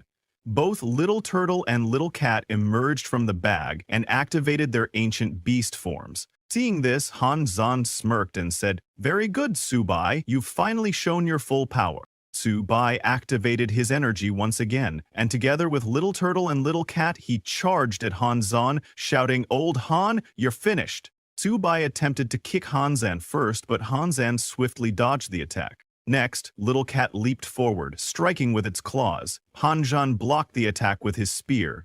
But Subai's assault didn't end there. While Han Zhan was busy defending against Little Cat, Little Turtle launched a powerful strike. The impact was so intense that Han Zhan's armor cracked and shattered, sending him flying. Half of Han Zhan's gold-grade body armor was now destroyed. But once again, Han Zhan stood up. Subai warned him, "Don't be stubborn. There's no shame in admitting defeat." However, Han Zhan refused to give up. Gripping his spear with his other hand, he released a surge of energy and said, "I didn't want to use this move. I still can't fully control this power, but now I have no choice." With that, Han Zhan unleashed his full power. The purple energy radiating from his body surged so fiercely that it reached the stadium ceiling. Subai was shocked by Han Zhan's power and asked, "Is he even human?" Feeling a hint of fear, Subai wondered if this was really gold rank power. It was far too terrifying. Suddenly, a system warning notification appeared in front of Subai, alerting him that his opponent was extremely dangerous. As Han Zhan's eyes turned purple, he laughed ominously and declared, "Subai, you're destined to lose this round." Previously, we saw that Han Zhan unleashed his gold tier aura. Just as he did, a system warning notification popped up in front of Subai, informing him that his opponent was in extreme danger. Meanwhile, Han Zhan's eyes turned purple. He laughed and told Subai that he was destined to lose this round. The audience was not pleased when the judges stated that everything below gold is an ant.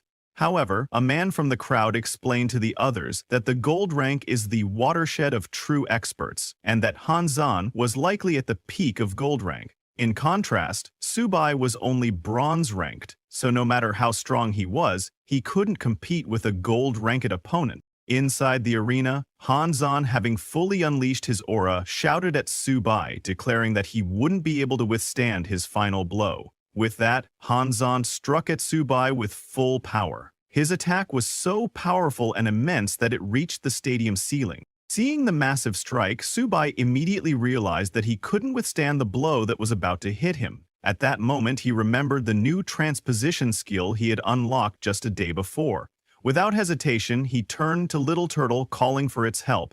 Acting quickly, Subai activated the transposition skill, swapping positions with Little Turtle. Now, in Subai's previous position, Little Turtle took the full force of Hanzan's aura strike. As the attack landed, a massive explosion erupted, shocking the entire audience. However, after swapping places, Subai remained completely unharmed. He didn't waste any time, and in the middle of that explosion, he asked Little Cat to attach Hanzan because he would definitely be exhausted now. The judges were shocked seeing Subai swap places with his Little Turtle, asking what is this spatial ability. They could not become their eyes because this is the ability that Platinum rank can barely touch. They all start to wonder if Subai is really bronze. A judge asked other if could this be the characteristic of shared origin?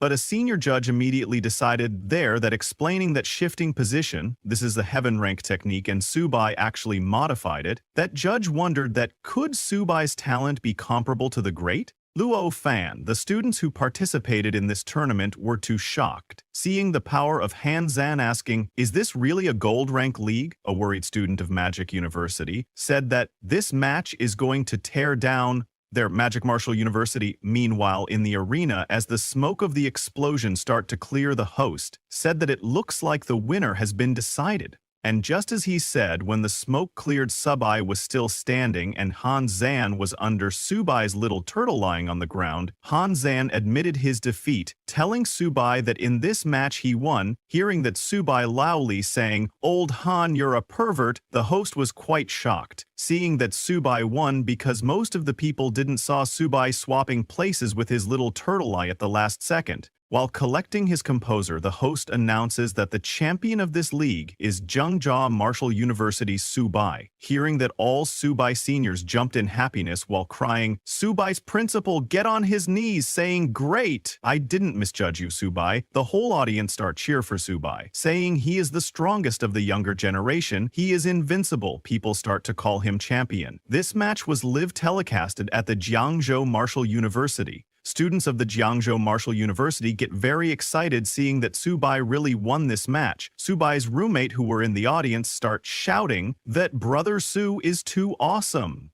Waifu Yanran was also there, and she gets very happy seeing Subai saying he is the best. In the Su family's living room, Subai's sister jumped with joy upon seeing that her brother had won and was now the champion. She excitedly called out to their father, "Dad, look, quickly, Subai won. He's the national champion." Subai's father burst into tears upon seeing his son's victory and realizing that he had become the national champion. Meanwhile, in the arena, just as Subai was about to leave, a swarm of reporters suddenly surrounded him from all directions. Some asked if he had anything to say to his opponent, Hanzan, while others questioned him about his future plans now that he was the 100 Schools League champion. Exhausted from the intense fight, Subai was not particularly happy to see the reporters rushing toward him all at once. Fortunately, his principal came to his rescue, asking the reporters to make way as Subai needed to rest. He assured them that their questions would be answered later. The principal somehow managed to escort Subai away from the crowd and helped him down from the arena. While walking, he told Subai that he had consumed too much energy and should return to the hotel to rest.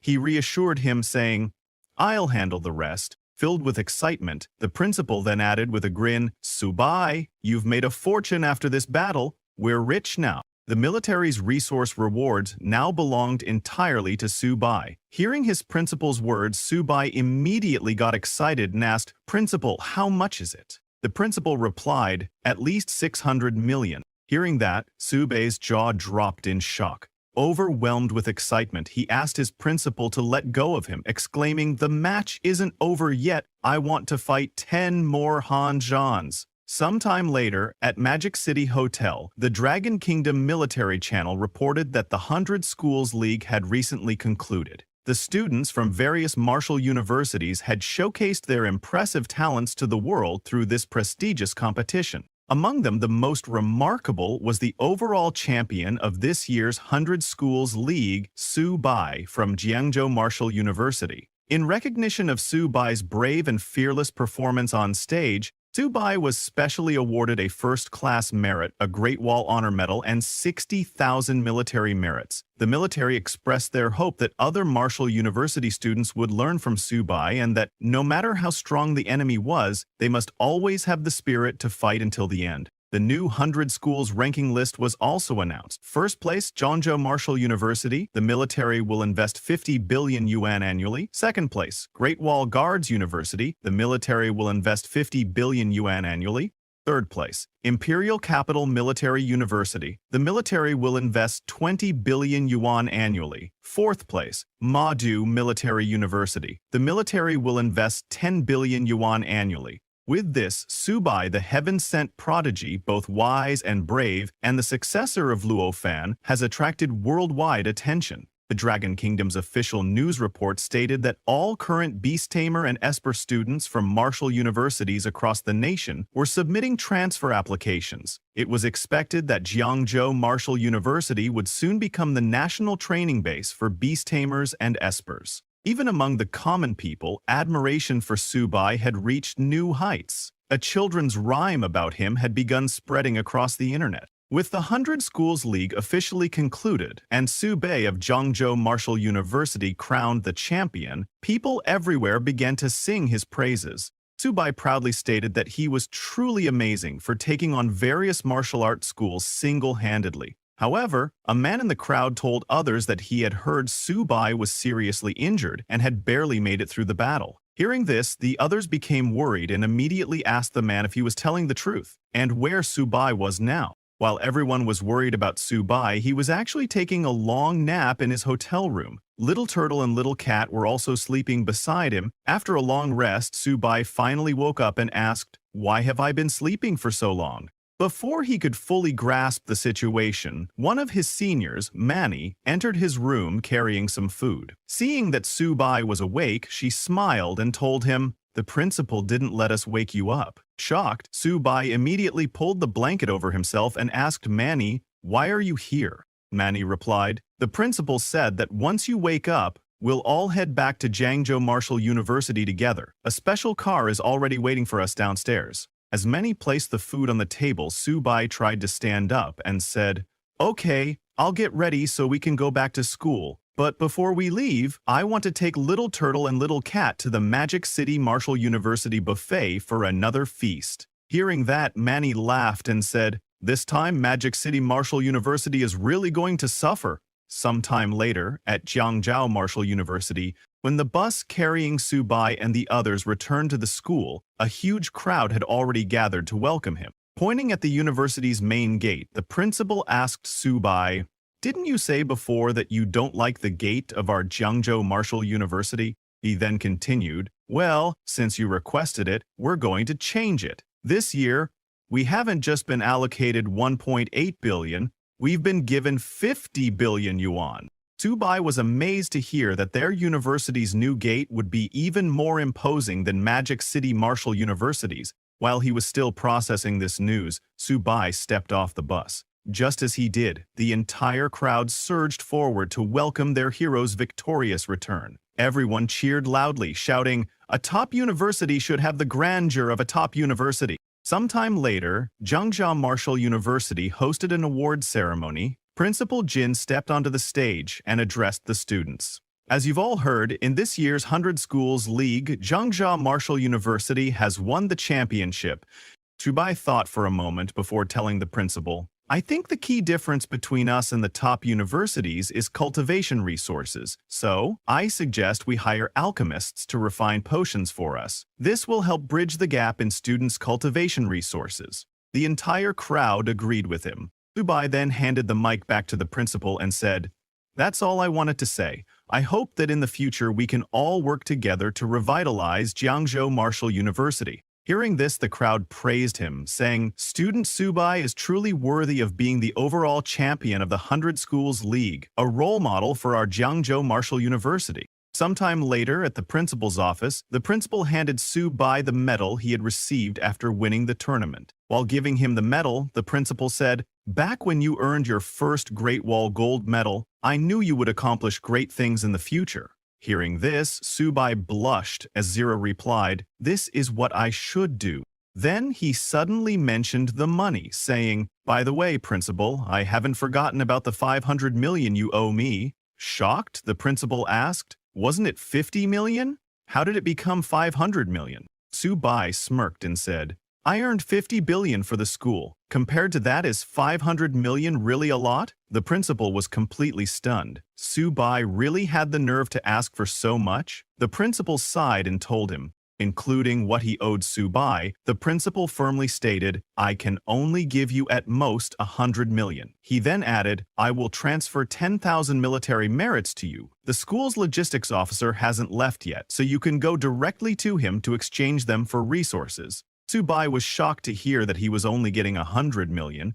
He asked the principal, "Are you treating me like a beggar after everything I've sacrificed for the school?" But the principal ignored him and kicked him out of the office. Frustrated, Subai shouted, "You're ungrateful, you're biting the hand that feeds you, you're kicking away the ladder." However, the principal didn't argue and simply said, "You must be tired, so go back and rest early." Then he immediately closed the door. Seeing this, Subai became even angrier and muttered, "You're too cruel." Still fuming, he headed back to his room, saying to himself, "A gentleman waits 10 years for revenge."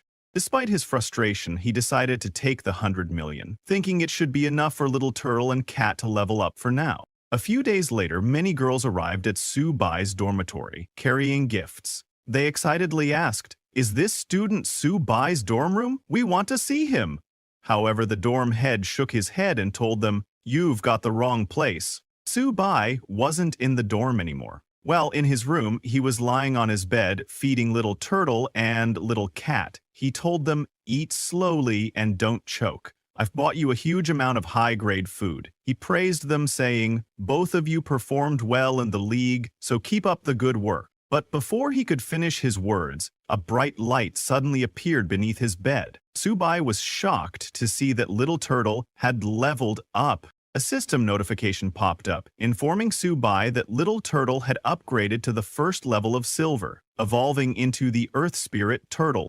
The Black Tortoise bloodline had now activated to 40%, and it had gained a new talent, Power of Natural Elements, the Origin of Earth. At the same time, Subai's level increased to Silver Primary Stage, while Little Turtle reached Silver Beginner level. With the Zhuanwu bloodline activation at 40%, Subai's inheritable attribute ratio increased to 40%, and his Earth Gravity talent was strengthened. Currently, Little Turtle's stats were as follows: Constitution 738, Defense 862, Agility 120. Spirit 120. It now possessed 4 talents, with the first one being Earth Wall. It can gather the power of the earth to form a defensive posture, increasing defense by 500%. The second talent is Earth Spirit Possession. It consumes a certain amount of physical energy to fully cover itself with Earth Element energy, enhancing attack power by 100% to 200%, and defense power by 200% to 300%.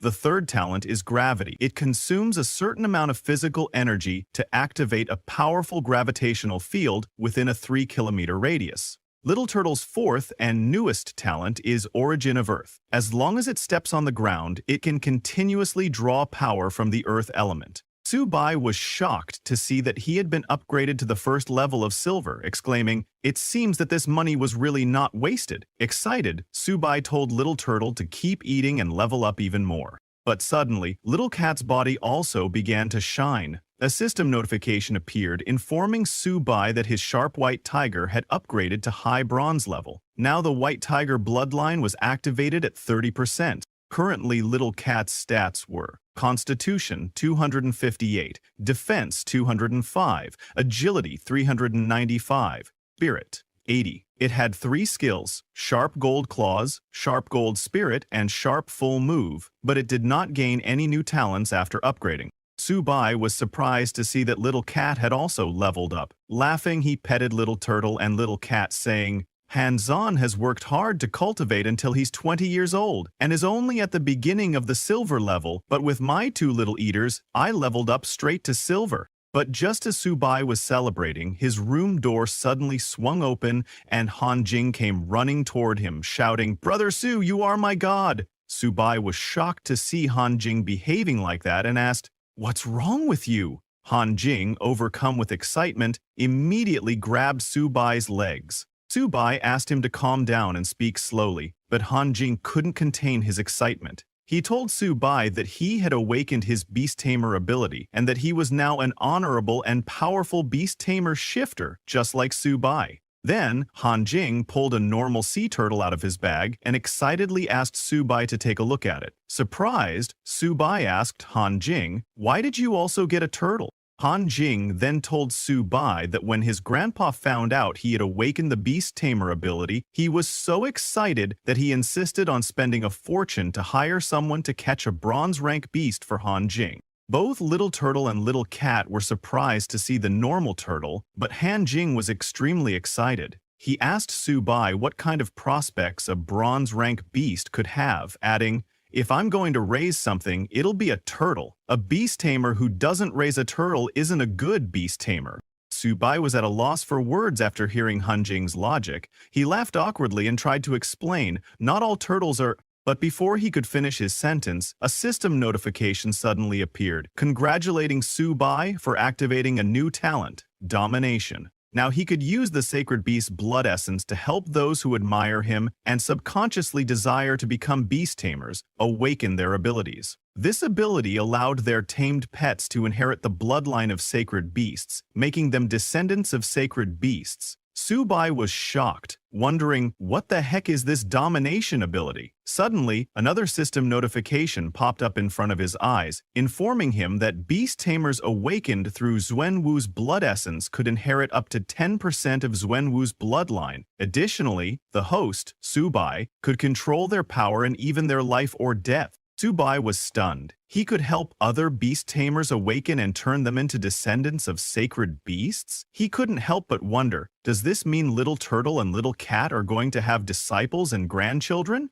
Seeing Subai's surprised expression, Han Jing asked curiously, "What's wrong? Why do you look even more excited than I am?" Subai immediately grabbed Han Jing and reassured him, "It's okay." Then, with a serious face, he told Han Jing, "Actually, I think you were right all along. If you're going to raise something, it should be a turtle. A beast tamer who doesn't raise a turtle isn't a good beast tamer." He then asked Han Jing to show him his turtle. Hearing this, Han Jing became overjoyed and eagerly handed his turtle to Subai. Meanwhile, at the Jiangzhou Martial University admissions hall, many new students had gathered to submit their applications. An instructor approached the crowd and asked, "Are you all here to further your beast tamer studies?" The students responded enthusiastically, "Of course! Jiangwu is a top university now, and we want to study under the great Subai." Hearing this, the instructor was delighted. She smiled and gestured for the students to settle down, saying, "Since you've all chosen Jiangwu for your advanced studies, we will naturally welcome you with open arms." She then asked everyone to release their tamed beasts. Hearing this, the student at the front opened his bag, took out a turtle, and proudly said, "This is my tamed beast." Not only him, all the students behind him also took out turtles from their bags, revealing them as their tamed beasts. The instructor was shocked to see that all their tamed beasts were turtles. The students confidently told her, "It has to be a turtle. Anyone at Jiangwu who doesn't raise a turtle isn't a real beast tamer."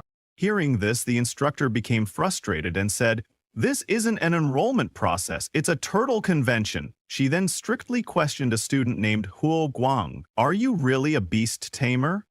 Huo Guang held up his turtle and replied, "Of course, teacher, this is my tamed beast." However, the instructor shook her head and said, "I don't believe you. You don't have any spiritual power. You clearly have strong blood qi. You're a warrior, not a beast tamer. And your turtle, it's just an ordinary wild, soft-shelled turtle from the market. She then pointed at the boy behind Huo Guang, saying, he is a lightning attribute esper, and many others here aren't beast tamers either. But Huo Guang refused to back down, saying, I don't care, I'm a beast tamer and I want to join the beast tamer department. I want to be in the same class as Su Bai. The students standing behind him immediately supported him, saying, yeah, what's wrong with being a lightning attribute esper? Who says a lightning attribute esper can't be a beast tamer? I'm raising a lightning turtle, Guoguang told the instructor. Maybe if I join the beast tamer department and spend enough time with Su Bai, I can really create a lightning turtle. Hearing this, the instructor became extremely annoyed and said this is utter nonsense. While they were arguing, Su Bai happened to walk past. Seeing the large crowd gathered at the beast tamer department, he wondered to himself, why are there turtles everywhere in the school all of a sudden? As the students continued arguing with the instructor, a girl in the crowd suddenly noticed Su Bai passing by. She immediately pointed at him and shouted, it's Su Bai! The entire crowd erupted with excitement and rushed toward him, shouting, Su Bai, I'm your fan, you have to help me stay. If I can't be your classmate, it'll be my life's biggest regret. Another student pleaded with him, look at me, I have the potential to be a beast tamer. I've been raising turtles since I was a kid. I know all about them.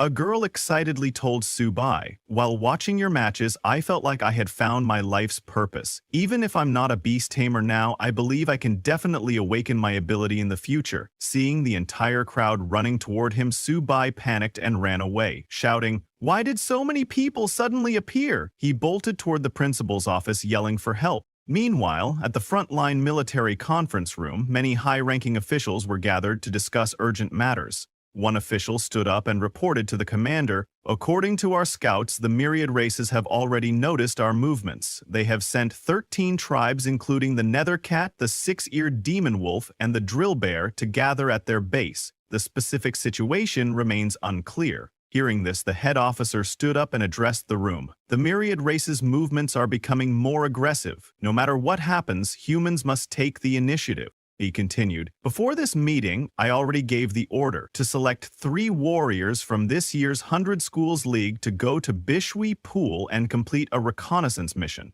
Upon hearing the name Bishui Pool, the other officers were visibly shocked. Bishui Pool is a forbidden area, one officer exclaimed. How can we send students from the 100 Schools League? They haven't even graduated yet. Isn't it too dangerous? Several other officials nodded in agreement and turned to the head instructor, Mr. Ni Qing, asking, shouldn't we reconsider this decision? Mr. Qing then told them, as warriors of the human race, students will eventually have to face the myriad races on the front lines. I believe they can complete this mission.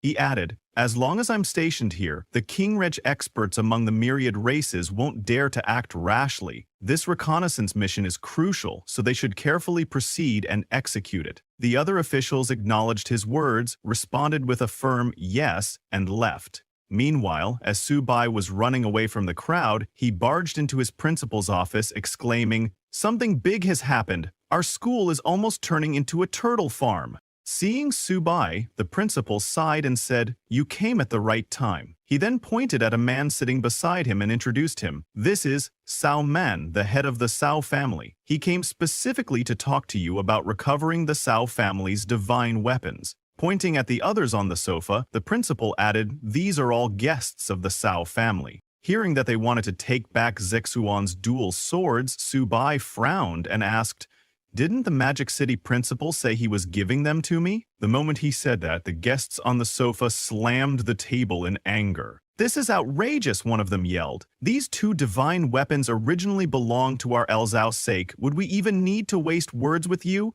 Another added, we came today with sincerity to redeem the divine weapons, and this is your attitude? But Su Bai remained calm. He knew that his principal was already very angry. And he was right. The principal slammed the table even harder, glaring at the Xiao family members. This is Jiangwu, not your Magic City, he snapped. Whether Su Bai sells the weapons or not, and at what price, that's entirely his decision. Turning to Su Bai, the principal declared, Su Bai, speak freely. Hearing this, Zhao Man smiled and said, tell us your conditions. Su Bai smirked and replied, I've actually been using these 2 weapons quite well recently. A girl from the Cao family spoke up, saying, "We'll all be going to the myriad races battlefield in the future. Increasing strength is the most valuable choice. Instead of keeping two useless pieces of scrap metal, isn't it better for you to exchange them for the cultivation resources you need?" Subai thought for a moment and nodded. What this friend said makes sense. In that case, let's make it 1 billion. Theo. The Cao family was stunned. The girl gasped, 1 billion? Even reforging divine weapons wouldn't cost that much. Subai shrugged and replied, "That's not true. These two divine weapons may be of little use to me, but in Cao Zixuan's hands, they're life-saving items. So, isn't Cao Zixuan's life worth 1 billion? Also, how much time would it take to reforge a divine weapon?" The Cao family fell silent, unable to refute his words. The girl gritted her teeth in frustration and snapped, "This is blatant extortion. You're so young. Why don't you just go rob a bank?" The principal, holding back a laugh, thought to himself, now they're finally seeing the true face of this young merchant. However, just as the argument continued, Cao Man suddenly spoke up. "It's a deal," he said, agreeing to Subai's $1 billion demand. Subai grinned, delighted. As they were leaving, Cao Man turned to Subai and said, "The money will be transferred to you today. I hope that upon receiving it, you'll immediately return the divine weapons to my Cao family." Subai told Cao Man to rest assured, "If I get the money in one hand, I'll hand over the goods with the other, no deception." The principal nodded in agreement, saying, "I guarantee it, Brother Cao, don't worry, and please take care." After the Cao family left, Subai turned to his principal and asked, "The Cao family was so anxious to spend a fortune to redeem the weapons. Could it be that there's some major action on the front lines?" The principal was surprised to see that Subai had guessed correctly. He nodded and said, "The military's order has been officially issued. All recruited students and instructors must arrive at the myriad races front line within 3 days. This time, I'm also going." Then, looking at Subai, he added, "The military has arranged a special mission for you and King Shui as well." Subai was shocked to hear about another special mission. The principal continued, "This battle marks the first counterattack the human race has launched against the myriad races in over 100 years. On the battlefield, we are no longer principals, instructors, or students. We are all soldiers, and as soldiers, we must have the courage to face death and complete our mission." Hearing this, Subai nodded firmly and said, "I understand." A few days later, all the universities began their preparations. At Imperial Capital Martial University, the principal stepped onto the stage to motivate his students. He told them that Imperial Capital Martial University is the gathering place of the Dragon Kingdom's finest talents, and that when the human race goes to war, Imperial Martial will lead the way. Hearing this, all the students became extremely excited and cheered, declaring that they would fight for the Dragon Kingdom and the eternal glory of the Yanhuang human race.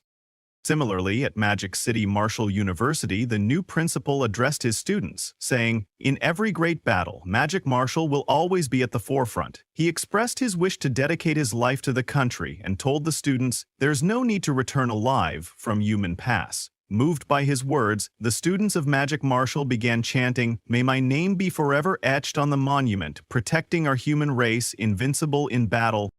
3 days later, Subai, along with his principal and senior classmates, arrived at the Great Wall Guard Fortress. All the soldiers there were working hard, as the great battle was set to begin the next day. They were double-checking all the magic crystal cannons, paying close attention to charging them properly. There could be no room for error. They kept their eyes on enemy movements, determined not to let the enemy approach within 50 miles of the Great Wall, ready to annihilate them on sight. As Subai walked behind his principal, he noticed principals and students from other universities. He called out to his principal, pointing out that students from other prestigious schools were wearing armor, while Jiangwu students were still in their school uniforms. "Our survival on the battlefield isn't guaranteed like this," he said. Other seniors agreed with Subai, adding, "Principal, let's get ourselves some armor too. Isn't our Jiangwu rich now? We can afford a few hundred sets of armor, right?"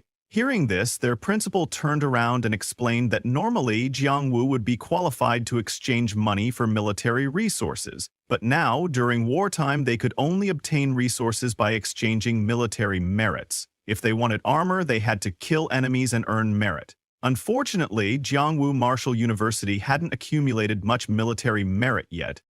While they were speaking, a loud announcement suddenly echoed. Enemy attack! All units were ordered to take their positions, and the Great Wall Guards were told to assemble and prepare to leave the city to meet the enemy. Right after the announcement, an officer approached the principals of the universities, saying there was no time for introductions. He informed the teachers and students of the martial universities that the enemy had launched a surprise attack, and their responsibility was to assist the military in defending the Great Wall. Without military orders, they were not to leave the city to engage the enemy. The principals of the universities acknowledged the orders, and immediately all of them ran toward the city wall. The principal of Magic Martial University told his students, "It's an enemy attack. All warriors of Magic Martial, follow me to the city wall for support." Likewise, the principal of Imperial Capital Martial University called out to his students to follow him to the Great Wall. Subei's principal was at the front, shouting to his students, "Follow me to the Great Wall." As they rushed toward the city wall, one of Subei's seniors admitted to the principal that he was feeling a bit nervous. The principal reassured him, saying, "Don't be nervous. Our only mission is to hold the Great Wall."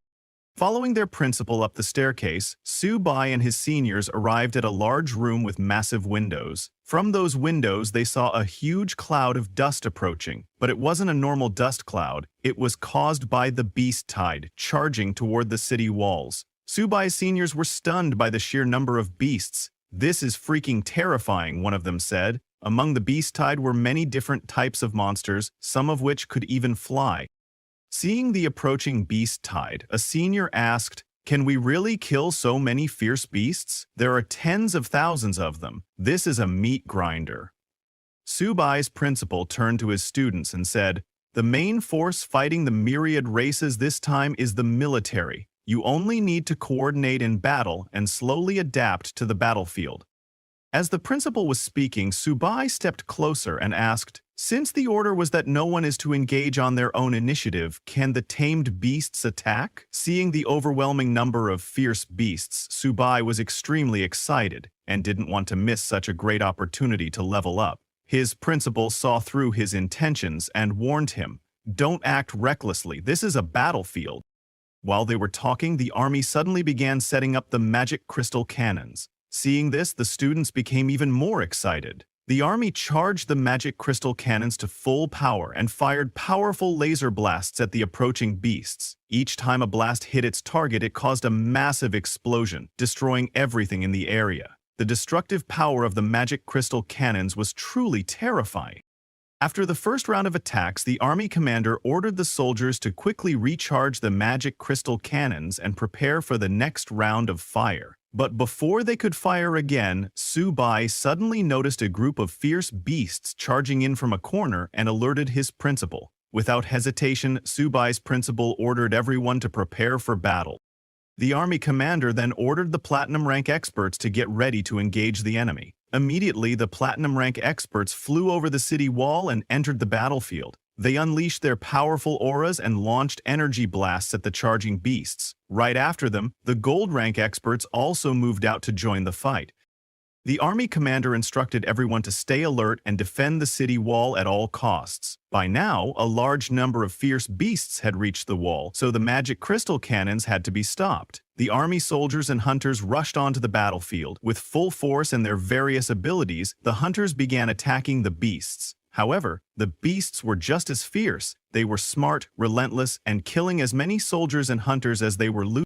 Watching the chaotic battlefield, one of Subai's seniors turned to their principal and asked to join the fight, saying he wanted to fight alongside the Great Wall Guards. Other seniors agreed, expressing their frustration at standing idly by, but Subai's principal firmly stopped them. "Stop talking nonsense. This is a battlefield, not a place for impulsive action. Your mission is to assist in defending the Great Wall," he said sternly. He explained that the military had issued this order to protect them, and letting them charge into the battlefield now would be a pointless sacrifice. "Once you become qualified warriors," he added, "you'll have your opportunity to kill enemies." But while the principal was still speaking, Subai quietly opened his bag and released his tamed beasts. His senior was shocked, but it was already too late to stop him. Meanwhile, as the platinum rank experts battled the beasts, a sudden laser blast shot out from the city, instantly killing a powerful beast. The platinum rank experts were stunned. "What's going on?" one of them asked. "Weren't the magic crystal cannons supposed to stop firing?" Even the commander in charge of the cannons was shocked. "Why are the magic crystal cannons still firing?" he demanded. But as he looked closer, he realized something was off about the power of the blast. He turned to his signalman and asked, "Didn't we order the soldiers to cease fire? So who's firing?"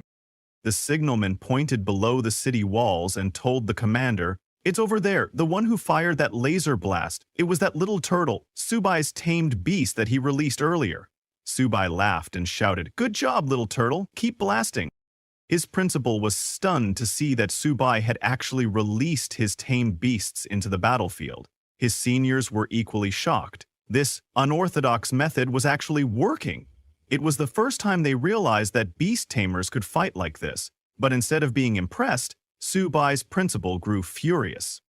Subai, however, ignored their reactions. Pointing toward a group of fierce beasts, he commanded, "Little turtle, aim for that nest of bronze ranks and blast them." The turtle fired again, hitting the target perfectly, but the ones it hit turned out to be silver rank beasts.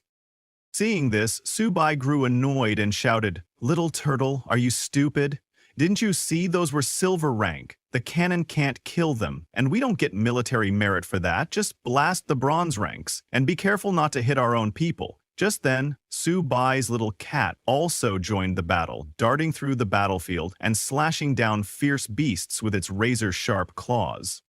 "Hey, little cat," Subai yelled, "put some effort into it. If you slack off, I'll feed all the beast cores to Little Turtle." Hearing that, the cat got visibly angry and began tearing through more and more beasts with ferocious speed. Not to be outdone, Little Turtle got competitive and increased the power of its laser blasts, turning the battlefield into a storm of explosions. Hunters fighting nearby were shocked by the destruction caused by the two tamed beasts. "Where did these two come from?" someone yelled. "Their strength is insane." "I heard," another hunter said. "They belong to a student from Jiangwu."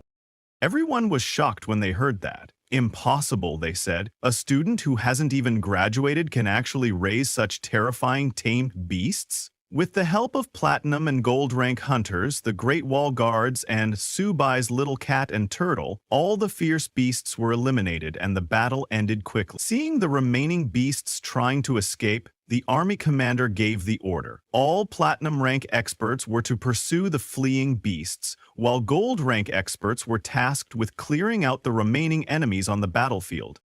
Witnessing the performance of Subai's little turtle and cat, his principal was overjoyed and praised him, saying, "You really can come up with anything, can't you?" Then one of Subai's seniors asked, "How did your two tamed beasts get so strong in such a short time?" Subai glanced at his principal and laughed. "It's all thanks to the resource support provided by our principal."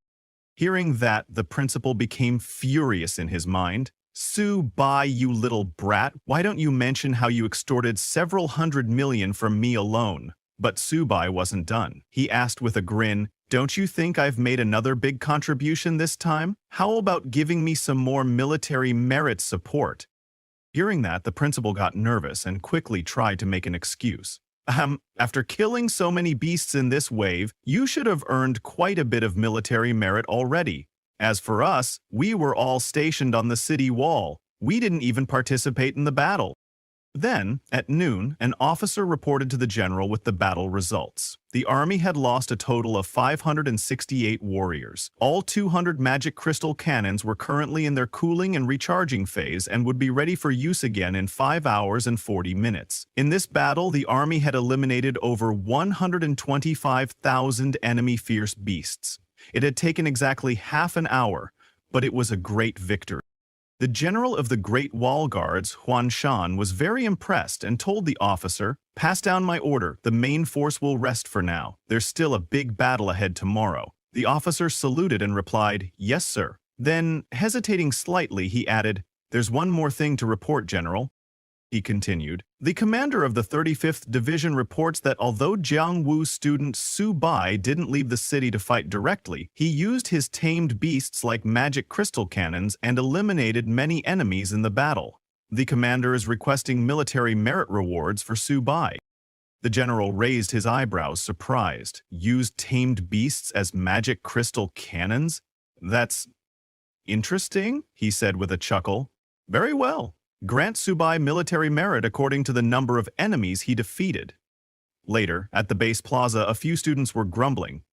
This isn't fair. He didn't even fight on the battlefield. How can he get military merit? One complained. Another replied, if you had Subai's strength, you could do it too. While they were still arguing, an announcement boomed over the plaza. The military merit list was up. All the students rushed over to check it. When they saw Subai's name, they were completely stunned. Subai, how did he get that many merits? He's just a student like us. This has to be some inside job, someone muttered in disbelief. Among the crowd was Cao Zixuan, who was extremely annoyed when he saw the list. It's Subai again? Why is it always him? Then someone shouted, look at how many military merits he got. Over 40,000. That's more than 400 million. Everyone was even more shocked. How the hell did he do that? Even gold rank experts don't get that much. Irritated, Zhao Zixuan clenched his fists and growled, I'll definitely surpass Subai. Just as he said that, a hand suddenly landed on his shoulder. It was Subai. With a grin, Subai said, isn't this old Cao? Long time no see. Cao Zixuan spun around in surprise. Subai laughed and said, I heard you've gotten used to wielding dual swords now. That's great. By the way, I was able to earn all that military merit thanks to Uncle Cao's generous support. If you need anything in the future, just say the word. We're good friends, right? No need to always look so serious. Cao Zixuan's face darkened and he snapped, who's friends with you? Icho Zixuan would never be friends with someone like you, he snapped. Hearing that, Subai laughed again and teased, come on, just tell me, are you still not comfortable using your weapons? Cao Zixuan's irritation grew. He turned to walk away, but Subai wasn't ready to let him go just yet. I've been reading a lot of books on forging lately, Subai said, following him. I've gained quite a bit of experience in maintaining divine weapons.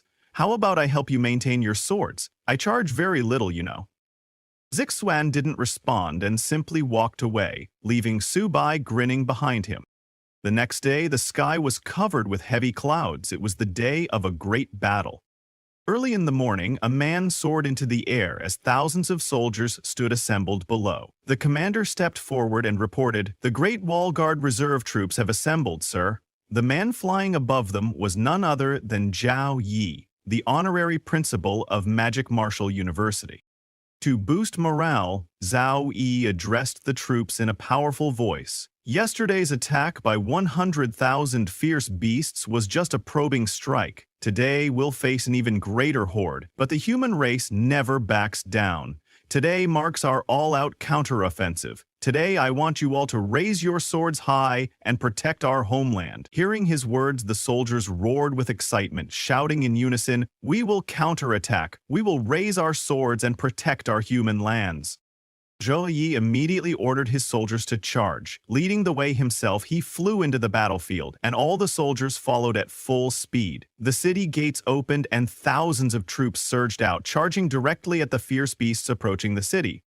Subai and the other students from the university were once again assigned to support duties. Irritated, Subai asked his principal, aren't we going to attack this time either? Other seniors agreed with Subai, complaining, we can't keep hiding like turtles in our shells, but the principal once again declined, calmly reminding them, don't panic. Orders are absolute. Your time will come. There will be a moment when you can truly show your strength. While they were still talking, the battlefield grew even more chaotic. The commander gave a powerful order. Vesper Legion, begin elemental bombardment. On his command, hundreds of elemental Yup hunters entered the battlefield and unleashed devastating elemental blasts on the fierce beasts. The sheer force of the bombardment was overwhelming. Many beasts were annihilated instantly, unable to block the attacks. Witnessing this terrifying display, Subai and his seniors were stunned. This is insane, one of them whispered. No wonder they say the myriad race's battlefield is a living hell. Nothing can survive that kind of assault. Suddenly, a group of enormous bear-like beasts charged toward the city wall. The signalman shouted, "Commander, watch out! The enemy's drill bears are charging!" Hearing this, the commander immediately ordered, "Heavy Armor Legion, move out." He knew that if those drill bears reached the city walls, they could easily destroy them. "Your mission is to withstand the drill bears' first wave of assault," the commander shouted.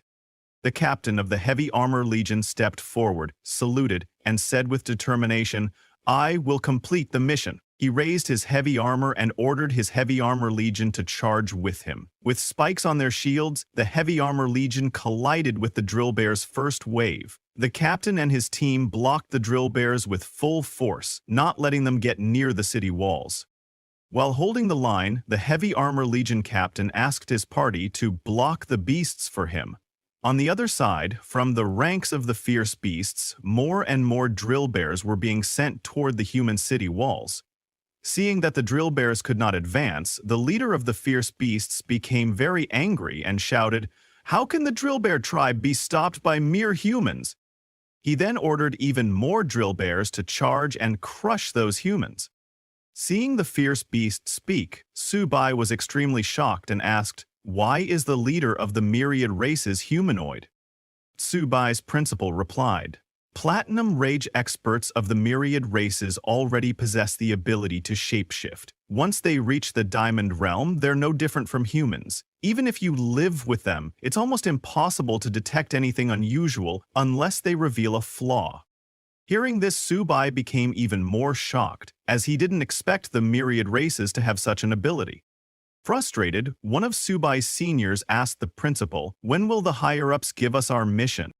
The principal responded, "As the battlefield gradually heats up, I believe your mission will arrive soon."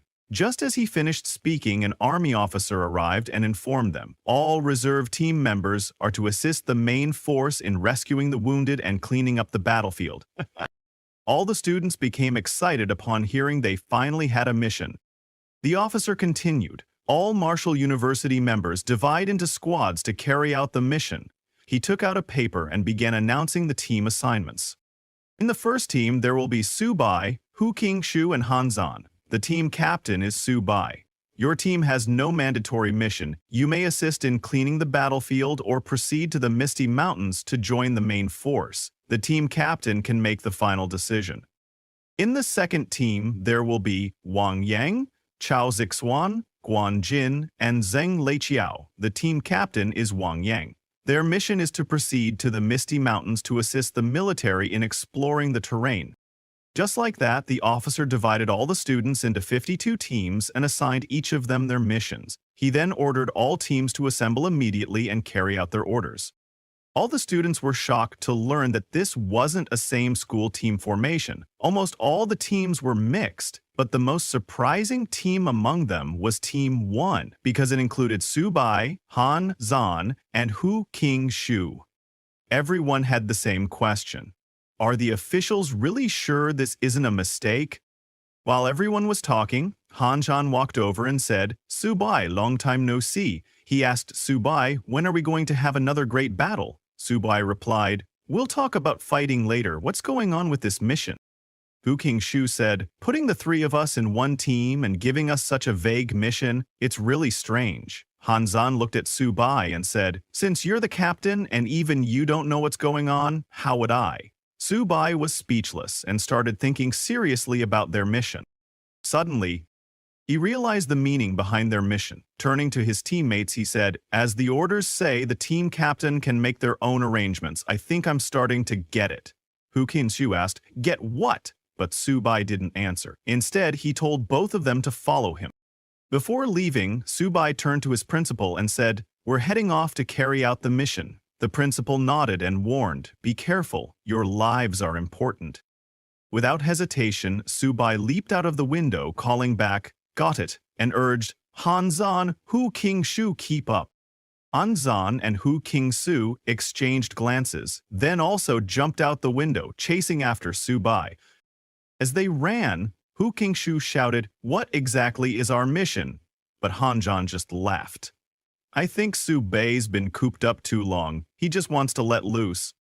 And he wasn't wrong. Subai was sprinting toward the battlefield, driven by the scent of beast cores in the air. Even his little cat and turtle companions stirred, waking up and becoming alert at the smell.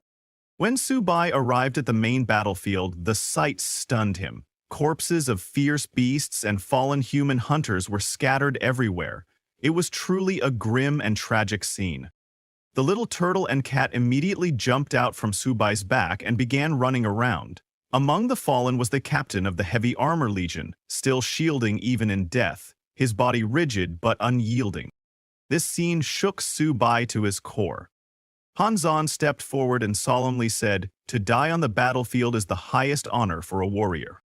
Hearing that, Subai became emotional. He lowered his head and murmured, "Rest in peace, seniors. We'll carry on your path."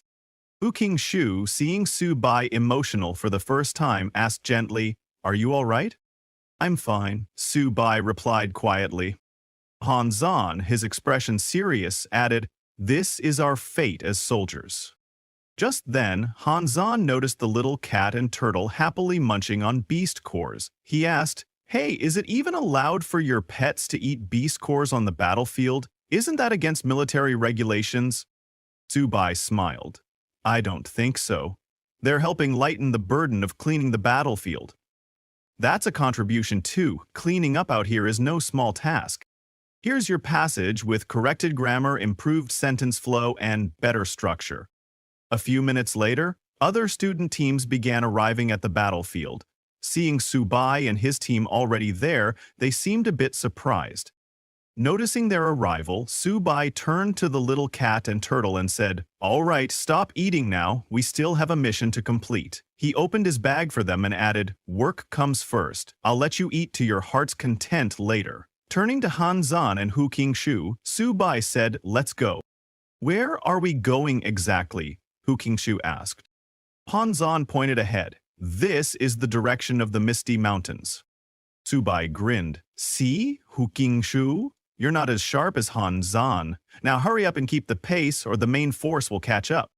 The three of them moved quickly, disappearing toward the Misty Mountains, just as the other teams arrived.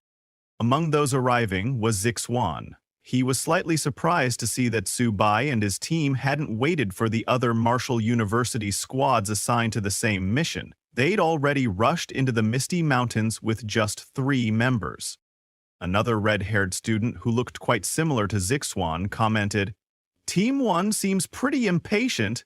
Then, addressing his own team, he said, "Team 2, get ready. Let's head in." He reminded them, "Our mission is to assist in scouting the terrain. The Misty Mountains can still be dangerous, but as long as we avoid the known hazardous areas, we should be fine."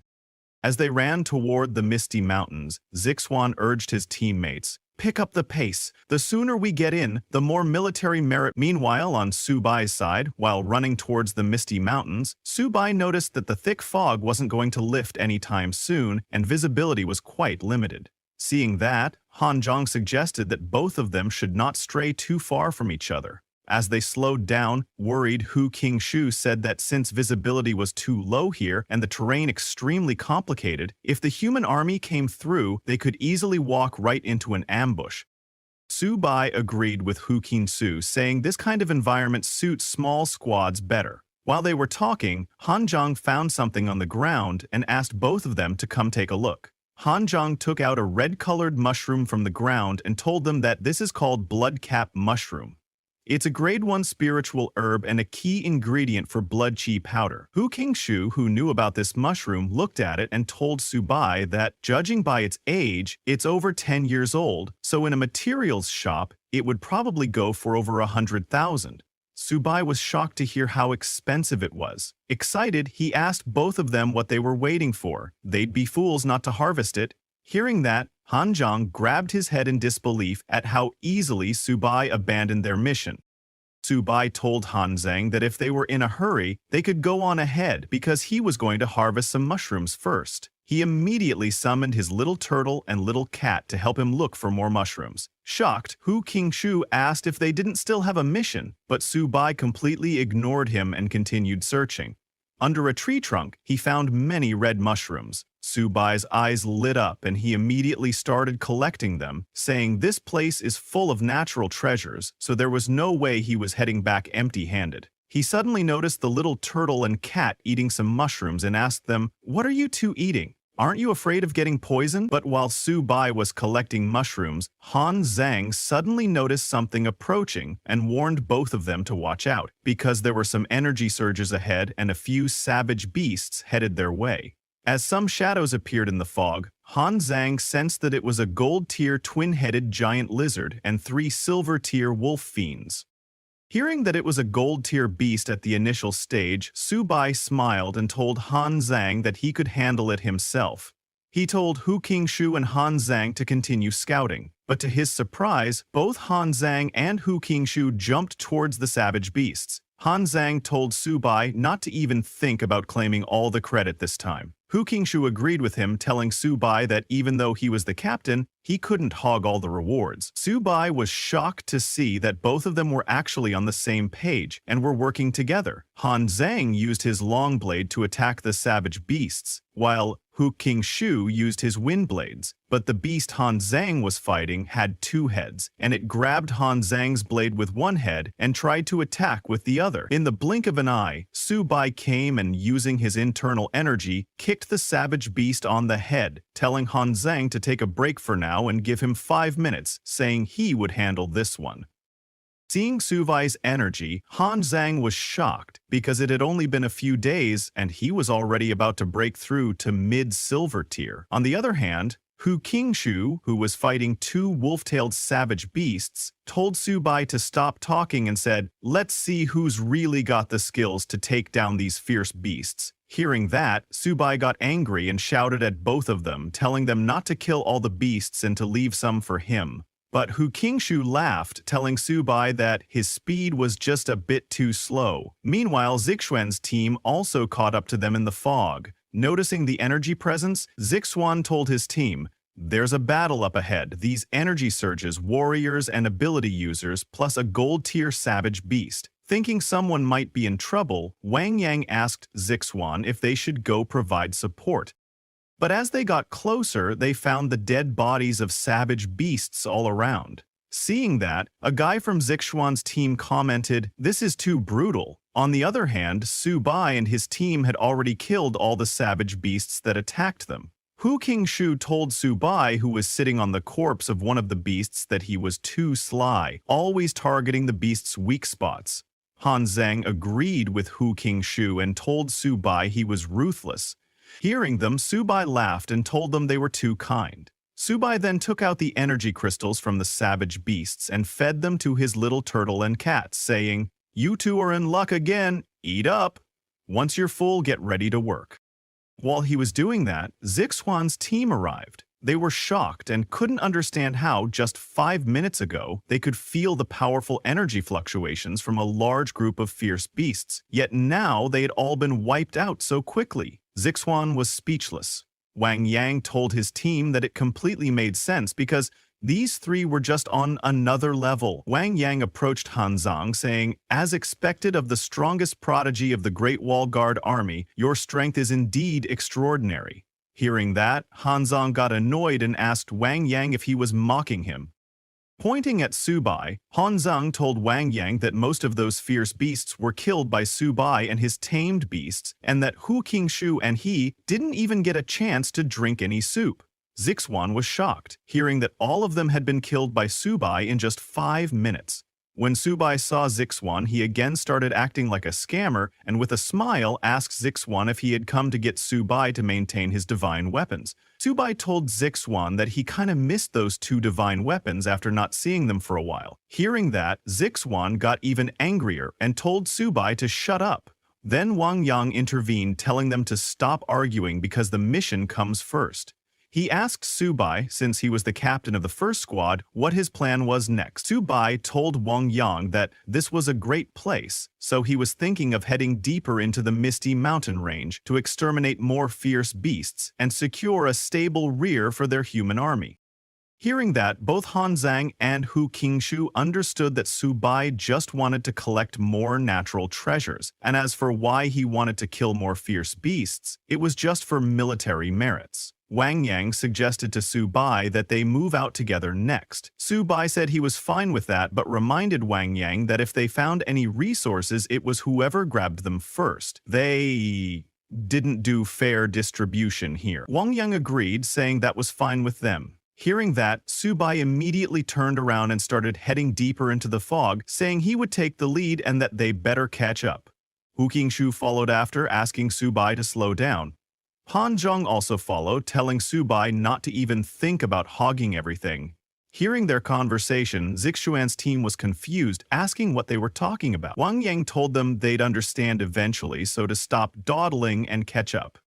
As Zixuan's team followed Su Bai's team, they entered a forest. Going deeper, Zixuan saw that Su Bai and his team had stopped in the middle. Seeing them, Wang Yang was confused and asked why they had stopped. But when Wang Yang got closer to Su Bai, he was shocked and asked, "Why are so many gold-tier beasts showing up all of a sudden?" Zixuan saw that there were 2 savage beasts at the beginner stage, one at mid-tier, and even a gold tier at the high stage. These 4 savage beasts were standing in front of Su Bai, blocking their way. There was also a humanoid beast in a hooded robe with long fangs. He laughed and called the savage beasts a useless bunch.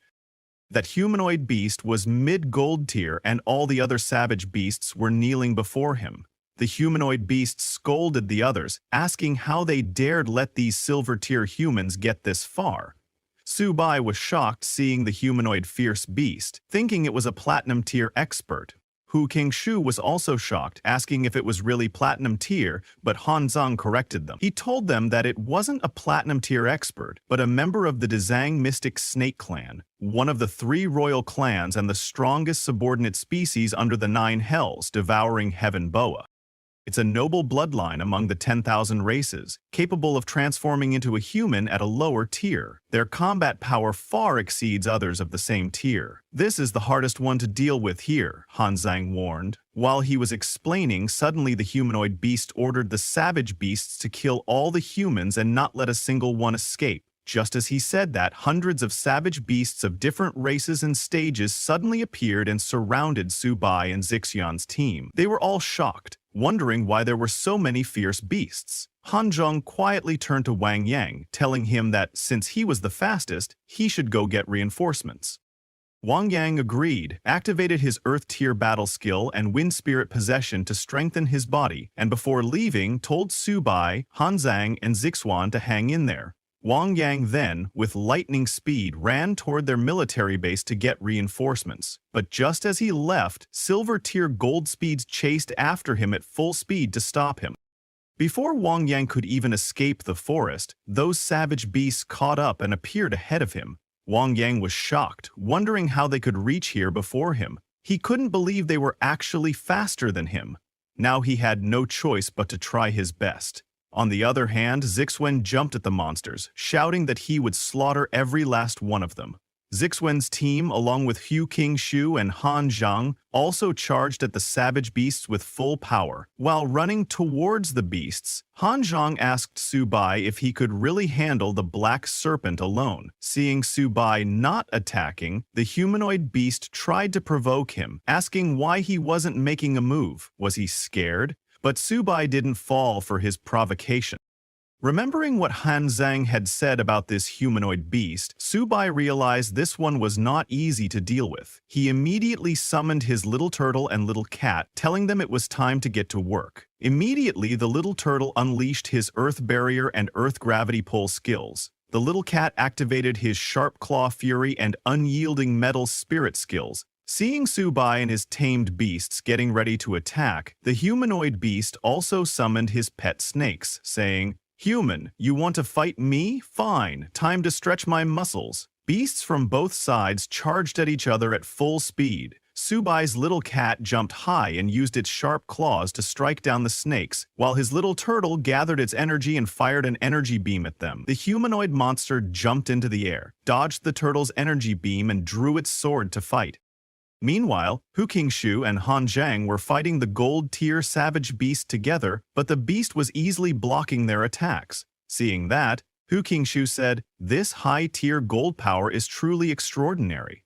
Han Zhang agreed and told Hu Qingshu that Wang Yang had managed to lure away 3 of the savage beasts, so he was in danger now. While they were talking, the gold-tier beast suddenly attacked Han Zhang, who blocked it with his blade but felt the immense power of the beast and called out to Su Bai to finish it quickly because Wang could be in trouble. Su Bai, who was fighting the humanoid beast's snake pet and was holding its mouth, shouted back that he got it. He unleashed his internal energy and tore the snake's body apart, telling the little turtle and cat to finish the fight quickly.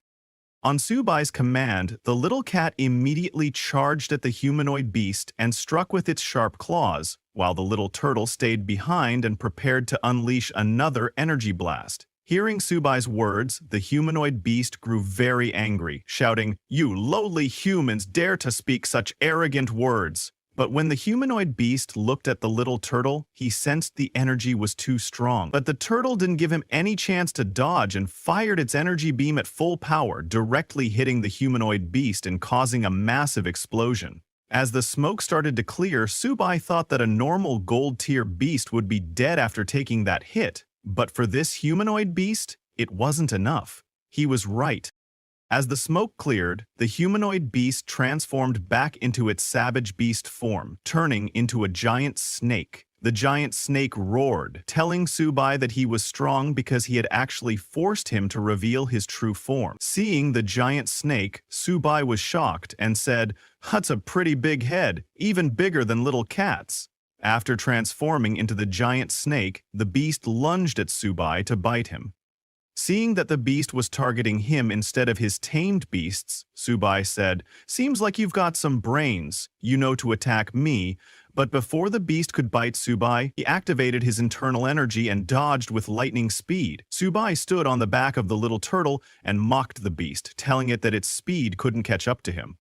He then ordered the little turtle to attack. The turtle roared loudly and, with full speed, charged at the giant snake beast, using its body slam technique. The turtle hit the giant snake in the stomach with a solid impact, making the beast bleed from its mouth. Su Bai followed after the turtle, telling the little cat to attack and finish this quickly. The little cat leapt at the giant snake beast and began striking it fiercely. Meanwhile, Hu Qingshu and Han Zhang were still fighting the gold-tier beasts. Han Zhang was shocked by how incredible Su Bai's 2 tamed beasts were. They had actually managed to put a mystic snake leader in such a state. But Hu Qingshu was very worried because the fight had been going on for a while and they didn't know whether Wang Yang could hold on. Su Bai told them to stop messing around because they still had other missions to complete. Saying that, he jumped and kicked the giant snake beast on the head. Right after, the little turtle also leapt high into the air and attacked the giant snake beast. Seeing the little turtle, Su Bai asked the little cat who was biting the giant snake beast to move out of the way. With full speed, Su Bai's little turtle smashed into the giant snake beast with its heavy body, making it bleed heavily. After that attack, the giant snake beast stopped moving and fell unconscious with its tongue out. Seeing that it had stopped moving, Su Bai thought it was finally over. He then turned around to go save Wang Yang, but before he could leave, suddenly the giant snake beast's body started swelling, shocking everyone. Before Su Bai could react, the giant snake beast's body exploded in a massive blast. Han Shang and Hu Qingshu shouted for Su Bai, thinking he was caught in the explosion. But at the last second, Su Bai activated his little turtle's earth barrier and was protected. Su Bai was surprised to see that the beast still had another trick up its sleeve. But when Su Bai looked ahead, he saw the giant snake beast's size had shrunk, and it was running away into the forest. Su Bai was shocked to see the beast was still alive, but Han Zhang, who was fighting the gold-tier beast, told Su Bai not to chase it, as he had already crippled the mystic snake. Now, saving Wang Yang was more important. Su Bai was very angry and wanted to go after the snake beast, but he agreed with Han Zhang and said he would spare its life today. He immediately turned and went in the direction Wang Yang had gone. Before leaving, Su Bai told Han Zhang and Hu Qingshu to hold the position and he would go save Wang Yang. Han Zhang told Su Bai to hurry, they would take care of things here. On the other hand, Wang Yang, who was fighting 3 gold-tier beasts, was heavily injured. He had underestimated the speed of a gold-tier beast, thinking even though this white-armed ape isn't an agility Tai beast, its physique and strength are too formidable. He started wondering if he was really going to die here. But Wang Yang was determined that even if he died, he would take one savage beast down with him. He unleashed his internal energy and charged at the gold-tier beasts with full power, attacking with his spear. In response, the 3 gold-tier beasts also charged at Wang Yang. The first beast dodged Wang Yang's spear and punched him in the stomach with solid impact. Hit by the beast, Wang Yang flew backward toward the other 2 beasts. The second beast punched him in the side, breaking his ribs, and the third beast kicked him in the back with full power, sending him crashing into a tree. The collision broke the tree and Wang Yang fell to the ground, heavily injured, thinking, "This is it, I'm done for." The gold-tier beasts stood in front of Wang Yang, and one of them was holding his spear. Seeing them, Wang Yang shouted, "Come on, you beasts! Killing me is easy, but one day you will all be slaughtered by our human race." Saying that, Wang Yang glared at the beasts. The beast holding the spear raised it to strike. Thinking he was going to die, Wang Yang said, "Han Zhang, Su Bai, looks like I won't get another chance to fight beside you." Just as he said that, the beast threw the spear at him. But before the spear could reach Wang Yang, it was blocked and sent flying into the air before falling to the ground. At the last second, Su Bai appeared, using his little turtle's energy barrier to block the spear. He asked Wang Yang how he was and told him to hang in there. Seeing Su Bai, Wang Yang thought, "Is he here to collect my body?" As Wang Yang lay heavily injured, he collapsed completely to the ground. Before losing consciousness, he asked Su Bai to avenge him. Seeing him falling unconscious, Su Bai shouted, telling Wang Yang to wake up. This made Su Bai extremely angry. He looked at the beasts and shouted that he would tear them apart. He summoned his little turtle and cat, who immediately attacked 2 of the gold-tier beasts. Seeing this, the third beast, which Wang Yang had fought and injured, jumped toward Su Bai to attack. As the beast came at him, Su Bai said, "Beast, you're still so arrogant with only one arm left?" He grabbed Wang Yang's spear to fight. Fueled by rage, Su Bai channeled his internal energy and threw the spear at the gold-tier beast with full force. The spear pierced through the beast, sending it flying and crashing into a tree. Su Bai had used so much power that the spear not only pierced the beast, but also the tree behind it, pinning the beast to it. The gold-tier beast died instantly. Meanwhile, the little turtle and cat also killed the beasts they were fighting. After killing them, Su Bai turned to Wang Yang, asking him to wake up now that he had avenged him. Then suddenly, a system notification appeared, informing Su Bai that a high-quality target capable of becoming a descendant of the White Tiger bloodline had been detected.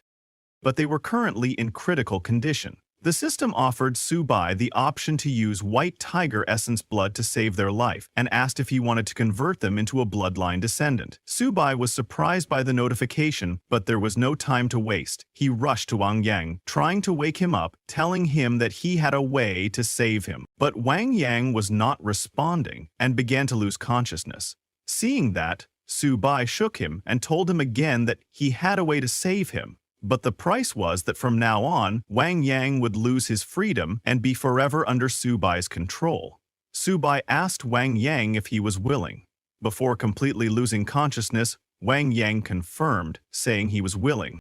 As soon as Wang Yang confirmed, Su Bai immediately turned to Little Cat and asked it to give him 3 drops of its essence blood. Little Cat unleashed its sharp claws skill and threw 3 drops of its essence blood. As Su Bai received the blood, he ordered Little Turtle and Little Cat to protect him while he worked to save Wang Yang. He then turned to Wang Yang and told him to endure it. He first applied the 3 drops of essence blood to Wang Yang's wounds and then infused them into his body using the bloodline recast technique. As Little Cat's essence blood entered Wang Yang's body, all of Little Cat's power awakened within him, overwhelming him with spiritual energy. The energy was too much for Wang Yang to handle and he screamed in pain. His clothes burned away from the energy his body released. Then, after a few seconds, as the spiritual energy of Little Cat accepted Wang Yang's body, it stopped resisting and began to heal him. As Wang Yang regained consciousness, Su Bai asked him how he was feeling. Wang Yang looked at his body and was shocked to see all his injuries completely healed. He asked Su Bai, "How did you do it? This power definitely doesn't belong to a mortal. Not even a king-ranked expert could do this." Su Bai didn't answer the question and instead warned him, "Wang Yang, before I saved you, I obtained your consent that you would be under my control. You must never reveal anything about my secrets."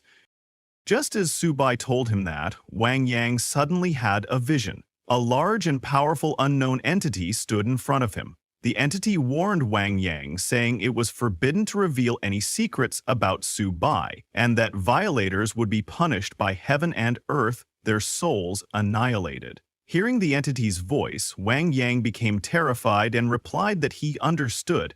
Su Bai then began his money game. He turned around and told Wang Yang, "I put in so much effort to save you. Your life is worth more than those 2 swords of Zixuan, so you can't short me on this bill." Wang Yang was shocked at Su Bai's words, but before he could respond, the ground around them suddenly started shaking. Wang Yang felt something approaching and immediately stood in front of Su Bai, warning him to be careful. Su Bai also turned and asked, "What's that?" Before they could react, tens of giant snakes burst from the ground. Wang Yang was stunned. "What the heck is this? Where did all these snakes come from again?" Seeing the snakes, Su Bai said he shouldn't have let that wretch escape. He ordered Little Cat to get rid of the disgusting creatures. At Su Bai's command, Little Cat immediately jumped onto the snakes and began slashing them with its sharp claws. But as it cut them, the snakes' bodies turned into liquid.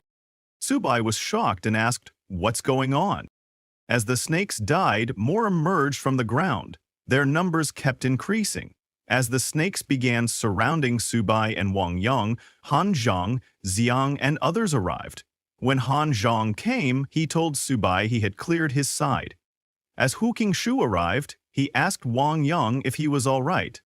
Wang Yang said he was fine, but Su Bai was a little angry at them, asking why they had only arrived now. Both Hu Qingshu and Han Zhang immediately began attacking the snakes, telling Su Bai that it seemed the snakes couldn't be killed, but there must be someone controlling them. They urged him to quickly find the source. Su Bai told them it must be the giant snake beast they failed to kill earlier. While everyone else was fighting the snakes, Su Bai asked Wang Yang to lend him his gun. He looked around and spotted the giant snake beast hiding behind a tree, controlling the snakes. As soon as Su Bai saw it, he fired an energy beam at it using Wang Yang's gun. However, the beast jumped and dodged the attack, then laughed at Su Bai and the others, calling them a bunch of insects daring to oppose his 9 Nether clan. When the giant snake beast emerged from hiding, Hu Qingshu was shocked and asked how it was possible that the beast had returned to its original form after being struck, only to recover back into human form moments later. Su Bai agreed, saying it seemed this snake beast was truly no ordinary enemy. This time the snake beast looked different. Its aura had become much stronger. It was not alone. It was holding the dried-out corpse of a human. The beast laughed and told Su Bai and the others that the one they fought before was merely his clone. Seeing the beast laugh, everyone grew angry, but they became even more furious when they recognized the body it was holding. It was Zhang Lei Xiao from Zixuan Academy. Seeing his dead friend, Zixuan became furious and shouted, "You snake bastard, I'm going to kill you." Han Zhang was also shocked and couldn't understand when Zhang Lei Xiao had been killed. He immediately warned everyone to be careful, saying that this snake beast was far stronger than before. Hearing Han Zhang, the enraged Zixuan turned to Su Bai and asked him to kill the snake beast, promising to give Su Bai any amount of money he wanted in return. Upon hearing that, Su Bai immediately told Han Zhang and Hu Qingshu to deal with the snakes, saying he would handle the snake beast himself. Han Zhang and Hu Qingshu agreed and charged at the snakes.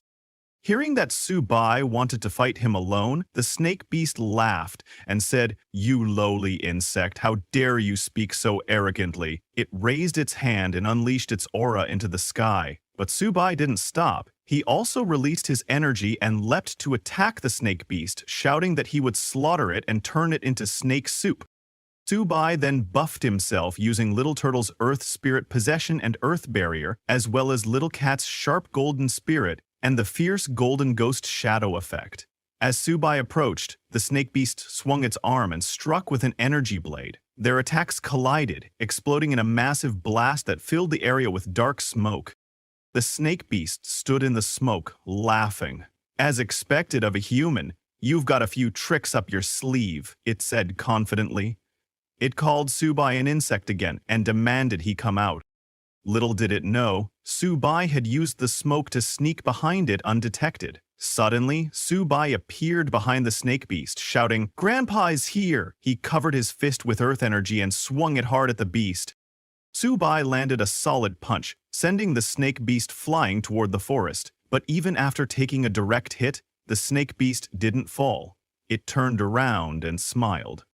Seeing that, Subai realized the snake beast was much stronger than before. To finish it off, he told Little Turtle and Little Cat to activate the 7-star 3 evil formation. Subai used it because this formation was the ultimate technique he could unleash using the same origin current, which allowed him, Little Turtle, and Little Cat to complement each other's strengths and cover each other's weaknesses.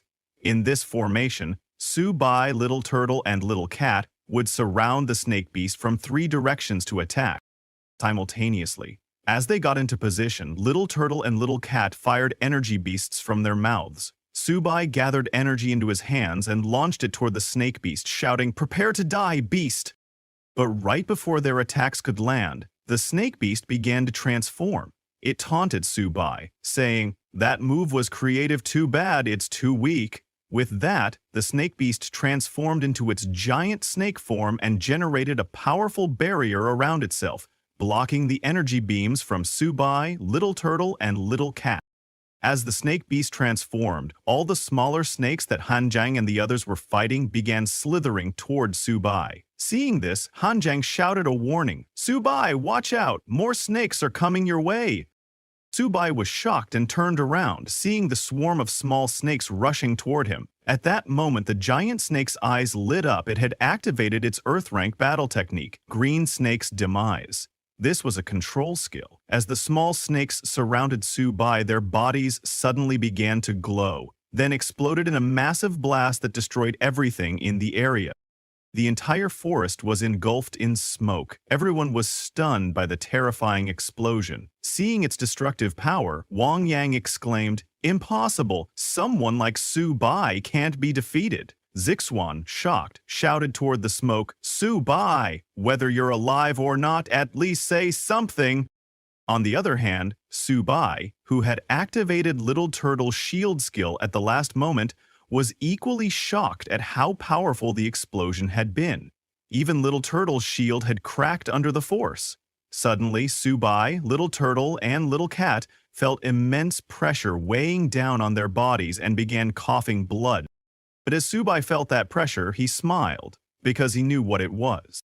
The next second, a massive surge of energy flooded into Subai's body. Not just his, Little Turtle's, and Little Cat's bodies were also filled with pure energy. All 3 of them roared as they unleashed that energy into the surroundings. Seeing their enemy emerging from the explosion with renewed strength, the snake beast grew enraged. It charged at them, shouting, "You dare to break through right in front of me? You're seeking death!" It launched another technique. All the little green snakes' bodies glowed again, turning into energy. The snake beast gathered it and fired it as a powerful energy beam directly at Subai, who was in the middle of his breakthrough. The energy beam struck and triggered an even bigger explosion than before. The shockwave was so powerful that it sent everyone flying. Witnessing such overwhelming force, Han Zhang became worried for Subai, thinking he might be in danger. Wu Qingshu said, "We have to find a way to save Subai." But no one could move. The wind alone from the explosion was too strong to resist. Then, suddenly, Wang Yang saw something rising into the air and shouted, "Look, quickly! What is that?"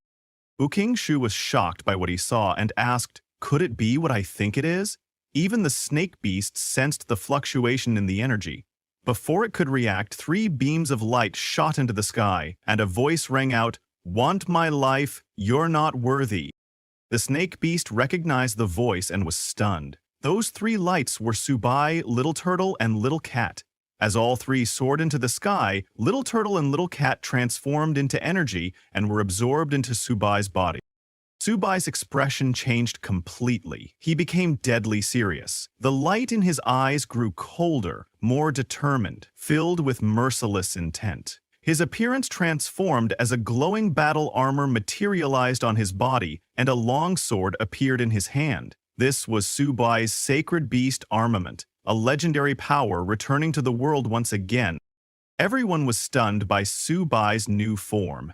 They exclaimed in awe, "Heaven and earth return, the divine soul is immortal." Seeing the divine weapons gather around Subai on their own, Han Zong muttered, "This is sacred beast armament. Plant's root and origin flow together." Hu Qingshu was equally shocked, asking, "Is this really the legendary sacred beast armament?" An excited Wang Yang confirmed it to everyone, saying, "This is the ultimate combat power, the sacred beast armament. The very power with which Lord Luo Fan once charged 10,000 li, fought countless experts, faced 2 kings alone, and killed them both." Even the giant snake beast, witnessing this overwhelming phenomenon, began to question, could this be the sacred beast armament? The ultimate technique of that man from 100 years ago? As everyone processed what was happening, a system notification suddenly appeared. "Congratulations to Subai for awakening the sacred beast armament." Subai's status window popped up. He was currently in a sacred beast armament state. Constitution 5942, base 430, inherited 3435 from Little Turtle, 2077 from Little Cat. Agility 5906, base 420. Inherited 1800 from Little Turtle, 3686 from Little Cat. Spirit 4000, base 800, 1600 from Little Turtle, 1600 from Little Cat. New talent acquired, Sacred Beast Armament. In this state, Little Turtle's and Little Cat's Sacred Beast bloodlines were temporarily awakened to 80%, unleashing a portion of their divine might. Their attributes surged, and all talent powers increased threefold. Another system notification followed. Warning. Due to premature awakening of the Sacred Beast armament and 80% Sacred Beast bloodline power, the strength far exceeds the host's current limit. This will rapidly consume the vitality and spiritual energy of both the host and the Sacred Beasts. The host's strength is insufficient to fully control this power. When vitality and energy reach critical depletion, the Sacred Beast armament state will deactivate and the host will enter a period of weakness. Estimated remaining time, 3 minutes. Please finish the battle within this time limit. After reading the notification, Subai looked down at the giant snake beast on the ground and asked coldly, "Are you ready to die?" But the snake beast still couldn't believe Subai had activated the Sacred Beast armament. In disbelief, it fired another energy beam at him, just like before. But this time it wouldn't work. Not again. Subai swung his sword and cut the giant snake beast's energy beam cleanly in two. The beast was stunned, asking in disbelief, "How is this possible?" But Subai didn't give it another chance to attack. He swung his sword again, striking the giant snake beast with full force. Realizing it was about to die, the snake beast cried out in its final moments, calling upon the Lord of the Nine Nether Realms to avenge him. Just as it finished speaking, Subai's sword struck true, completely erasing its existence from the face of the earth. All that remained was a massive crack in the ground from the sheer force of Subai's strike. At the Great Wall Guard Fortress, the human race's only ring-rank expert, Ni Qing, was standing atop a crystal cannon when he sensed Subai's transformation. He remarked, "This kid is growing quite fast." But suddenly, he felt a powerful presence behind him and turned, asking, "Is the Lord of the Nine Nether Realms attacking a junior?" Lord Ni unsheathed his sword and swung it toward the distant presence, saying, "Did you really think I was dead?" His sword strike traveled across space toward the battlefield, where the Lord of the Nine Nether Realms had appeared. But the Lord of the Nether Realms countered, slashing down and destroying Lord Ni's strike with ease. The dark figure then appeared in full, taunting, "Ni Qing, Don't be so arrogant. Your days are numbered. After your death, the human race protector will be annihilated." Hearing that, Lord Niqing laughed and replied, "Then I'll be waiting for that day." Meanwhile, back in the forest, after defeating the giant snake beast, Subai's little turtle and little cat separated from his body and collapsed onto the ground. Moments later, Subai himself also fell, all three of them utterly exhausted from using the sacred beast armament. Immediately, everyone ran over to Subai, asking if he was all right. Han Zhang was ecstatic, exclaiming, "Subai, how do you keep surprising us like this?" Hu Qingshu nodded and said, "We've gained a lot from this battle. 1 Earth Treasury Mystic Snake, 1 Gold High Rank, 1 Gold Mid Rank, 2 Gold Beginner Ranks, and over 80 Silver Ranks. We actually killed them all." Wang Yang enthusiastically agreed. "This is awesome. I can brag about this for a year." Han Zhang added excitedly, "This battle was way too dangerous. If you hadn't awakened the sacred beast armament, we'd all be dead." Zixuan, a bit saddened, said quietly, "It's a pity we couldn't save Zheng Lichu." After regaining some energy, Subai stood up and warned everyone, "The smell of blood here might attract fierce beasts from other areas. We shouldn't stay long." But just as he said that, a shadow appeared in the sky, and a chilling voice echoed, "None of you will escape." As the shadow revealed its aura, Han Zhang shouted, "Everyone be careful, this enemy is above Lord rank." Before anyone could even react, the figure in the sky summoned a giant snake made of pure aura and sent it crashing down toward them. Subai, too exhausted to dodge, closed his eyes and raised his hand, thinking it was the end. But after a few seconds, nothing happened. Surprised, Subai opened his eyes and saw Lord Huan Shan, a Lord-rank expert of the human race, standing in front of him. Lord Huan had blocked the attack and saved them. Anzan quickly thanked him. "Thank you, Lord Huan, for saving us." Lord Huan looked up at the shadow in the sky and said sternly, "Long Ao, a Lord-rank beast attacking a group of juniors? That's going too far." From the shadows, Lord Long Ao, a Lord-rank beast from the 9 Nether Realm, emerged and replied, "Your presence changes nothing. Today, I'm taking the one who awakened the sacred beast armament with me. The myriad races will never allow a second Lofan to exist." Hearing that, Lord Huan flew into the sky and shouted, "You'll never take him, not while I'm alive."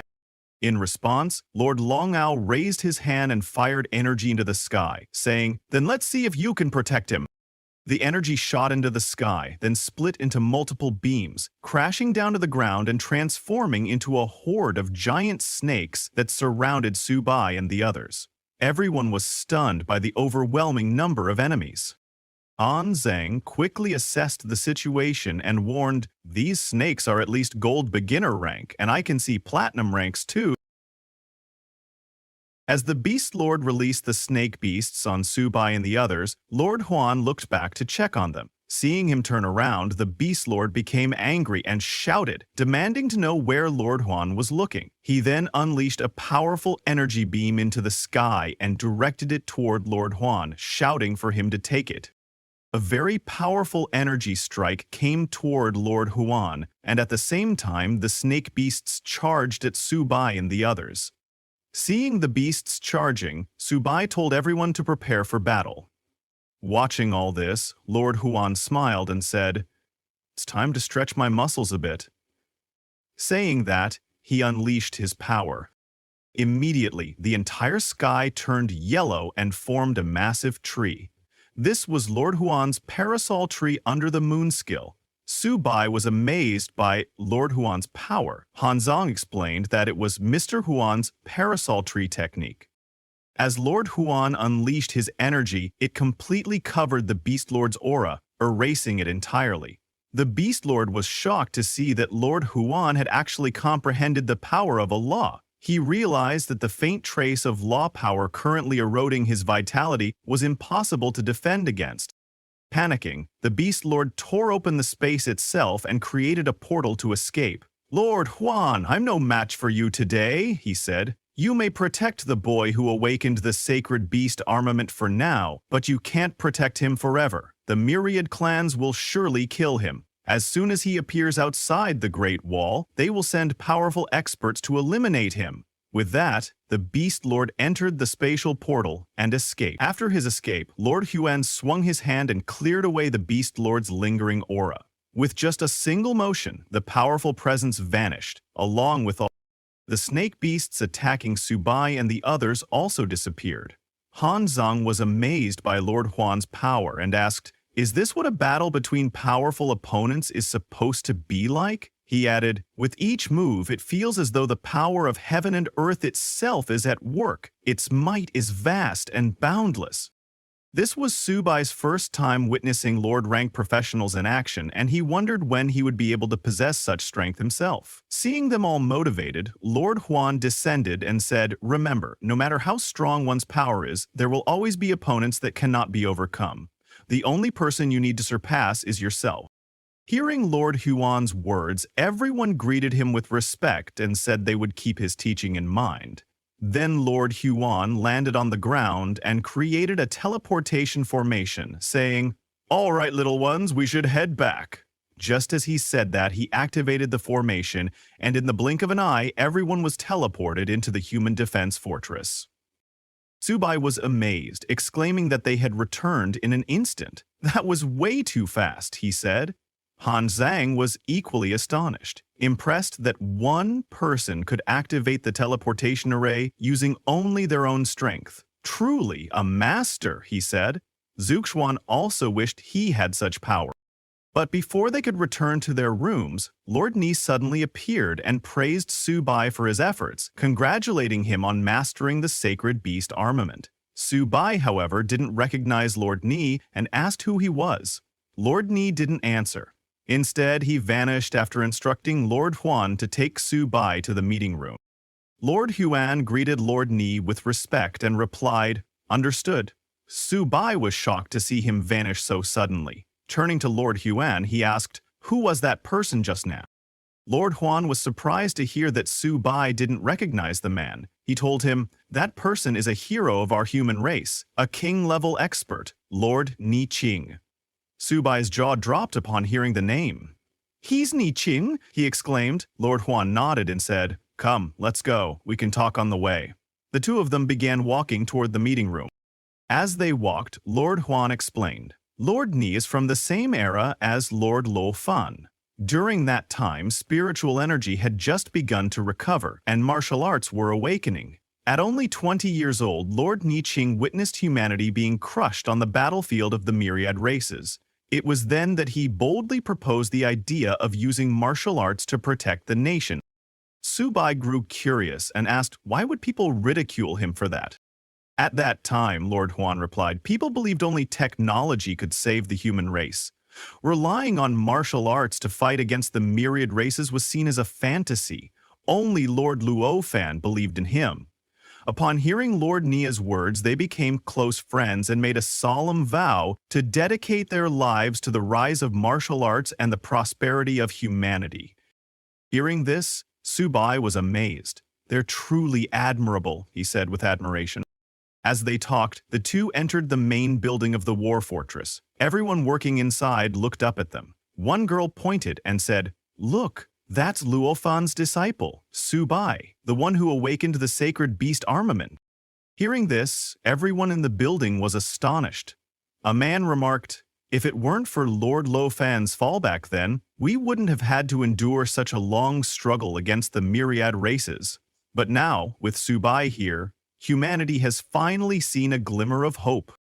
Another girl replied, "Our generation doesn't mind struggling, but if Subai rises, the next generation will surely enjoy the benefits." Seeing everyone looking at him, Lord Huan leaned over and asked Subai, "Do you feel the immense pressure?" Lord Huan told Subai, "You're not yet at the stage where you need to shoulder the responsibilities of our nation. For now, just focus on improving your strength." Subai nodded and replied, "It's okay. I understand." From there, Lord Huan took Subai to the meeting room, just as Lord Ni had instructed. As they entered, Lord Huan announced, "I've brought Subai." Subai followed him inside and was surprised to see many high-level professionals seated around the table. Seeing so many powerful figures gathered in one place made Subai feel a bit nervous. Among the elite, Subai spotted someone he recognized, Lin Jianan, also known as Old Tiger Lin, the strongest Diamond Realm expert and the father of his waifu Yanran. Subai was shocked and a little frightened to see him, wondering why he was present at this high-level meeting. Then Lord Ni stepped forward and said, "Since everyone is here, let's get straight to the matter." He addressed the room, saying, "The myriad races have been greatly disturbed by Subai's awakening of the sacred beast armament. They even went as far as sending a Lord-level expert to assassinate him. I ask everyone here to share their thoughts on how we should respond to this threat." A blue-haired man then spoke up, "After 100 years, Lord Luo Fan's sacred beast armament has finally reappeared in the world," the blue-haired man continued. "As long as Subai can grow stronger, he will surely lead the human race to glory. That's why we must protect him at all costs." A bespectacled man spoke next, adjusting his glasses. "I propose we assign the best mentors to guide Subai in breaking through his current bottleneck. Along with that, we should allocate top-tier resources to support his cultivation, enough to help him reach the Lord level or even the King level." Other members agree with the glasses guy, saying Subai must be protected at all costs. They cannot give the myriad races any chance for assassination. Hearing those people saying all that, Subai get very happy, thinking they all are good people. But suddenly, Lin Yanran spoke up, saying in his opinion he thinks Subai should continue to gain experience on the battlefield with the myriad races. Because the strength of a powerful being comes from constantly pushing their limits through life and death battles, it is through refining their spirit, energy, and essence that they achieve an invincible form. Moreover, strong individuals cannot be forged in a sheltered environment, but others don't agree with Lin Yanran. Old man stands up, asks Lin Yanran that right now, the myriad races are in a frenzy over the sacred beast armament, so they let Subai continue to train on the battlefield of the myriad races, and if something happens to him, can Lin Yanran bear the responsibility for that? Others agree with that old man, saying Subai is the only successor of Lord Lufan in a century who awakened the sacred beast armament. They can't take this risk, but Lord Hugh support Lin Yanran's view, saying a majestic eagle doesn't falter in a storm, and a wolf pack doesn't fear the long night. Hearing Lord Hune's support, Lin Yanran Subai gets shocked. Lord Hune continues and told Lord Lai that back in the day, Luo Fan almost treated the battlefield of the myriad races as his home, and he nearly perished more than 10 times. If he knew of this from beyond the grave, he would definitely support Subai continuing to fight on the battlefield, but Subai don't agree with Lord Human and thought that if he was given unlimited resources, he would be crazy to want to go to the battlefield and fight. He value his life too much. Hearing everything Lord Life said aright, it's settled then. He stands up and announced that a warrior should be tempered on the battlefield. Whether the necessary precautions must be in place, so they will send 3 Lord-level experts, 38 Diamond-level warriors, and 1 million soldiers to support the front lines in the Misty Mountain Range. Hearing that Subai take a sigh, if relief, saying with so many people sent to protect him, he can finally relax, but suddenly Lord Lai throws another bomb and told everyone that they will use Subai as bait to orchestrate a massacre of the enemy's strong forces. Hearing all the high-level professionals agree with Lord Lai, saying the human race will win for sure this time, but this was too shocking for Subai. He can't believe that they are going to use him as bait. At the same time, at 9 Nether King's castle of the myriad races side the palace, the Lord of 9 Nether, who was seating on the thrones, told everyone that the scared beast armament had reappearance, and many present likely still remember the terror of Luo Fan from back then. He told everyone that they absolutely cannot allow another Luo Fan to rise from the human race. They must spare no cost to kill this Subai, the Lord of 9 Nether declared, his voice cold and commanding. He turned to his generals. Reinforcements will be dispatched to the Misty Mountain front line. They will include 8 Lord-level experts and 42 Diamond-level warriors. He paused, then added, "To ensure success, I will personally restrain Ni Qing, alongside the Grand Elder of the ancient Demon Phoenix clan and the Great Elder of the Nine-Tailed Heavenly Fox clan. However, before he could say more, a calm but firm voice echoed through the hall. It was the Grand Elder of the ancient Demon Phoenix clan. She stepped forward and said boldly, "Our clan will not send a single member for this operation." The hall fell into stunned silence. Even the Lord of Nine Nether narrowed his eyes. "Why?" he asked coldly. The Grand Elder of the Nine-Tailed Heavenly Fox clan also spoke up, addressing the Lord of Nine Nether. "Our clan will not participate either," she said firmly. Hearing that, the Lord of Nine Nether grew furious. "Are the two of you trying to rebel?" he shouted. The three great royal clans were jointly ordered to assemble on the Myriad Race's battlefield, and now, when our greatest enemy has appeared, you dare avoid the fight? The Grand Elder of the ancient Demon Phoenix clan stepped forward, her gaze unflinching. "Lord of Nine Nether, are you threatening our two great clans? If you wish to make a move against us, say it plainly." The Fox clan elder added sharply, "What great enemy are you even talking about? You seek to invade the human race, but we are here only to explore the forbidden area. That was the agreement." The Phoenix elder nodded in agreement. "It seems to us that it is your Nine Nether clan that seeks slaughter. We came for the endless resources within the forbidden area, not for bloodshed. Therefore, we won't be accompanying you." As they turned to leave, the Fox elder glanced back and added, "For pointless killing, our Celestial Fox clan will not participate either." With that, both elders left the hall with their people.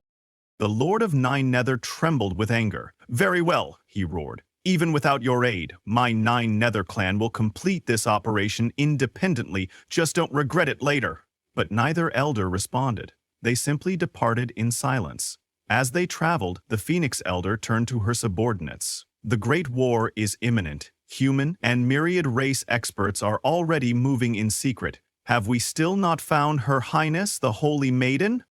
The subordinate replied, "The Holy Maiden is mischievous by nature. We've already ordered our clan members to expand the search area. Find her before the war begins," the Phoenix elder ordered. "At all costs." "Yes, elder," the subordinate said and rushed to fulfill the command. Back at the human fortress, after the meeting concluded, Lord Ni approached Subai and took out a jade pendant. "This is the Sky Dome Jade," he said. "As long as you wear it, it will shield your presence from all detection. Except by me. Not even the King of Nine Nether can trace you." He handed it to Subai. "Wear this. It will keep you hidden from the Myriad Race's experts." Subai accepted it gratefully. "Thank you, Lord Ni." Then Subai decided to try his luck. With a grin, he said, "Just hiding my aura isn't enough. Wouldn't it be better if I had more equipment and resources to strengthen myself too?" Lord Ni laughed heartily. "Your principal was right. You really are the best at taking advantage of situations." He took out a small box. "Then take a look at this." Subai's eyes lit up as he opened it. Inside were a diamond rank armor 10,000-year dragon soulgrass, 10,000-year ice heart, and even a lord rank core hiss. Jaw dropped. These are all for me?" Lord Nie nodded. "They are. However, giving them all to you at once would be like pulling up seedlings to help them grow. You'll receive them gradually, step by step." Subei's expression fell. "So, this is an installment plan?" With mock disappointment, he took out the diamond rank armor and held it up. "But surely this one should be given to me right now, right? Otherwise, if I die out there, you'll all regret it," Subai said dramatically, clutching the diamond rank armor to his chest. Lord Ni burst into laughter and with a swift motion snatched the armor right out of Subai's hands. "Nice try," he said with a grin, "but it's not time yet for you to have this armor." Subai looked devastated. "So stingy, even after saying I'm the future hope of the human race?" Lord Ni chuckled, patting Subai on the shoulder. "You'll get what you need when you're ready. Until then, focus on staying alive and growing stronger. The battlefield will teach you more than any classroom ever could." Subai was shocked and told Lord Ni, "This is too ruthless." Lord Ni smiled and left Subai outside the office. telling him to hurry up and train hard. Standing alone outside, Subai started crying, thinking about the countless treasures that had just been laid before him. Yet he had hesitated for a moment, and now he truly regretted it immensely.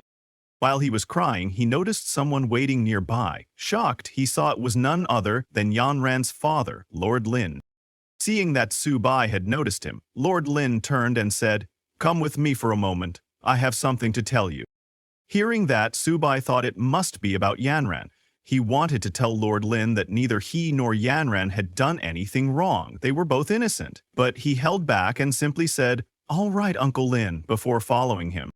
As they walked, Lord Lin said, "Subai, I suggest keeping you on the myriad races battlefield. You won't blame me, will you?" Subai laughed and replied, "Of course not," knowing Lord Lin was doing this to help cultivate him into a true expert. Hearing that, Lord Lin sighed and said, "I don't know what this girl sees in you." When Lord Lin mentioned Yanran, Subai quickly assured him, "Yanran and I are good friends. We know what to do and what not to do." Lord Lin waved it off, saying, "Never mind, I'm too lazy to manage youngsters' affairs anyway." Then he took out a golden armor and handed it to Subai. "This armor is a gift from me. Be careful when you train on the battlefield, and don't lose your life." Seeing the golden armor, Subai's eyes lit up again. He thanked Lord Lin sincerely. Lord Lin nodded and told him to go train. As he left, Subai promised, "I will train well and won't disappoint your expectation." The next day, all the bodies of the fallen soldiers were brought back from the battlefield so their loved ones could say their last goodbyes. Zixuan and Han Zhang were there to mourn Zhang Leixiao, who had died fighting the snake beast yesterday. Zhang Leixiao was part of Zixuan's team. Zixuan told Zhang Leixiao to rest in peace, saying, "Subai has avenged you." While Zixuan was speaking, Han Zhang noticed Subai arriving. Subai was wearing the golden armor that Lord Lin had given him. Surprised, Han Zhang asked Subai about the equipment. Subai quickly covered the armor and told him not to worry about it. While they were talking, Lord Ni appeared on the stage and announced to the warriors of the human race that the myriad races army had advanced toward the human Great Wall. This time, their numbers exceeded 1,000,000. Lord Ni shouted that although they were many and the humans were few, the human race would prevail. Upon hearing his words, all the warriors cheered, shouting that they would prevail. Seeing that Lord Ni was also joining the battle this time, Han Zhang told Subai that among king-rank combatants, Lord Ni Qing was certainly stronger than the King of Nine Nethers. To contain Lord Ni, the myriad races would inevitably send several stronger Lord-rank experts to join forces with the King of Nine Nethers. Hearing this, Subai grew a little worried and asked Han Zhang what they should do. Han Zhang smiled and told him, "Naturally, we use strategy. Just follow the commands."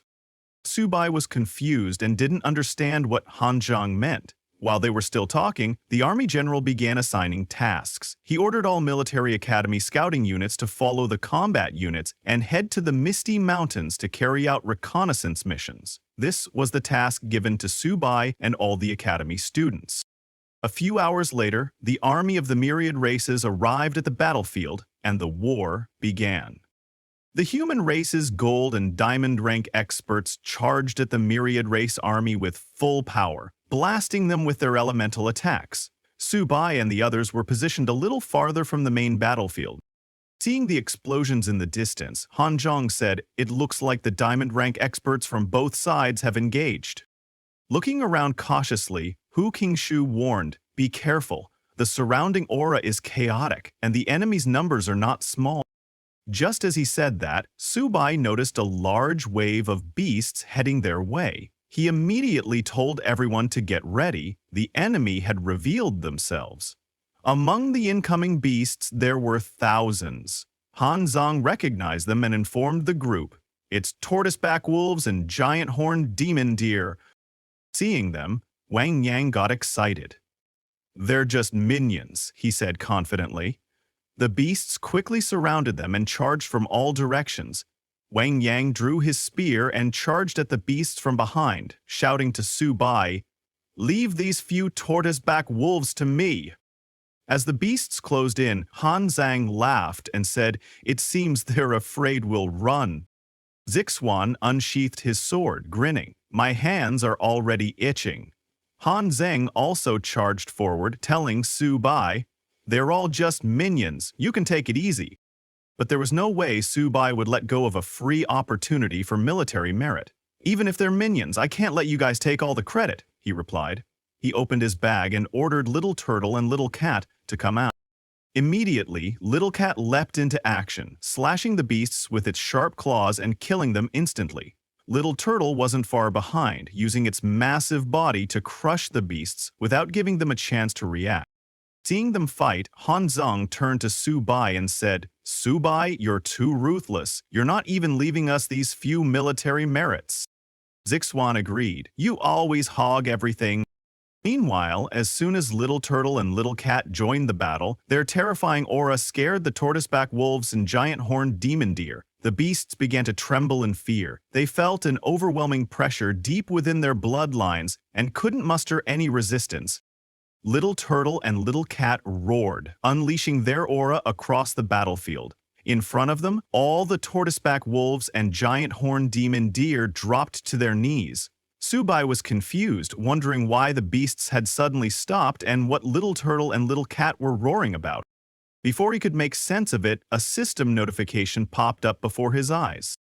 Congratulations, you have awakened the Legion function. You can now conquer alien races and transform them into your personal legion. Conditions for conquering. The target must be willing to be commanded by the host. Once conquered, the host can control their life and death and issue commands through mental power. The system asked, the Turtleback Wolf Clan and the giant horned deer tribe surrender to you. Do you accept? Seeing the notification, Su Bai became extremely excited. What the hell is this? Legion function? Recruiting all races?